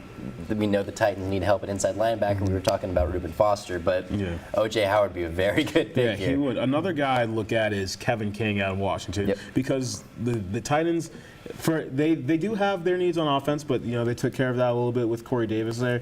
And on defense, they did add Logan Ryan, but they just cut Jason McCourty. They're still looking for guys to play on the outside there. And I think Kevin King, a nice big physical corner, I think he could fit in well there. And I just think in general, corner is one of their bigger needs. So and Kevin King's the best one available. So don't be surprised if you see his name coming off the board here. Yeah, regardless who Tennessee picks, already with Corey Davis earlier in this draft, an opportunity to really come out of the first round looking like a very strong team going into next year, whether it's on the offensive side of the ball or the defensive side of the ball. So moving right along, the Bucs are up after Tennessee. An interesting scenario down there in Tampa. You got obviously just Deshaun Jackson going down there, complimenting Mike Evans. So maybe something going in Tampa Bay. What do you think they're looking for in this draft? They've been having some issues with Doug Martin at running back. Sometimes he's on, sometimes he's off, and he's been off quite a bit lately. And with that being now said, he's suspended. He's suspended. Got all kinds of issues Exactly. going on. And with that being said, there's a pretty darn good running back still on the board right now in Dalvin Cook, and a local guy too that he can pair up with pretty good chemistry in Jameis Winston. You got another Florida State guy maybe coming down. Yeah, potentially. I mean, I also think Dalvin Cook would be a great pick for them here. I think another guy they could be looking at is David Njoku out of Miami. Another big guy. Yeah, staying in the state. Yep, and another tight end there. I mean, if O.J. Howard doesn't go with this pick, he'd also be in play for them. But you look at it, yes, they have Cameron Brate in Tampa Bay, but Jameis could still use another big field stretching threat. And David Njoku he's another guy who's a wide receiver in a tight end's body, extremely fast player, and he could really be a difference maker for them and really give Jameis that great deep route option down the seams. Miami's another one of those teams as well that really kind of creates these very good tight ends. Jeremy Shockey in years past with that, so especially with Mark Richt's system, is a pro system that he runs down there. So he can very much fit into this Buccaneer offense, as you said. So still working on the Titans here pick. You have some picks for the Buck. That's going to be the 19th pick in this draft. Gentlemen, it's been a crazy first round thus far. To say the least. Three quarterbacks taken in the first 12 picks. A lot of defensive linemen taken off the board. Some wide receivers taken early. Potentially 3 running backs now. And Mike Wallace and Corey Davis and running backs. And it really shook up the board. I mean, if you're Tampa Bay, I know they have their guy in the middle, Quan Alexander, but you at least think about a guy like Reuben Foster here. And again, if Tennessee doesn't go with O.J. Howard, they might have to jump on that. That would be an absolute steal for them there. It's really crazy how all these picks essentially create a chain reaction of just players going completely different ways. I mean, this was most evident with the quarterbacks, I think. Starting with Trubisky, at number 2. I think a lot of people are tearing up their mock drafts right now. Oh, man, they're in flames. I don't think moment. anyone predicted what we're seeing going down to here. Mel Kiper and Todd McShay have nothing on this draft. No, and trades all over the place, up and down. If you could, I just think it's incredible. It just shows the state of the NFL right now, and also why the draft is so much fun to watch. Oh, exactly. This is why we do this. Yeah, that's why we're here. It's so entertaining. It's an event. It's an event. It's no longer just here's a paper, read it out. That's it. There's a lot more awesome. to it. And it's about to get a little bit more fun. Thomas Hale has the Tennessee Titans pick. The 18th pick in the 2017 NFL Draft, the Tennessee Titans select cornerback Adoree Jackson from the University of Southern California. Up next, Tampa Bay Buccaneers. You're on the clock. Welcome back to the desk. So there you have it. Tennessee going out and getting a corner. That's a playmaker right there. As soon as Miles heard that pick, he goes, wow, that's a good pick. Miles, what are your thoughts on that? I'm a fan of it because the flexibility that he can play. They may not even use him at cornerback. This is a guy who can play essentially almost any offensive, 7-on-7 position as far as running back, receiver, punt return, kick return. He's a weapon. He's a weapon X that you can use on this Tennessee team. And, if you want to really develop him at cornerback, you can. The biggest knack on him is his size. He's 5'11", but he's made a lot of good plays in the balls at USC. And at that size, I think he's actually perfect for a cornerback role for a slot cornerback role in the NFL. He could be starting there from day one. He still has a little bit of development to do at playing corner, but as Miles said, a very versatile player. elite speed, great punt return, so they can use him back there too. And I think he'd be crazy not to run 3 to 5 offensive plays for the guy a game. And he's a playmaker. Like this guy came away Best with way to describe him. Yeah, he came away with a ton of interceptions for USC over his career, and as I said before, punt return. So he's good for making those big splash plays, but he can also cover very well in that slot position, which is becoming more and more pivotal the way the NFL is moving right now. Yeah, so you have Tennessee going Corey Davis with the 5 pick, coming in at 18 with the Dory Jackson. So both sides of the ball in Blue Ring, a great first round for the Tennessee Titans here. So now, we talked about the Bucs a little bit earlier. They're on the clock. A lot of good players still available. We talked about O.J. Howard maybe fitting into this Bucs offense here. Reports I'm seeing right now, it looks like they are going to go with O.J. Howard, and I absolutely love it. I mean, Jameis Winston is licking his chops at the moment with what he's going to play with. Deshaun Jackson, and O.J. Howard on offense. Oh, my Who goodness. cares about the running back? Yeah, I mean, honestly, James can air it out at almost any area of the field. And now, O.J. Howard would give Jameis a nice consistent option, 2 consistent options actually with Cameron Braid as well over the middle of the field. Absolutely. And just like I said with Njoku, O.J. Howard is a guy who can stretch the field with you in those inside seam routes and really help take the top out of the defense. We don't have to wait any longer. The Bucs took advantage. A real quick pick here. Thomas has it for you. 15th pick in the 2017 NFL Draft, the Tampa Bay Buccaneers select O.J. Howard, tight end out of Alabama. Up next, Broncos on the clock. So there you have it. Clearly the best player available, and we're going to have a scary receiving core in Tampa Bay. We have to take our next break, but keep it right here for the 2017 NFL Draft. Now it's time for This Week in Bad Stats. Bad stats? Horrible stats. Here goes. 132. That's how many batters struck out 4 times in one game last season. Wow, very good. Here's a tough one, though. 3 and 4. No idea. That's how many kids witness bullying. 3 out of 4. That's not a good stat. No, it's not, but it can change. Kids want to help, but they don't know how. Visit stopbullying.gov and give them the tools they need to help prevent bullying. There are plenty of safe ways kids can help at stopbullying.gov. This is your computer. Let's go in. Let's go. Okay. She's gonna love me all over again. Jamaica, here you come. Here we go. Good job.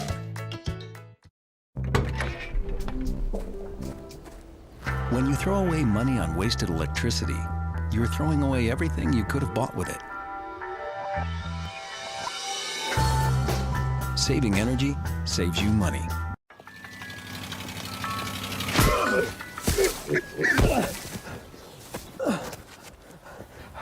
So, same time next week? Well, of course. Don't look at me. Your hair's a bit frizzy today. Oh, you should pick that up. Every day, kids witness bullying. Poor you. They want to help, but don't know how. Teach your kids how to be more than a bystander. Visit stopbullying.gov.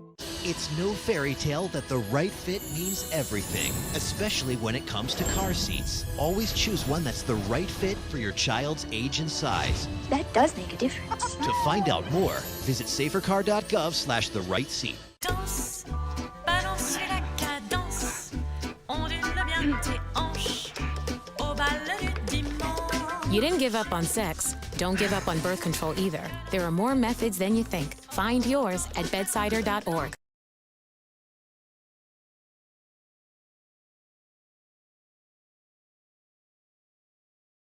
Welcome back to one-on-one sports coverage of the NFL Draft. We just saw O.J. Howard get picked by the Tampa Bay Buccaneers.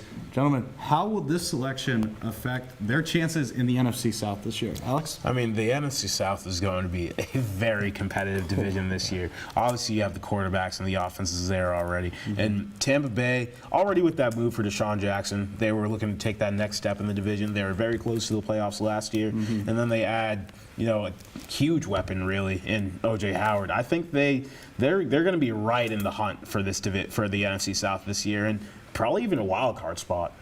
Yeah, before Atlanta really broke away with this division, during this past season, I thought the Buccaneers were going to make some noise. That first game, I did too. The Buccaneers really made a statement in the Georgia Dome by beating the Falcons very convincingly. They took it to them. Yeah, and year 3 now with Jameis Winston? Yeah.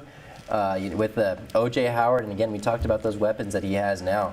I only see improvement on this Buccaneer team. And Jameis has been getting better each year. The Bucs' record has gotten better each year. I think this is when they take the step. I mean, they're drafting well now, and they got the key is that running back position now, though, because I mean, Jameis cannot throw the ball every time, but.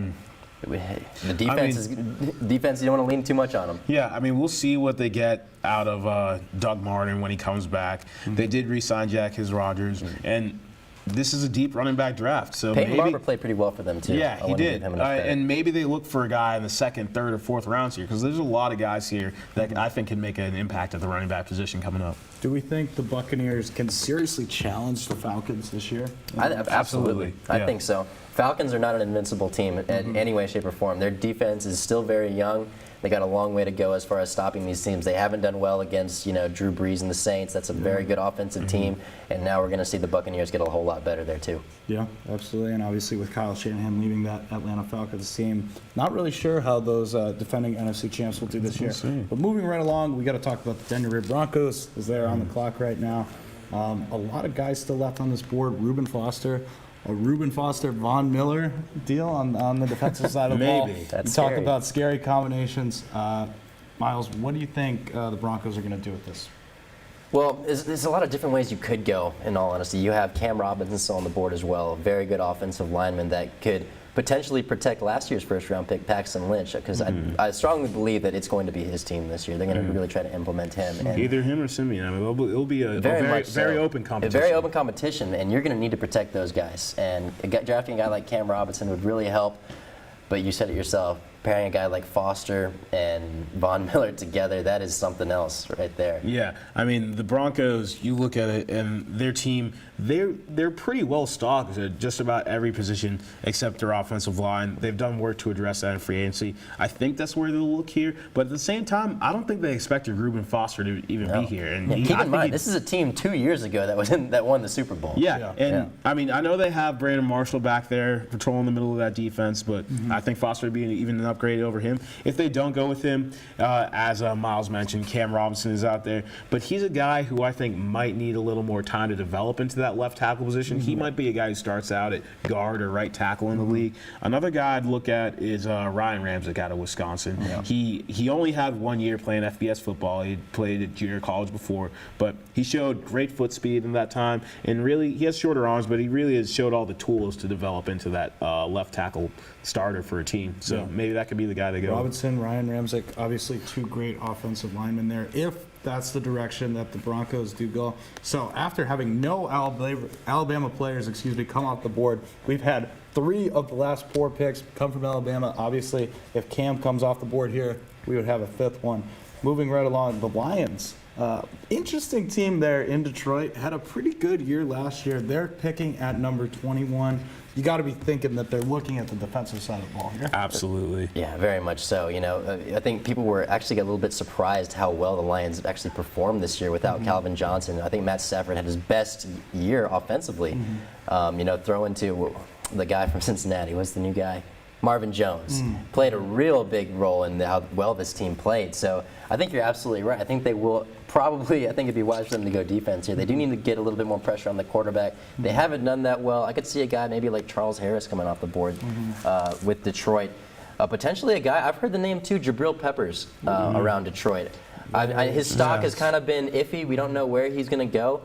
He's a project. He can play on multiple positions. He can play safety, linebacker, maybe even a little offense. But I can see those 2 names coming off. Yeah, it's certainly possible. I would also look at a guy like Charles Harris or even Tarko Charlton out of Michigan. They do need someone on the opposite side of Ziggy Ansah over there to rush the passer. But they also had the worst pass defense in the league last year, so a guy like Kevin King could make sense as well. Yeah, we'll have to wait on Detroit because right now the Broncos are in. Thomas has the pick.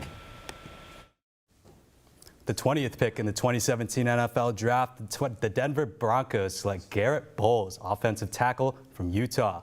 Up next, we've got the Detroit Lions on the clock.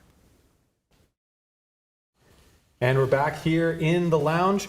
Guys, we know that Bowles gets picked with the 20th for the Broncos, but before we analyze this pick a little bit, we're 20 picks in, only 12 left here in the first round of the NFL Draft. We talked about it a little bit, but let's just narrow it down as a full conversation.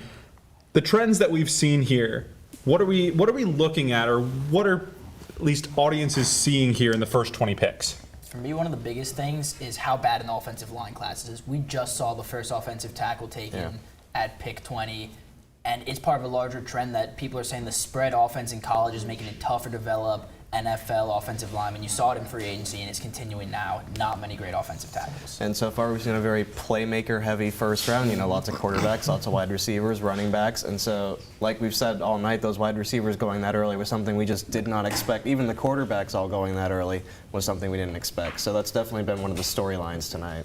I mean, I was looking, I wasn't even expecting, like you said about the offensive lineman not being taken. I wasn't even expecting offensive lineman to be taken this early. I was looking more at the 26th pick with the Seahawks. We all know they need offensive line help. That was when I even projected my first offensive lineman being taken. Like, it has been a really heavy offensive playmaker, big time speed, deep threats type of draft that, defensive players, defensive linemen, offensive linemen, tight ends really have not benefited from at all. So it's been interesting to see, especially because we didn't see this coming.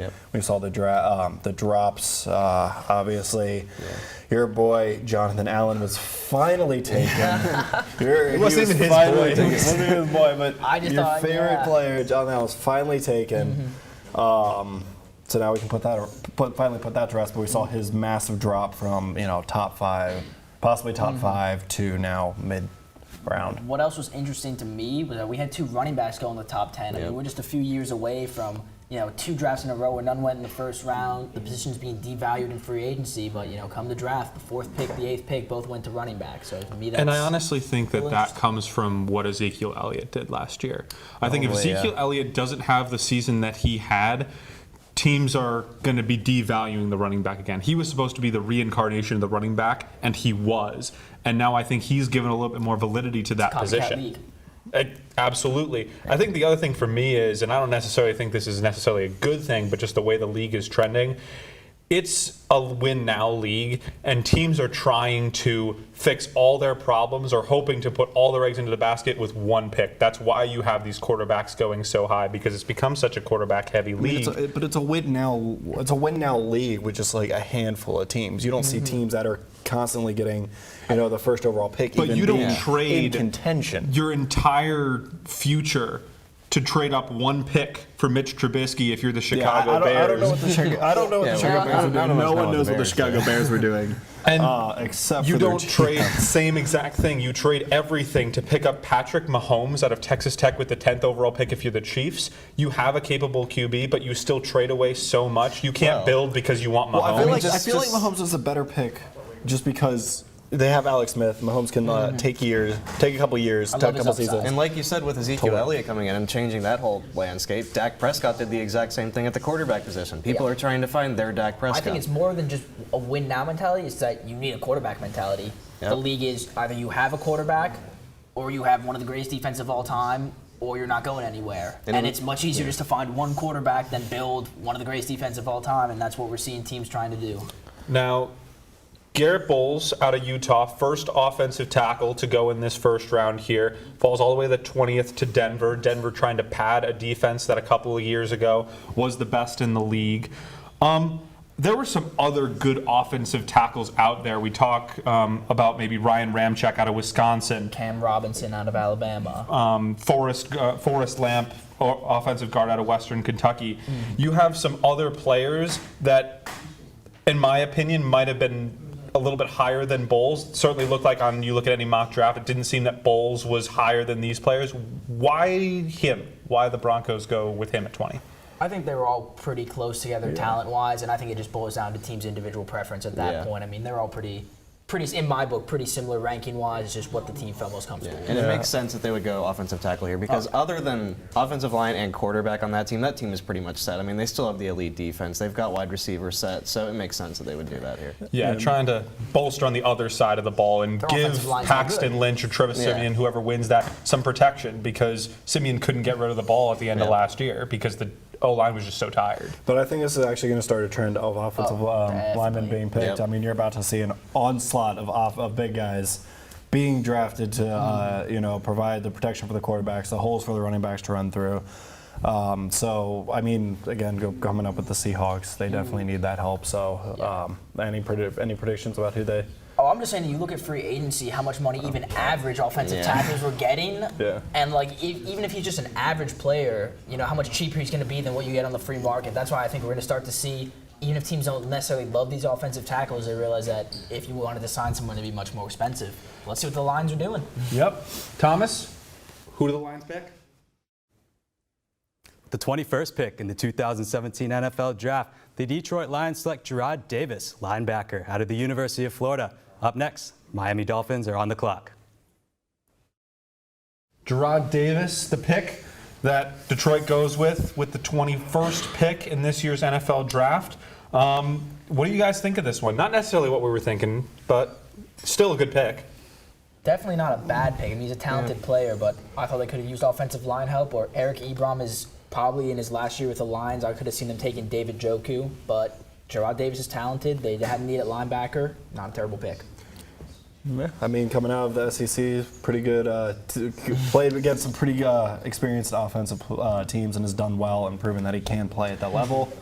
Absolutely. Provides a consistent. And this is one of those things that was a team need for this Lions team. You look, they probably needed an edge rusher. We know that they needed that linebacker position. Now they're filling it with Jarrad Davis. The only other thing that they really needed was probably a wide receiver, someone that Stafford can throw to a little bit more with Calvin Johnson now a couple years post-retirement.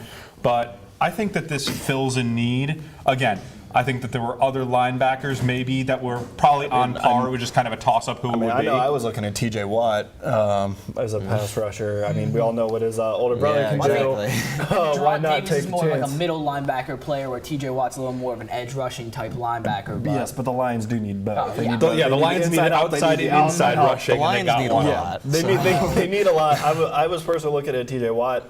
A little bit surprised, but again, I've heard Jarrad Davis. He has been rising a lot as we've gotten closer to the draft. The athleticism. I mean, I feel like that's what you see on most of these late risers is that they have freakish athleticism, and Jarrad Davis has that. Yeah. Now, next pickup is the Miami Dolphins. This is a team that shocked a lot of people last year with rebounding from a couple really poor seasons. We've seen glimpses of what we think Tannehill can be. You saw the Miami Dolphins defense improve immensely last year. Who do we think that Miami is going to be looking at as they try and challenge the perennial New England Patriots for the AFC East? I don't think they have any chance of winning it, but they're trying to work their way up. And as Tom Brady gets a little bit closer to retirement, 50 years from now when he retires, who are the Miami Dolphins looking to replace? If you play the Patriots 2 times a year, you can never have enough corner help. I think it would not be wrong for them to go with LSU's Tre'Davious White. He's got good athleticism. Good cover corner. I mean, you can have all the cornerback help you want, but you give Brady time to sit in the pocket and throw. He's going to tear you apart. I'm going back because the Lions didn't pick up. I'm going T.J. Watt off the edge to put pressure on Tom Brady, make him uncomfortable, make him throw up balance. Because we know when teams put pressure on him, Brady's not actually the best quarterback. Yeah, exactly. That's the key. He'll sit back there all day. Doesn't matter how much coverage you have back there. He'll pick you apart. Yeah, you have 2 options if you're me. One is coming off the edge and trying to challenge the opposing quarterback, and the other thing is an offensive guard to try and protect your own quarterback. Because Tannehill has been hit multiple times. He's a player that a couple seasons back was getting hit more than any other quarterback in the entire National Football League. So unless you're trying to challenge off the edge, you're going to be, in my opinion, trying to protect it. Ryan Tannehill. Forrest Lamp would be a good pick. I agree there. Talented guard. I also say another edge rusher could be Charles Harris out of Missouri. Also playing the SEC. A lot of talent there, but.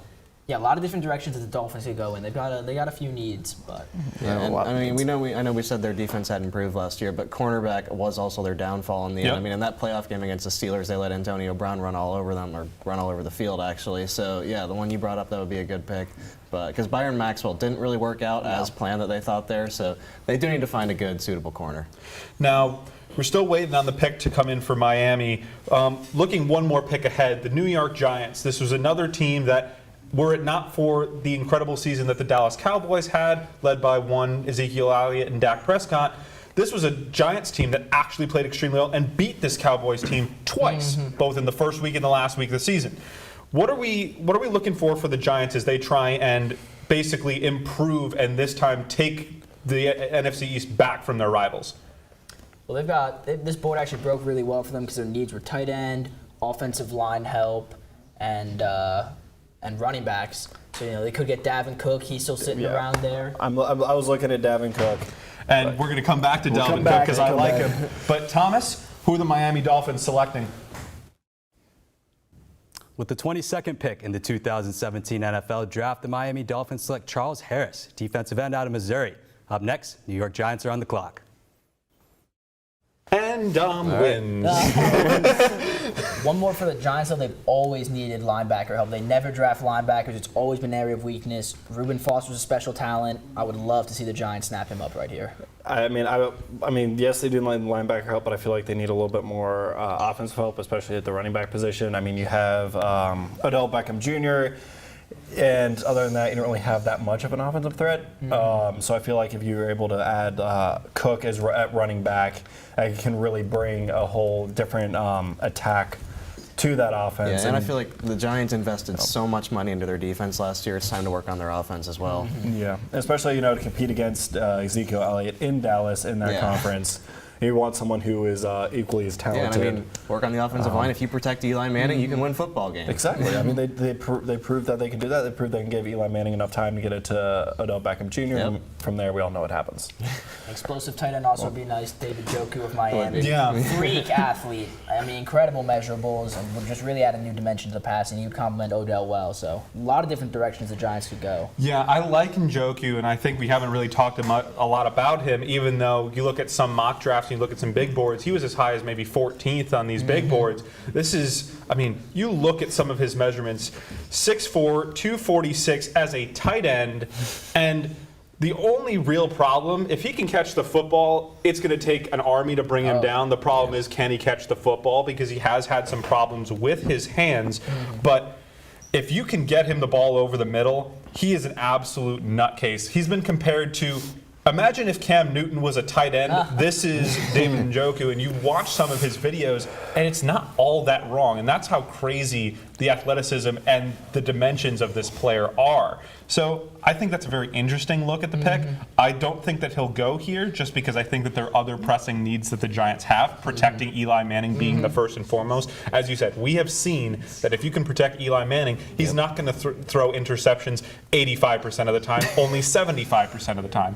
So I mean, all you need to do, all the Giants need to do is get Eli Manning into the postseason, and from there, he is a very good quarterback. Just get him there by any means necessary, whether it be running back, offensive line, receiver, tight end, any help whatsoever for him on offense in order to win football games, get him in the postseason. He's set. My only problem with Dalvin Cook is that there's some concerns about, how good is he going to be in the pros? Some of the a lot of character concerns. Apparently, he surrounds himself with some shady people, and I think it's a deep. It's like most other NFL players. I think it's a deep. I don't know if I want him and Odell on the same team. It's a deep. He'll talk be about he'll attitude on one team. But it's a deep running back class. I just feel that they have so many other need positions about top players on the board. So I'd rather see them take. Be it a top tight end or one of the top offensive linemen, because I think, like you were saying, they're going to be gone soon. And then later in the second, maybe third round, get one of those running. It's a deep running back class. I just don't think it makes sense for them to draft a running back right now. I mean, it'll be interesting. As we all know, nothing is given in the NFL draft. Unless you have the Cleveland Browns with the first overall pick. This has been pretty unpredictable. Yeah. Aside from that, it's been a very pick is in for the Giants, so we'll wait to hear from Thomas on exactly who that's going to be. Jumping ahead to Oakland, talk about a rags to riches story, and now you have all the subplots of them moving to Las Vegas in a couple of years. Marshawn Lynch and back. you get Marshawn Lynch, of course, beast mode returning to football. Here just not yet fined. Yep. And now the question is, will he be beast mode or just, I don't know, mode? There'll be some flashes. But That's the question. Will they be 16 games of beast? Yeah, he'll never be back to what he was back in Seattle and But Buffalo. of course, the biggest pickup that Oakland could have had was Marshawn Lynch. But they still have their first-round draft pick here at 24. Now that they've filled that need, they're not necessarily looking for a Dalvin Cook at running back. You can fill another need. Who are they looking at? Well, we know what Marshawn Lynch can do when he gets blocked, so I feel like you look for someone who can, offensive lineman, a tight end, someone who can create some holes for him to run through, create some lanes, and then from there we know what he can do with his stiff arm. He's very shifty for a man of his size, and he's a hard hitter, so he can definitely Yeah, I'd be very surprised if they don't go offensive line here, just because you bring Marshawn Lynch in now. That is their area of focus that they need to make sure that he has room to run. Really, I personally think yes, that Oakland needs some offensive line help. But if there's three things that Oakland really needs, it's a linebacker, a defensive tackle, and a cornerback. All defensive positions. Yeah, I think obviously you never have too many offensive linemen, but they have a strong offensive line.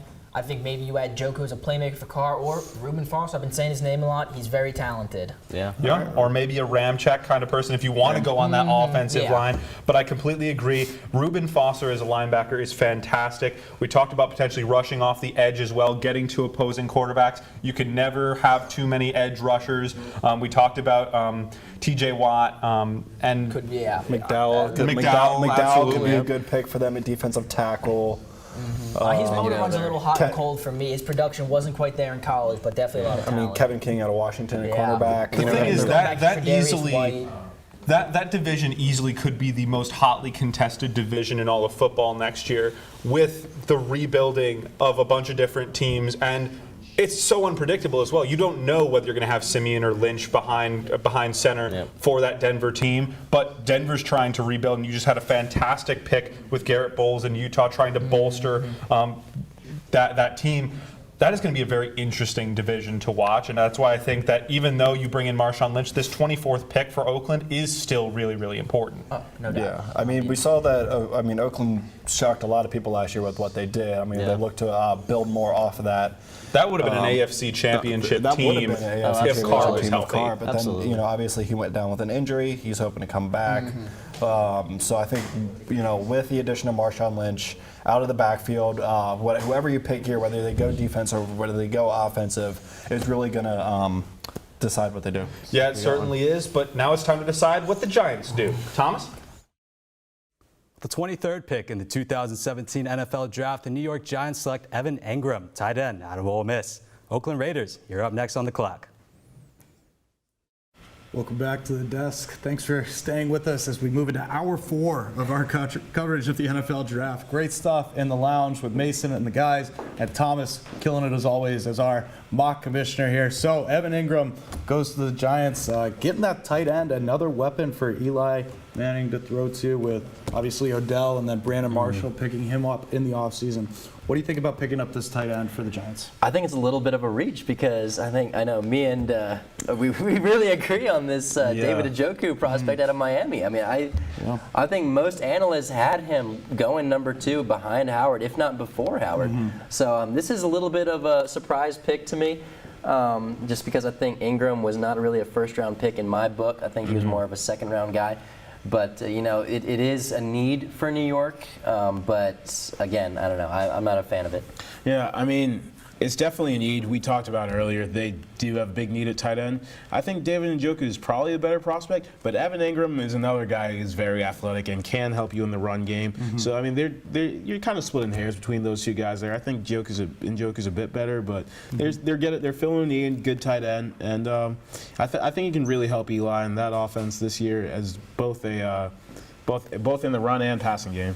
Yeah, a lot of talented tight ends in this draft, as now we move to the Raiders are on the clock now. So kind of a surprise season last year for the Raiders. We're able to get something going, make the playoffs. Look pretty good. Where will they be looking to add, Alex? So, I mean, with the Raiders, their offense is one of the best in the NFL. What they need is help on defense. Their secondary, the cornerbacks, need a lot of work, and they let go of their best 2 middle linebackers. So, I mean, somehow Reuben Foster's still on the board. He's sliding a little bit. I think that would be a great fit for them here. Other guys you could look at, probably we talked about Kevin King a bit earlier, and Tre'Davious White LSU is another guy, a 4-year starter, great experience, good speed, quick feet. I think he could be a good addition for them on the outside. Yeah, what do you think, Mouse? Yeah, Kevin Cook was the first guy that kind of came to mind here. They did very well with last year's pick, getting the safety who really made a strong impact. Khalil Mack obviously is one of, if not the most dominant defensive player in football right now. But again, I feel like it's almost a broken record. Like Mason was saying earlier, Reuben Foster is still there. This is arguably the most productive player in college football last year. I know there's a couple questions surrounding him, but this is one of the undoubtedly one of the 5 to 10 best players in this draft. And the fact that he's still there at 24 for the Raiders, I mean, if they feel comfortable with all the sort of red flags they're checking off, I think this is an absolute steal if they go with Foster. A lot of Foster here. projections had Reuben Foster in the top 10, and now we're talking about him at number 24 to Oakland. It's Again, incredible. This has been a wild draft. I think part of it, I think part of it is the, I guess middle linebacker is a position that it doesn't typically go very high in drafts, but at the same time, there's been a couple linebackers that have gone before him. You know, you saw Jared Davis going to the Lions there, so I think there are the extra concerns about sort of off the field stuff. They're concerned about who he surrounds himself with, that sort of thing. I think that's sort of scaring some teams off a bit. Yeah, absolutely. So now looking ahead, the Cleveland Browns, been talking about them a lot all day, are back on the clock at number 25 with that pick from the Houston Texans. And Njoku is a very interesting prospect for this Cleveland team who already got Myles Garrett, by far the best player in this draft. For sure, and you also, again, we've been talking about this whole run blocking aspect too. They've got a pretty good back in the backfield in Isaiah Crowell. He's a very good pass catcher, a very good runner too. A decent offensive line, you're right. So getting a guy like him to provide a weapon to whoever's throwing the ball this year, I think is a great move because Cleveland's in one of those situations where why not take the best guy that's available, and especially at a position group like tight end. I know Ingram I wasn't a big fan of there, but you can get a guy who potentially was, you could argue the best tight end in this class, and to grab a guy like him, there's a lot of defensive players still available at this point. We still have Jabril Peppers on the board, Takaris McKinley, Kevin King, like we said, but it may be very hard to pass up on a guy like him. Yeah, I mean, Cleveland, they need talent everywhere. So pretty much every pick in this draft should be the best player available. So whether that's Foster, if he makes a pass, or Njoku. And the thing with Njoku is he's actually a much better blocker than Ingram, so he can help you more on both sides of the offense in that way. So I think that would be great for Cleveland to add a weapon in that area of the field. And Cam, you really said it too during our break there about Forrest Lamb. That could potentially be a decent addition to Cleveland as well. I mean, you can never have enough protection to whoever's back there, and especially if it's not a top caliber. Especially not a top caliber quarterback. And this year, if they don't grab that franchise guy that they see, get someone who will be decent for your scapegoat quarterback who will be there for a year, whether that's Cody Kessler or maybe even Brock Osweiler. But have someone to keep him upright and at least get the ball downfield to David Njoku. Yeah, and the Browns certainly have a plan because, I mean, even in free agency, they were active. They went out and got Kevin Zeitler, I believe, the best guard on the market. So they made a couple moves on that offensive line to really get some protection up front there because they did have issues with injuries at the quarterback position as well. They lost Alex Mack, too, this past year as well. I mean, and Cody Kessler, could be their starting quarterback next year. He had some issues with concussions, so making sure he's protected and making sure he has as many weapons as possible. Now, really we talked about the quarterback situation in Cleveland. Is there any chance we get a fourth quarterback in this first round at this pick? Man, I highly doubt it. If it's anyone, it's Kaiser, and I think that'd be a horrible move for Cleveland. The thing is, Cleveland has the first pick in the second round. So I think with this pick, especially with the way the draft is shaking out, just take the best guy available. And if you're feeling that maybe a guy like, Davis Webb out of Cal is who you want, then maybe at pick 33 there can go ahead. He's really gaining some steam too, Davis Webb. So Cleveland is really killing the draft right now. I mean, they're doing very well. 3 picks in the top 33, able to get another first-round selection last year from Houston. What do you think about Cleveland, what Cleveland's doing right now? I mean, it's the classic Moneyball approach. It's really just reeling in these picks and taking advantage of them, dealing them as well. We were hearing the rumors about Kirk Cousins. We were hearing the rumors about Jimmy Garoppolo. But that's the beauty part about having these picks is you can really deal them. Once you have them, get that one really good player that you want. I mean, I think, Thomas, we got a pick coming up. And so we actually do have a pick for the Oakland Raiders. Thomas, back to you. The 24th pick in the 2017 NFL Draft, the Oakland Raiders select Gareon Conley, cornerback out of Ohio State University. Cleveland Browns, you're on the clock. Again, the strength of this Ohio State defensive backs is on display again. We saw Lattimore go earlier, Hooker as well, and now a third defensive back out of Ohio State. What do you think about this pick by the Raiders? Yeah, I mean, Ohio State 3 DBs in the first round, so clearly Urban Meyer's doing something right over there. I actually like the pick a lot for the Raiders because they did need a lot of help really at that corner position. Conley, a guy who maybe could have slid out of the first round with some of the allegations that have come up in the past week for him, but there's not too much there, and I think it's a good pick for them, and they need as much help in that secondary as possible. Miles, we have to step away in just a second, but your thoughts real quick. You know, I think Conley and Lattimore kind of complemented each other, as well as Malik Hooker with this defensive backfield. But you know, this is really what Oakland needed. Get some more depth on this defensive secondary and really help them out. It only can go up from here. Excellent. Great stuff, gentlemen. Don't touch that dial. When we come back, a lot of the best teams from the past NFL season take their picks. Keep it right here. Chamomile. Listen, you are extremely terrifying. Just the scariest undead subhuman thing on TV, and I really mean that. But I am worried that you could give my kids nightmares if they see you, so I'm gonna have to block you. So that's it. Oh, and tell the zombies they're blocked too.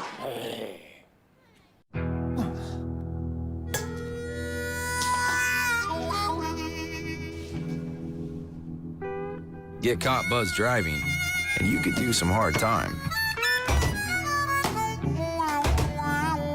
Craig, knock it off. Sorry, Mom. It could cost you around $10,000 in fines, legal fees, and increased insurance rates. And that could set you back a few years. Buzzed, busted, and broke.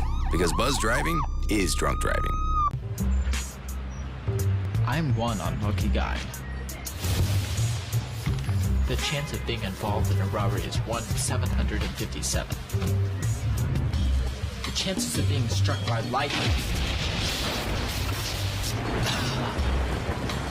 1 in 750,000. Please fasten your seatbelts for unexpected turbulence. The chances of being a victim in an airline crash? 1 in 29 million. Hey, could I get some peanuts? The chances of being involved in a car crash are far greater than lightning strikes and plane crashes. And if you are texting while driving, your risk of crash increases 23 times.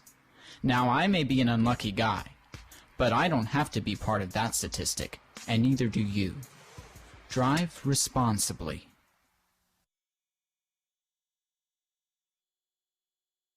You sure you don't want some? It's chamomile.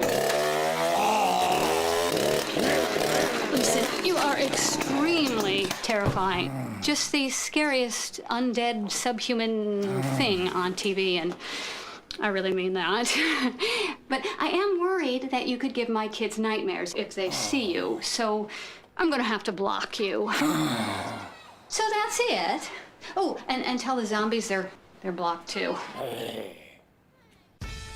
Now it's time for This Week in Bad Stats. Bad stats? Horrible stats. Here goes. 132.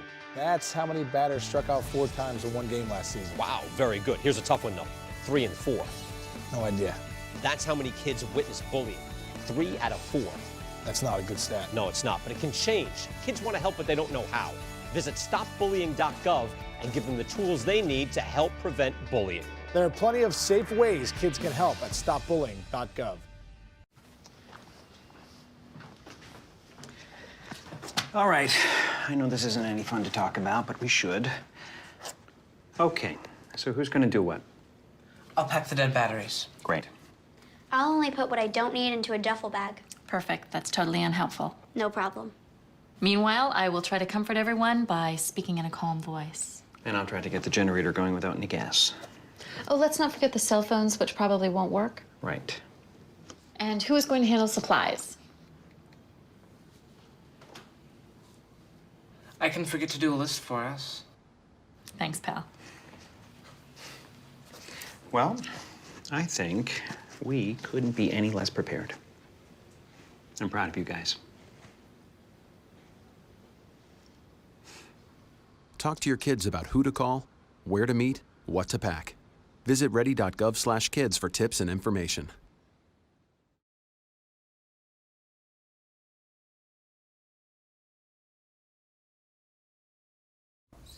And we're back here at the NFL Draft Show live here from One on One Sports. Mason Stoff alongside Evan, Jason, and Dom once again.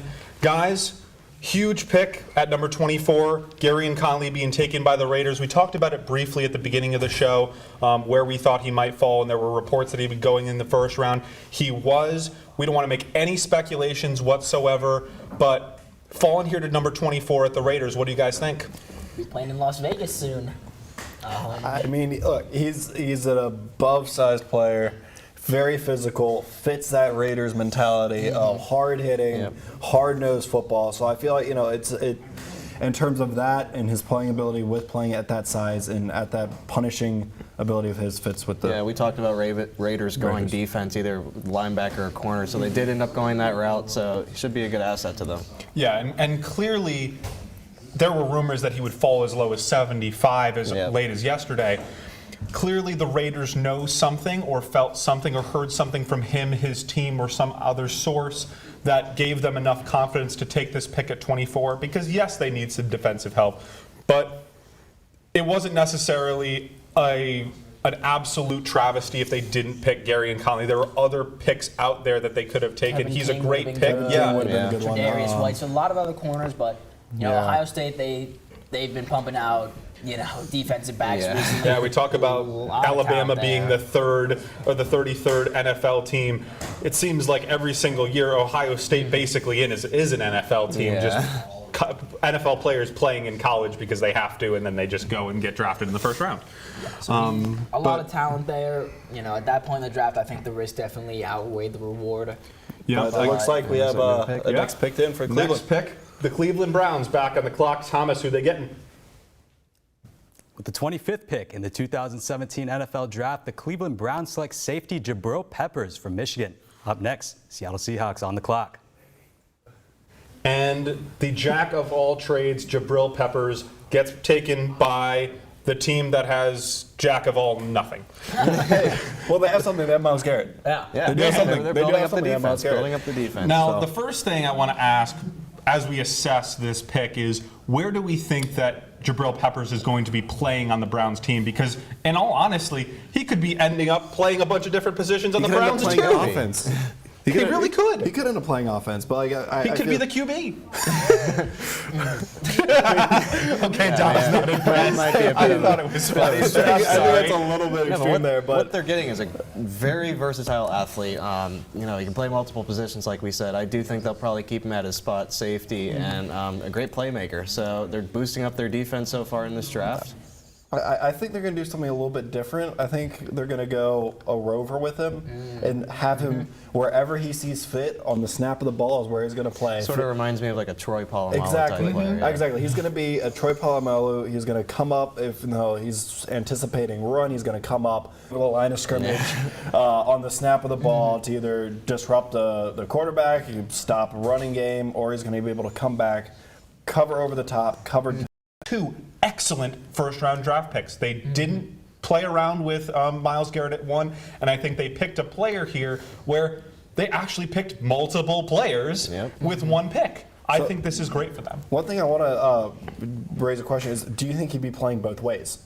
No. I think he'll get some offensive touches. Not like constantly, not the entire I game. think but they'll give him some touches at running back, but I don't think it's going to be a regular. I think it's going to be part of the Cleveland experiment. It's going to be the trust the process season for Cleveland. They will see what he can do, but I would think it'd be maybe more a few gadget plays and stuff like that than a regular part of their offense. Some wildcat out of the QB, out of like that's a possibility. shotgun formation, pistol formation. The problem with having him play both ways is the NFL just doesn't give you as many practices anymore. They cut out a lot of these 2 days. There's a limited amount of practices you can do. So But that's what college is for. That makes it tougher to teach people. I mean, the NFL is a lot more complex than college football, and it's tough to teach them all the terminology they need and get them up to speed on multiple positions. I think you really want to stick to one or maybe two positions on defense and really get mastering those before you try and incorporate them in the offense. Well, where I disagree with you is he's coming out of Michigan with Harbaugh, who has had experience coaching in the NFL. He took the 49ers to the Super Bowl, got beat by his brother, but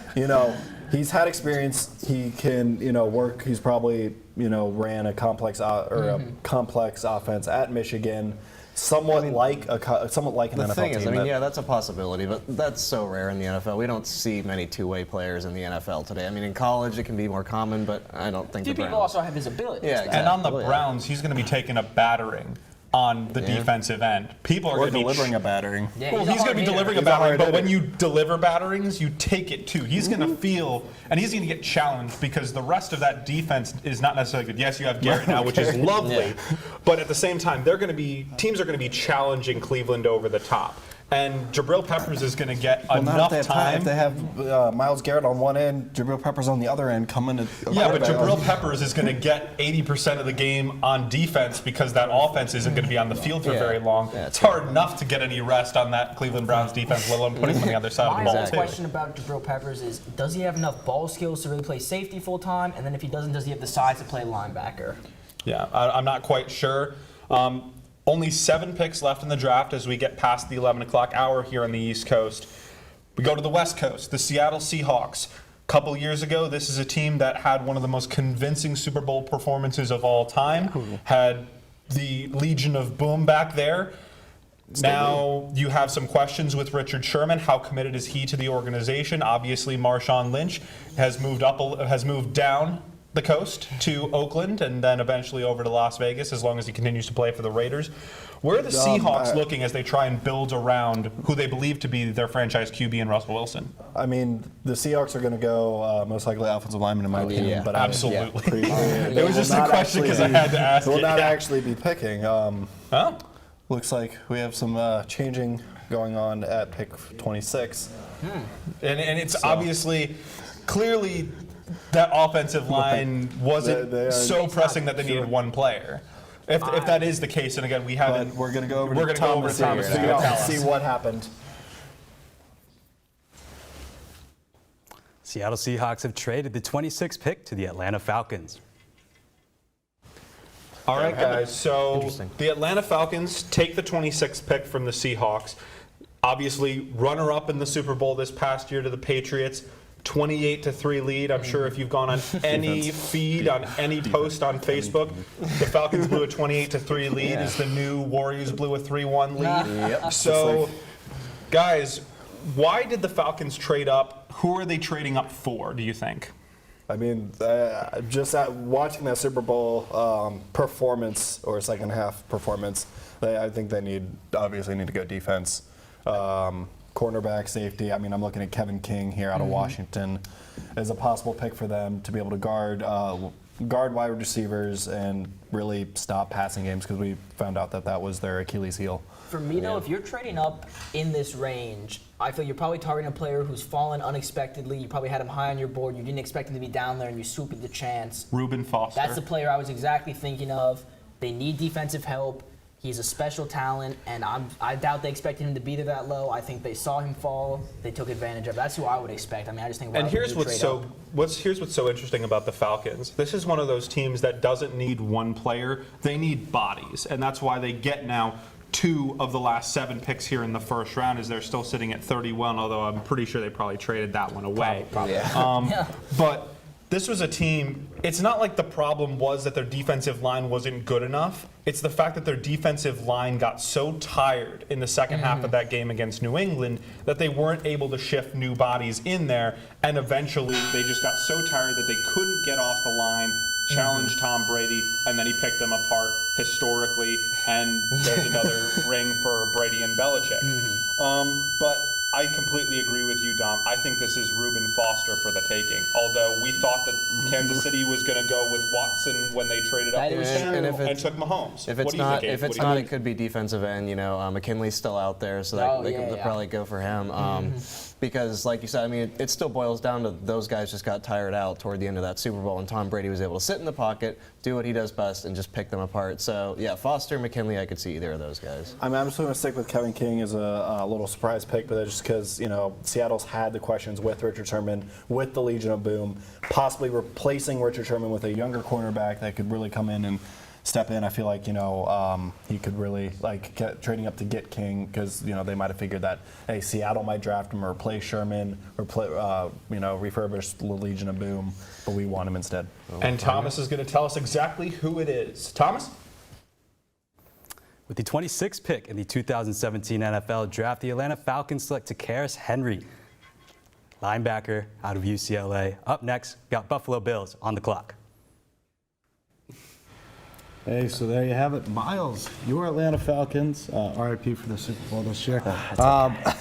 Still not their over. pick going at the defensive line. We'll get your reaction first, and then my Pats fan over here will give his reaction. Go ahead, Miles. I thought that I figured the Falcons would go on the defensive side of the football here. One side of me thought they would get Cam Robinson just to kind of help that offensive line a little bit, but overall, I think this is a great pick. The Falcons desperately need somebody to play opposite Vic Beasley because, I'm sorry, as good as Beasley is, he's not going to repeat that season that he had. Teams are going to double team him, and we really don't have it, or the Falcons don't really have anyone else on that defense to rush the passer. Grady Jarrett's a good player, but he's not a pass rusher.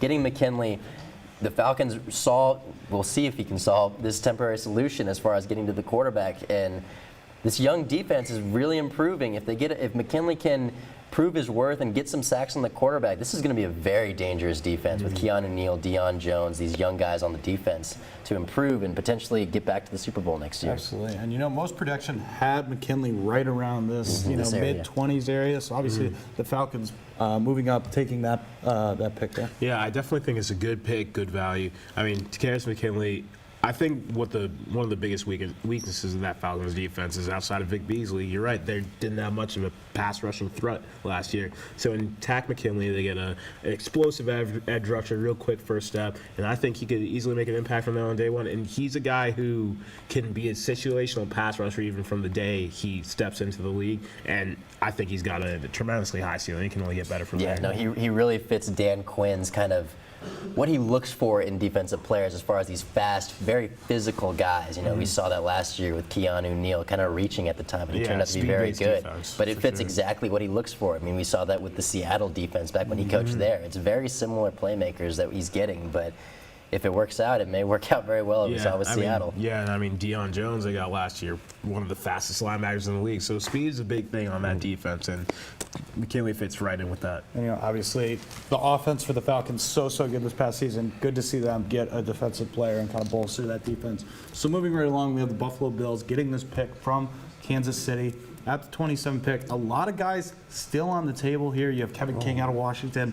Reuben Foster, he's still on the board. We're still there. We're still with you, Reuben. Where are the Bills going to go with this pick, Alex? So, yeah, I don't think they're going to get Reuben Foster. They used their first-round pick last year on Reggie Ragland, same team, same college team. But I think they could go a couple of places. So they lost Stephon Gilmore in free agency, who was their number one corner. I think they definitely need to be looking at some corners here. You mentioned Kevin King, Tre'Davious White, another guy, very experienced, very good college starter. And I think we have a pick in, but yeah, picks coming in. So why make predictions when we can get what's going to happen? Thomas, take it away. The 27th pick of the 2017 NFL Draft, the Buffalo Bills select Tre'Davious White, cornerback out of LSU. Up next, we got the Dallas Cowboys on the clock. So another one out of LSU. LSU quietly having a very good first round. You just mentioned Tre'Davious. Talk a little bit more about what he's going to bring to this Buffalo defense. Yeah, I mean, they need guys really everywhere in that secondary. So he's a guy who can really step in day one and be a cover corner starter for you on the outside and really look to lock down some of those wide receivers in the division, really, because, I mean, with the Patriots, Dolphins, they got some guys on the outside that can really threaten them. So I think he can step right in and maybe take Stephon Gilmore's role in that defense. Nice, solid pick for the Bills. Yeah, with the Bills right now, the offense is kind of a work in progress. We don't really know the Tyrod Taylor situation. We don't know if he's going to even be their guy stepping forward. Yeah, another guy I probably would have looked at is David Njoku there. Yeah, for sure. But, for the meantime, why not bolster the defense? That's your strong point. That's what's been kind of decent for you in years past. I know, again, with Rob Ryan, they did kind of struggle just a bit. But, bolster your already talented defense that you have and work with it. See what you can do. Like you said, stop those receivers that you have with the Dolphins and especially the Patriots having to play them two times a year. So great pick by the Bills. Moving right along now as we have a 28 pick. The Dallas Cowboys, a great regular season for Dallas last year. Dak Prescott, Ezekiel Elliott making their entrances into the NFL. An early playoff loss, though, might have come with the inexperience. What do you think the Cowboys are looking to do here, Miles? I feel like you got to go defense here. Yeah, I mean, their offense is pretty much set with the most part. You got the best offensive line in football. I mean, anyone can argue with me, but I think that's a firm fact that the Cowboys have the best line, best running back in football as well. Oh, we got another pick. Hey, picks coming in right now. They're coming in real fast here at the end. NFL owners want to go to bed. Thomas, take it away. 28th pick of the 2017 NFL Draft, the Dallas Cowboys select Taco Charlton. Up next. Sorry about that. We've got the Green Bay Packers making their pick. We'll be right back. So Taco Charlton from the University of Michigan. Wow. Jabril Peppers and Taco Charlton, two guys who we didn't think were going to get into this first round here, but two very strong defensive guys. Harbaugh coached defensive players.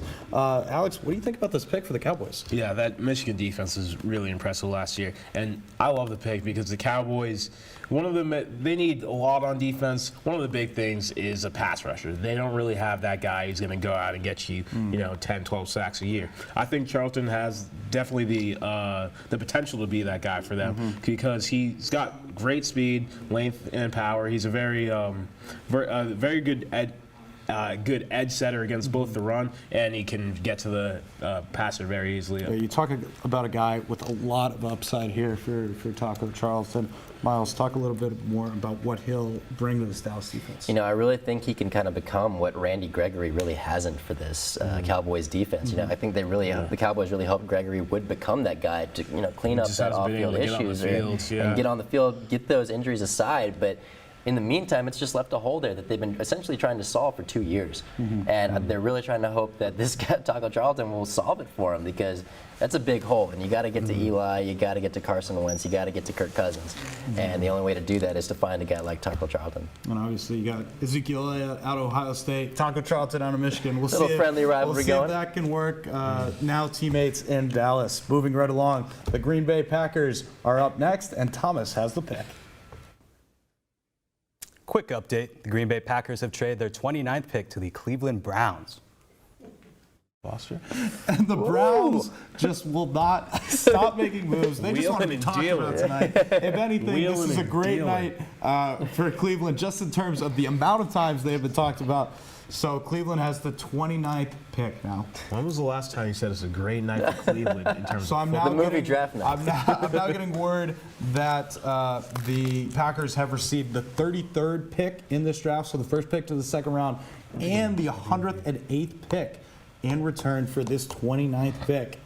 I don't even know if I want to predict what Cleveland's going to do here at 29. Man, we've been all over the place tonight. So, gentlemen, what do we think? I mean, so Reuben Foster's still there. We keep talking about him. Someone's got to pick him up. We're like a broken record. Reuben Foster's still there. David Njoku's still there. But they traded that 33 pick, and we talked about a quarterback there. Maybe they have their guy here. Do they take Kaiser here? Maybe Kaiser, maybe a Davis Webb, Josh Dobbs, maybe.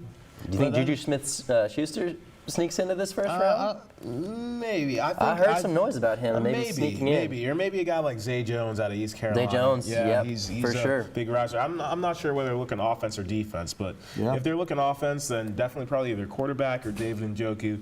Defense, I mean, Reuben Foster would be a pretty good fit. I know they have Jamie Collins, but that'd be two versatile guys. Kevin King's for you. still there too. Yeah, Kevin King. You got Forrest Lamp and Cam Robinson. Cam Robinson, on the offensive absolutely. line. Two really talented. Most analysts had Cam Robinson going in the top 20. Yeah, I mean, he's like still you good. said, it's a very, very deep draft, so they have their fair share of options with this pick. Especially on the defensive side. So the Browns making a ton of moves tonight. I don't even know what they're going to do. This is groundbreaking. Yeah, honestly, Cleveland finally putting together a team there. Hopefully. Hopefully. Don't want to speak Knock too on soon. wood. Knock on wood for Cleveland. They don't start up till August till they get those preseason games. I mean, I think there's at least some signs of hope for Cleveland fans for the first time. It's been a while since you could say that much. David Njoku. When you talk about the Packers here, now 33, so they move back 4 spots. we're getting word now. Not confirmed yet. As I've said, we here at 101 want to make sure we're getting you 100% the right information on this NFL Not fake draft news. show. And yeah, we're moving into hour 5, but we're still gonna get it right. That's what we do here at 101. Anyway, so moving right along, the Packers moving back to 33. Who could be in that 33 spot for the Packers? I've seen Joe Mixon a lot for the Packers to give it. Why take Joe Mixon when Dalvin Cook's still on the board? Yeah, you get a safe player there. Dalvin Cook's still there. I actually think Joe Mixon might be a better player than Dalvin Cook. Oh, That's I agree. That's possible. I think another guy they could be looking at is Kevin King. We all know their secondary struggled mightily last year. I mean, Kevin King, a lot of people's number 2 corner. He's still there on the board. A nice, long, rangy guy, good cover guy that they could get. I think they're mainly looking for someone in the secondary. Maybe a guy like Quincy Wilson out of Florida as well. You got to think, though, between this pick and when the Packers will pick, you got the Steelers, the Seahawks, and then the Saints. So maybe Kevin King is taken off the board there. We have received confirmation for this pick for the Cleveland Browns. Boy, am I excited to hear this. With the 29th pick of the 2017 NFL Draft, the Cleveland Browns select David Njoku, tight end out of Miami. Up next, we got the Pittsburgh Steelers on the clock, and we're going to take a quick little break. We'll be right back.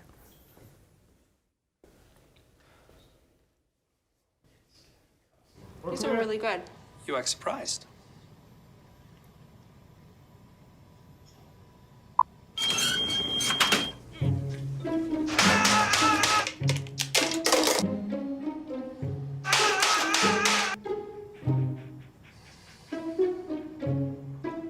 Practice makes perfect. You don't have to be perfect to be a perfect parent. There are thousands of teens in foster care who don't need perfection. They need you.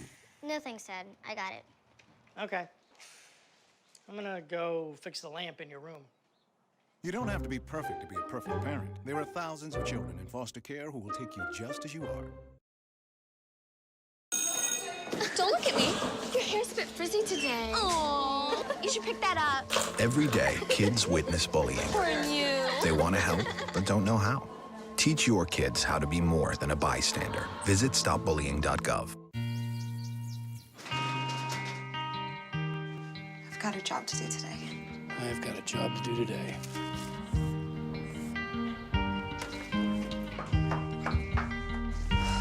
Have a good first day at work, Mom. Your donations to Goodwill fund job training programs right in your community. Feels good to start fresh, right? Sure does. And like that, you're a job creator.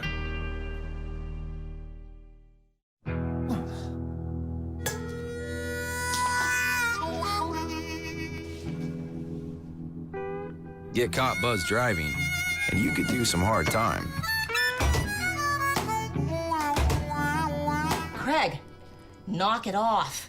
Sorry, Mom. It could cost you around $10,000 in fines, legal fees, and increased insurance rates. And that could set you back a few years. Buzzed, busted, and broke. Because buzz driving is drunk driving. I know, 2 seconds. Hang on, just stand still. Stand still.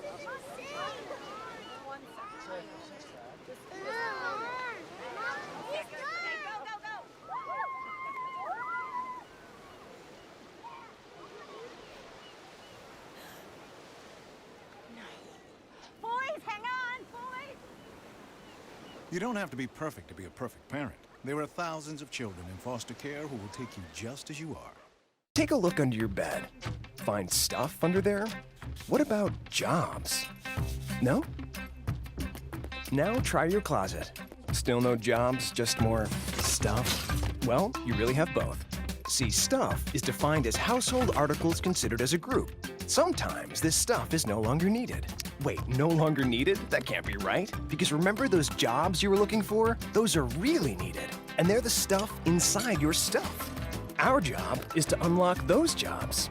And it starts when you donate your stuff to your local Goodwill. Here's how we do it. When you donate to Goodwill, we sell your stuff to provide job training for people right here in your community. So just by teaming up with Goodwill, you help create jobs. And isn't that worth parting with the leftover keytar from your 80s cover band? Goodwill. Donate stuff, create jobs.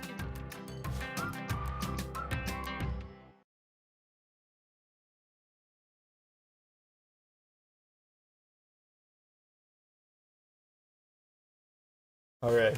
The Cam Newton tight end is off the board. David Njoku goes to the Cleveland Browns, who traded once again. This time they're getting their pick from the Green Bay. They take Njoku with the 29th pick. Guys, we've talked about him at length. We thought he'd go a little bit earlier. This Cleveland Browns team has had one heck of a draft, in my opinion. What do you guys think? I mean, have you seen the script for the movie Draft Day? Like, they're following it right here. They are owning this first round. I don't know how to feel with Cleveland having a good draft. I mean, They haven't traded him away yet, though. What happens when you come in with They're this going to much trade draft him all capital? away to get Kirk Cousins. Literally, Garrett and Njoku. I mean, I wouldn't be surprised. But I mean, look, they've That would be the addressed- most Cleveland thing ever if they traded all these I think that's picks. the 8th time I've heard for- that phrase. I mean, you've used it a couple times. I know, that's what I'm saying. I'm not borrowing kidding. it. I'm borrowing it. But if I they think I've said traded, it even once.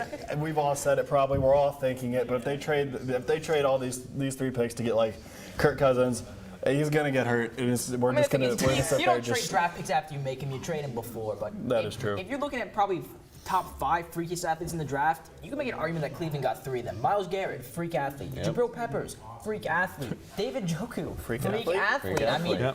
look, the Browns know what they should be doing. They're Dude, targeting they've athletes. beefed up their defense and addressed an offensive hole all in the first round. That's impressive. Yeah, it certainly is. Now we move ahead to the 30th pick. Last 3 picks here in the first round. The Pittsburgh Steelers. Guys, every year it seems that they're just a couple pieces away from another Super Bowl title. We thought maybe last year was going to be the year that they upended New England, got to the Super Bowl, and had a very, very good chance of winning it. Didn't happen in the end. Tough game for them. Defensive battle. Where do you think Pittsburgh goes with this? Well, Pittsburgh loves their linebackers. It seems like they take one in the first round every year. So we know Reuben Foster's still on the board, so is TJ Watt. If it's not one of those guys, I'd be very surprised because every year it's a linebacker. Yeah. I mean, they seem their defense seemed to be an issue last year in the game. It was. The Game against New secondary England, the was secondary was horrible. Horrible. So maybe they go corner, safety. I would hope, but possibly. I feel like all of the best corners so far have been taken. But we're about to find out. Let's see. Thomas, do they take a linebacker? The 30th pick of the 2017 NFL Draft, the Pittsburgh Steelers select TJ Watt, linebacker out of Wisconsin. Seattle Seahawks, you're on the clock. How much do we win? Do we like get we knew a free ahead of meal? time. It's like we knew. We're psychic, but Yeah, I mean, like I said, every year, I mean, last year was Bud Dupree, the year before that, Jarvis Jones, Ryan Shazier. Every year this is what happens. They're a linebacker factory there in Pittsburgh, so it doesn't surprise me at all. is TJ the next great Watt superstar? Yeah, exactly. Let's I mean, hope. with this pick, you know what his older brother's done in Houston. Pretty decent. Yeah. I mean, the Pittsburgh Steelers would be lucky if TJ even Absolutely. did half that. Yeah.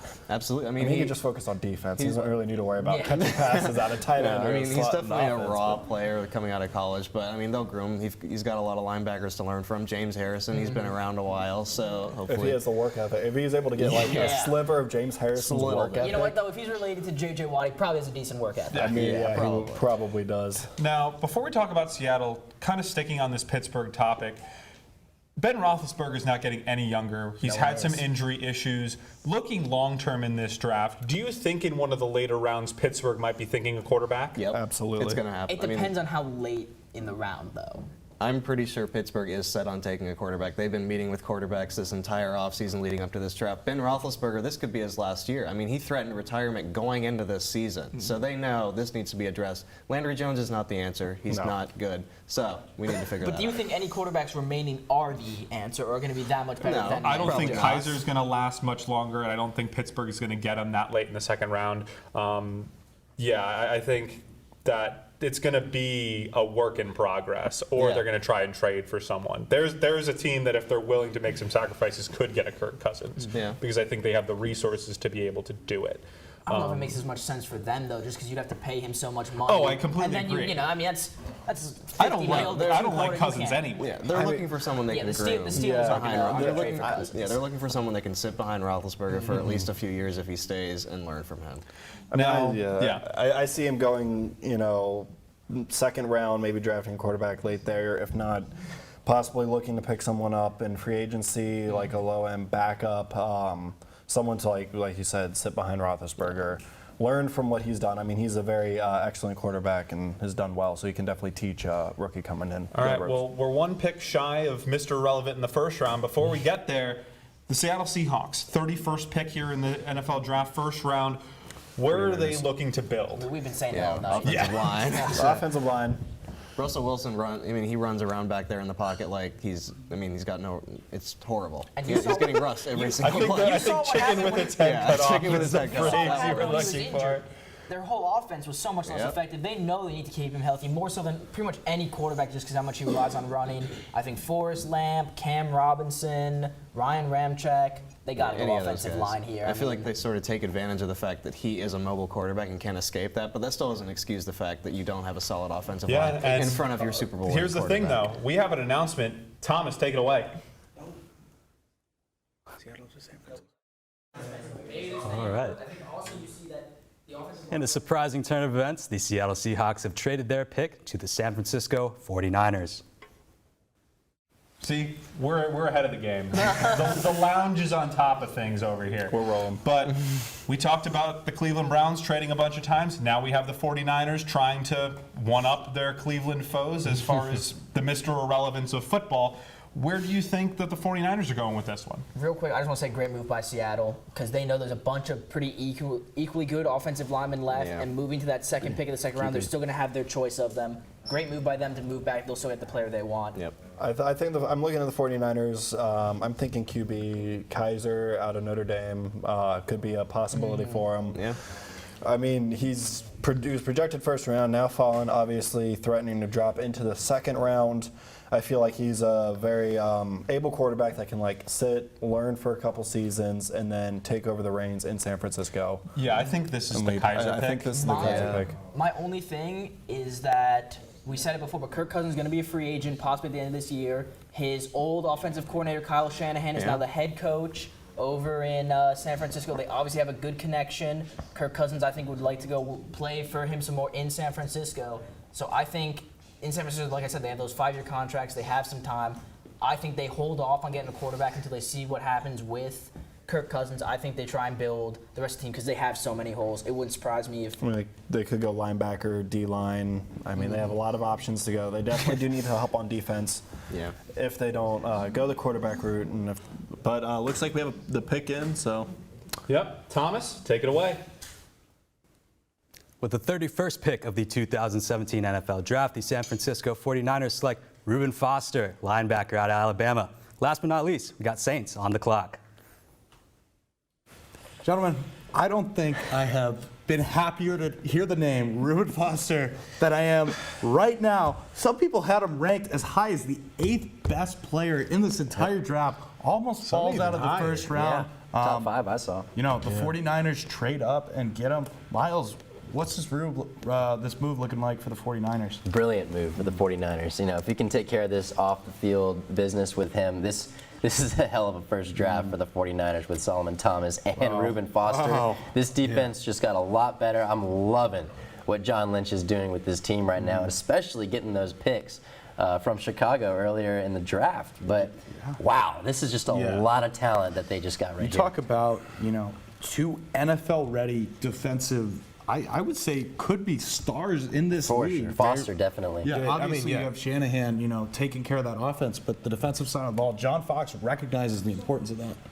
Yeah, Lynch, he really, John Lynch himself, he played safety, so he clearly recognizes the importance of a good defense. And he came out, and I think what he's done is masterful, because he came out and got 2 of the best 10, maybe 5 players in this draft. Yeah. He managed to get extra picks, still got his guy. He wasn't, I don't know if they were completely sold on Trubisky. So they went ahead and got a guy that they know can help them immediately, and then they get back in the first round and get just a huge impact player. Because Reuben Foster is perfect for today's NFL. Absolutely. Because he's great in the run game. He's great in the pass game. He's a great leader on the field. I've heard the great. ball. Yeah, he's a see ball, get ball type of player. He goes out and he makes incredible plays. Oh, great open field tackler. Yeah. Knows how to keep the play in front of him. Can cover, as you said, pretty much anywhere on the field.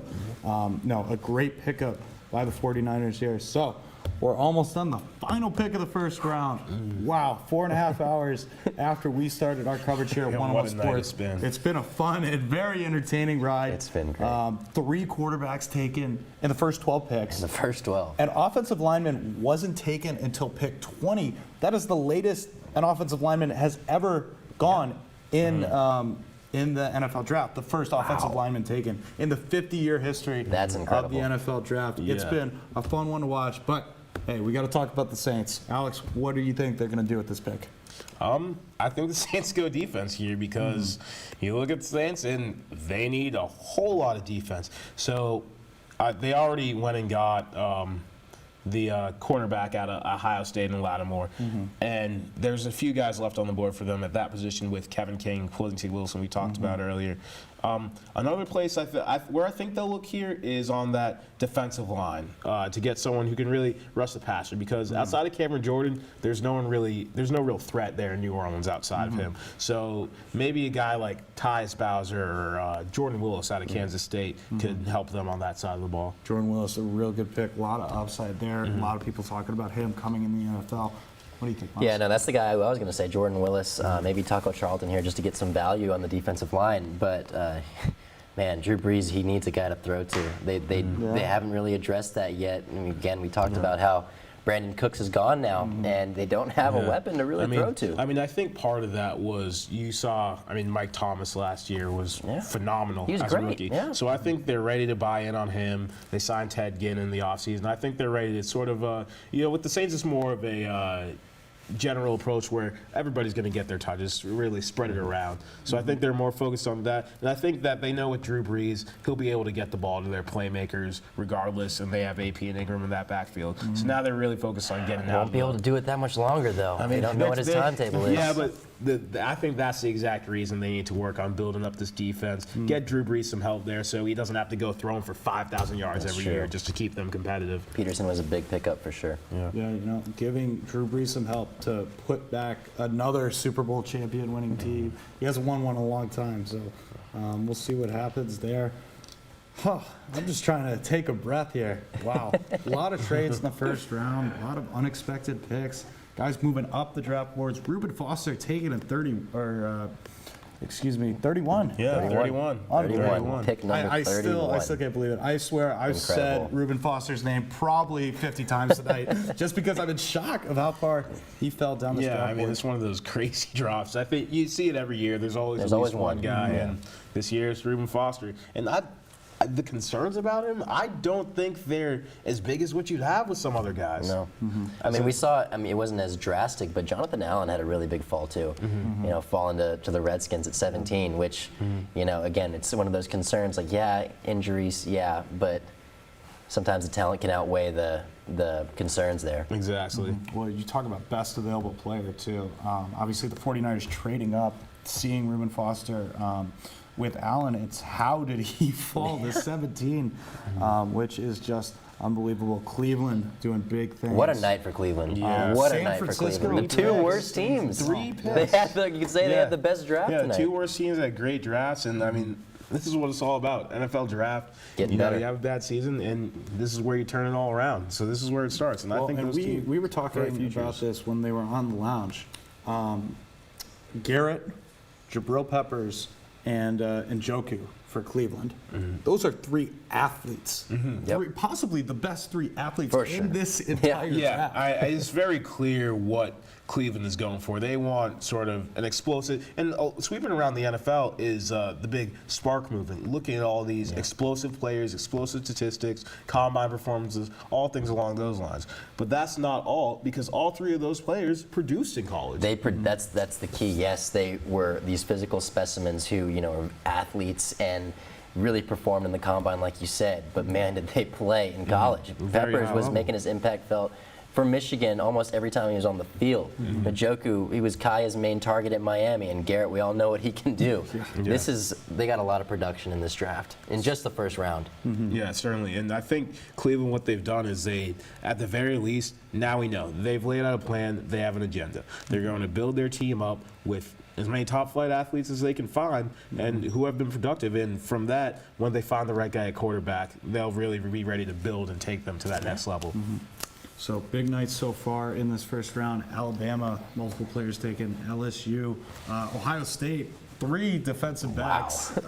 Crazy that was their starting lineup. Curious how Ohio State's just going to be on the defensive side of the football this year. Yeah, losing that many seniors. Alabama does it every year. It's fun. Yeah. I mean, Alabama, Ohio State are 2 different schools. Nick Saban and Urban Meyer, they'll be able to fill out those holes pretty they will easily. absolutely reload. Michigan, surprisingly, getting 2 picks in that first round when they weren't projected to get any into Taco Charlton and Jabril Peppers. Taco Charlton, obviously, jumping up, made a big statement in that Ohio State game. Absolutely. Great stuff. Yeah, Michigan, one of the best defenses in the nation last year, and I think NFL teams are clearly taking notice of some of the players on that side. So, thinking about who are the biggest losers in this draft so far, I think at this point, the Chicago Bears have to be at least considered. I think it's hard to think of another team that is the biggest loser tonight. It really is, because I don't know what they're doing. You don't know what they're doing. Do the Bears know what they're doing? Trubisky didn't even know they were going to go. Trubisky, they'd barely been in contact with the guy. What in the world? They just spent a ton of money on Mike Glennon. They Lost give some him, good picks. And then you mortgage some of your future. You give him a first-round pick to move up one spot. Yeah, One spot. unbelievable there. And again, if he's a franchise quarterback, then this pick looks really good. But we're obviously not even close to that yet. With that said, the last pick in the NFL draft is in. Thomas Hale with his final call tonight. With the 32nd pick of the 2017 NFL Draft, the New Orleans Saints select Ryan Ramczyk, offensive tackle from the University of Wisconsin. That concludes our first round. Now back to the desk. See, there you have it. 32 new NFL players coming in the league. Talk about the Saints going at an offensive lineman out of Wisconsin. That offensive line in Wisconsin was awesome this year, playing very well in that very competitive Big Ten. So we thought they were going to go defense. What do you think about them, finding a guy to protect Drew Brees and those running backs? Adrian Peterson now, too. In my opinion, you can never go wrong picking an offensive lineman. I think that's a very safe philosophy. I think it's the safest pick you can ever make as a team. Absolutely. Especially with a guy like Drew Brees in the twilight of his career and getting in Adrian Peterson, who's also in the twilight of his career. So very important, very vital pick for the Saints team to make at this point. Yeah, certainly. I mean, you can look no further than last year. Cowboys and Raiders, probably the 2 best offensive lines in the league. Yeah. And what do you have? 2 of the best offenses in the league, 2 of the best records in the league. So building around the offensive line, that's one great way to do it. Cleveland's starting to do it as well. And now the Saints, they have a pretty good offensive line in place, and they've devoted resources there before. So I see no issue with them continuing to do that. So, first round is done. We can take a breath. What a night. What a 3 night. hours and 42 minutes later, countless picks, countless trades. Unbelievable all around. Just some great stuff. I think we are going to be wrapping up here at 101 Sports. We're going to set it back to Mason and the guys in the lounge one last time. All right, thanks so much, Cam. As we wrap up our coverage here, guys, we're trying to recap this entire first round here. We're going to go through the biggest steal, the biggest reach, the biggest winners, and the biggest losers, then send it over to Cam for a final wrap-up. So, guys, we'll start with the biggest steal. What was the biggest steal from these first 32 picks, in your opinion? Well, I was saying his name all night. He dropped down a lot. I'm going to say Jonathan Allen. I thought he should have went top 5. He ended up going much later. I know there's some athletic and injury concerns, but he's a football player. Nick Saban raves about him, and Nick Saban knows a thing or two about football players. I'm going to go a different route. I'm going to go O.J. Howard for the Buccaneers. I mean, obviously with Jameis Winston at quarterback, you want a tight end that can pose a threat to catch passes, and that is exactly what O.J. Howard's going to do. Jameis Winston has to be happy. The Buccaneers have to be happy because he can block, he can run, he can catch. He's going to be target. Yeah, and I will go another different route. I will say Reuben Foster, just because this guy was supposed to go in the top 10, top 5, fell all the way to 31, so that's definitely a steal for the 49ers and good for them. And I'm going to agree with Evan here on this one. I really feel like O.J. Howard should have gone a lot earlier, and when you're trying to build around a star quarterback like Jameis Winston, you absolutely needed someone that you can throw over the middle, get 10, 12 yards, just absolutely deflate a defense. That's exactly what O.J. Howard's going to do. He's an absolute freak of an athlete. What was the biggest reach in this first round? Trubisky? Yeah, Giving up probably. all Good. of that. Congratulations, all of that you are for Trubisky. correct, sir. Giving up all of those picks for Trubisky when they probably could have gotten him one pick later. Just one pick later. That was definitely a big reach. Yeah, I mean, there's not really much more than that that's going to surpass what the Bears did. I'm still trying to, figure out what they are thinking Yeah, I have no with doing idea. this. I still cannot come with anything except maybe we just don't want a future and like we give up, we surrender. You know? I think Trubisky himself was a reach because he was projected to go that high. Is what they gave up for him was a little ridiculous. I think for a reach on like a player who went higher than I thought, I think John Ross went a lot higher than. That was the only one I thought that could even remotely compare, just because of how high he went. I think that's a bit of a reach, especially right off the bat. He's a playmaker. I mean, he can return kicks. He can return punts. He catches passes. He was. I think I expected him to go end of the first round, maybe beginning of the second. I think he went a little. I think they got a little scared by all the other wide receivers being taken. They figured there was a top 3 tier, and they picked the third one. And I think one more reach for me was the Giants going with Evan Ingram. I think he was more of a second, maybe third round prospect. And I think if you wanted a tight end, why wouldn't you take David Njoku, who I think everyone rated higher? Yeah. Yeah, I think the one for me, and you guys can hate me if you want, but I think that Leonard Fournette at the 4th pick was a reach. I really feel like a running back, unless you know that he's going to be an absolute star, like we knew Ezekiel Elliott was going to be a star, then you can maybe stretch for a running back. But I know a bunch of people. I mean, there were questions about Ezekiel Elliott, about like his attitude, the way he deals with coaching. But you were more certain of him than Leonard Fournette. I have a lot of I don't doubts know. about Leonard I don't know. I think Fournette's a generational talent. Yeah. And I mean, there's always some doubt. his size, his strength, speed, He does all have of the that. injuries, You though, really so, do like- not see that every day. No one ain't doubt about Trent Richardson. You know, I mean, sometimes you can have these no doubters who bust, and sometimes you have players who you don't think is going to be good, do well. I mean, you never know for certain, but I think Leonard Fournette has as much talent as any running In back Mason's into the defense, draft. though, he does have the injury history, so You can always come back from injuries. We've seen it before. I mean, obviously there are the ones that suffer from the injuries and are never able to regain what they had. But I feel like Leonard Fournette can and has that ability. Absolutely. And to a certain extent, in the NFL, everyone has injury issues. Yeah, It's a I mean, dangerous it's the league. NFL. Now, I mean, we know that Cleveland won. We know of all the teams out there, Cleveland probably was the biggest winner in this draft. actually, I don't know. Really? I don't know. Who else would you say? Seattle right now. I mean, you look at, they have 2 picks in the second round, but 4 picks in the third round. They can really, if they pick wisely and if the offensive linemen are there, they can really boost their offensive line, which they desperately need in order to protect the running backs and Russell Wilson, who is their quarterback, star, leader of the team. So I feel like they are a silent winner here. The 49ers also had a great draft. Moving back just one spot, getting all those depth picks like we talked about at the beginning of our coverage, and then also getting Reuben Foster at 31, great draft. Yeah, and I think as far as teams that only got 1 pick, I think that the Indianapolis Colts were a very silent winner. Taking Malik Hooker out of LSU, that safety with that 15th pick. Yep. I think there were a lot of things that they needed. They either needed a cornerback or a safety, and they needed someone to protect Andrew Luck. Obviously, having only 1 pick, you got to pick your poison. I think they made a fantastic pick. I think Malik Hooker is going to be a generational player for that team, and I think that they were a big winner here. Going back, another team with 1 pick, the Jets also did really well at 6. Yep. They got Jamal Adams, one of the best players in the I agree. draft. I agree with you. The Buccaneers did really get again O.J. Howard, and you're right. Seattle basically they moved back, picked up more draft capital to get a player who they're probably going to take their original spot, one of those offensive linemen. I'm looking at the Panthers with Christian McCaffrey. I mean, I know it was a little bit high, but I feel like this Christian McCaffrey is a really talented player who can do a lot, whether it be in the slot, catching passes, running the ball, kick return, punt return. I mean, I don't know if you saw the video that came out. His feet are fast and he can move. And the Bears lost. Bears lost. Yeah, they Absolutely. Anyone else really End lose? of story. No. No one else? No. Okay. Okay. Well, thank you guys so much. It's been so great sitting in with been you a guys. pleasure. A lot of Thank fun. you all for tuning in. We're going to throw it back to Cam. Finish it all off, Cam. Mason, great to have y'all join us one last time on the desk. Before we wrap things up here, according to Adam Schefter, San Francisco traded 2nd and 4th round picks to get that 31 spot from Seattle, and apparently they were prepared to take Reuben Foster at number 2 or number 3. So a big steal there. Wow. What we were for the talking about was 49ers. right. Yeah, exactly. Yeah, So talking about them all good night. for the 49ers there.